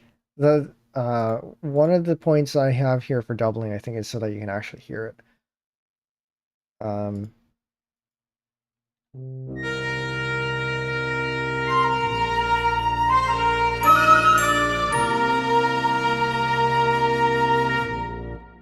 I'm okay with the octave doubling there. I don't see anything wrong with that. But also, the glockenspiel is probably going to be doing something like this in the other part anyway. So it does need to stand out. Okay, I'm gonna go listen to the outro again.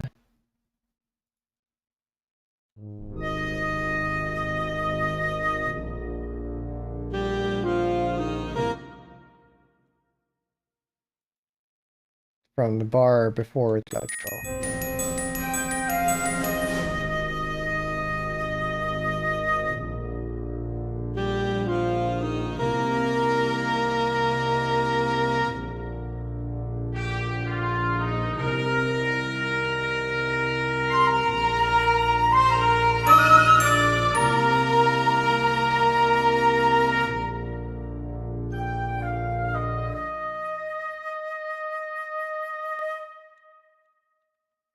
For MIDI POV, I can understand the doubling.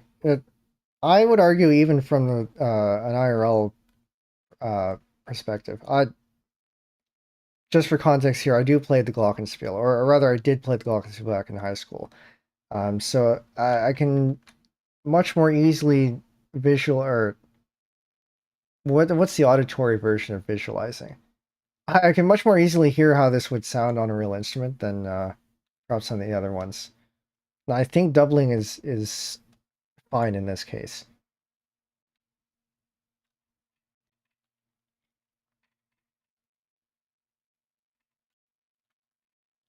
Okay, so we're gonna go from the top.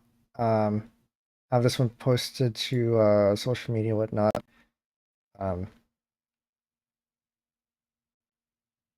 but yeah, I think that will be it for this stream. Yeah, okay, so I think we'll end on this one, but before that, then I guess I can show the next stream here. Tomorrow we are going to be playing Chestris with Juni Excel from Next Stage. So this is Tetris but turn-based. So that'll be quite an interesting change of pace. So that'll be both on YouTube and Twitch. And this will be on Friday at 7:30 p.m. Eastern time. I think that's 11:30 UTC p.m. as well. So yeah, be there for that. But for now,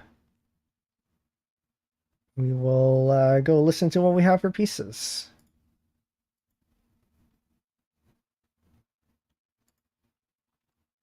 Can you make that face now? That might actually be kind of difficult. Hold on.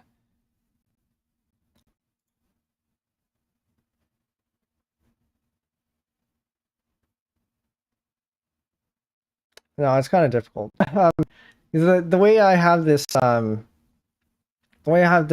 this face set up is that I have it in the rigging program and I just change the toggles. But it's a lot more difficult to do it with like face tracking. If I had better tracking equipment, I think I might be able to, but I don't, unfortunately. Okay.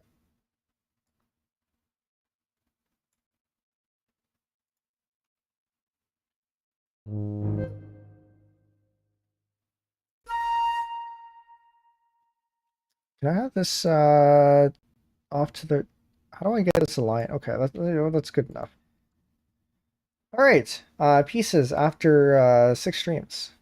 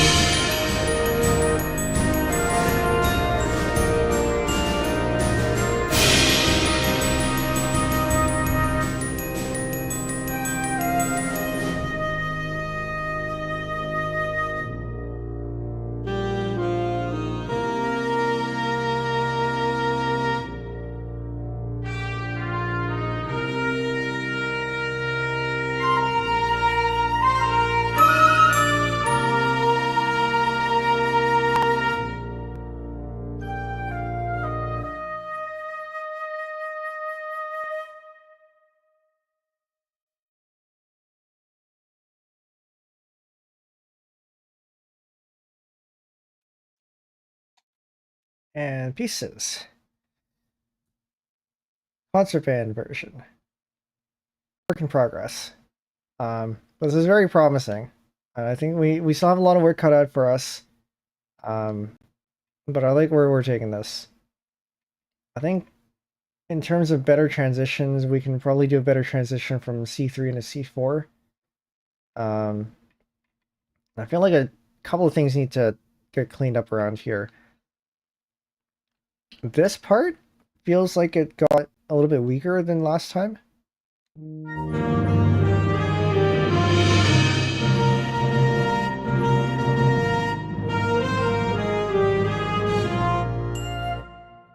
Somewhere around there. What I see as I'm watching the stream with Passionate Music Vacuum on Amazon 157. Can I give a suggestion about low brass players? Sure. Although keep in mind that most of these low brass things are just placeholders, because I haven't gotten around to making them better yet. But I would, I do welcome suggestions. I know it is very boring to play all whole notes, so I don't want to. I want to make sure that we don't do that.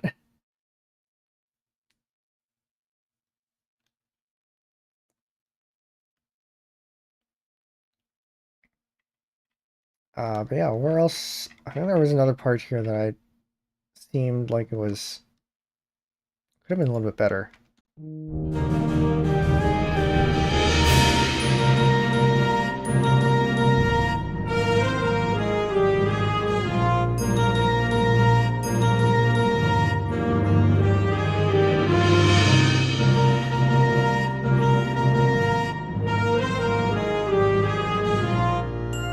Maybe it wasn't this one. Although I think there is a little bit too much unison happening there too. Or maybe it was this part here.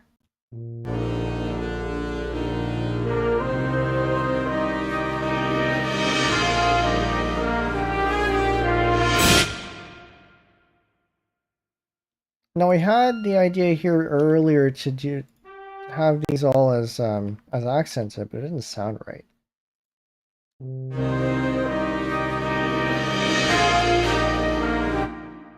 At least not the way that MuseScore 4 plays it. I was gonna suggestion you could probably instead of whole note, half quarter, dotted half, yeah. Yeah, very much aware that this is not a good low brass part. Yeah, also very much a placeholder.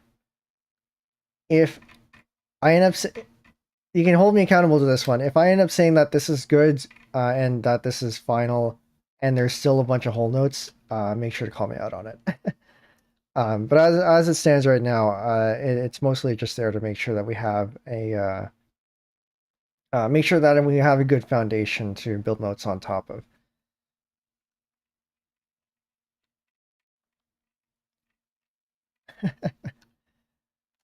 All right. Yeah, I think that is it for tonight. It is past midnight. I need to eat dinner. But yeah, this is good. I like where we're taking this. We're probably going to get at least a couple more streams out of this one. We're at 6. I'm expecting between 8 and 10 for the series. But this is good. I don't know when the next time we'll work on this next is. Again, probably in August. So watch out for that, I guess. But once again, this Friday, Chestress, be there. It'll be a good time. Any other announcements? I think that's probably it. For anyone who is new here, my name is Penbu. I'm the programming puzzle gaming on. Can't believe I loved the outro. My name is Penbu. I'm the puzzle gaming. It's midnight. Programming, puzzle gaming, and music making VTuber on Linux. We've been streaming for 4.5 hours. This has been music making, arranging pieces by Hoshimachi Suisei. All right, whatever. I'm gonna go. Thank you all for coming. If you're not in the Discord, here it is. If you're on Twitch, we're gonna find something to rate, so stick around.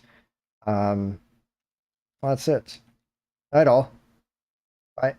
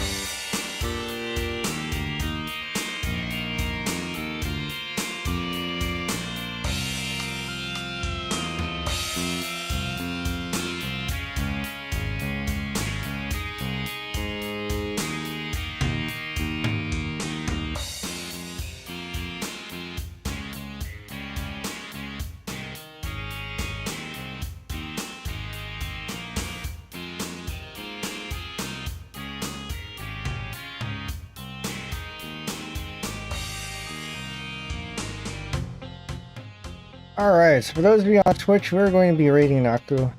He is doing a VR chat piano acoustic session. So you can go ahead and enjoy that. This is the raid message here. So if you'd like to participate, go ahead, copy and paste that into the chats. And that is it. Enjoy the piano. Alright, night all. Bye.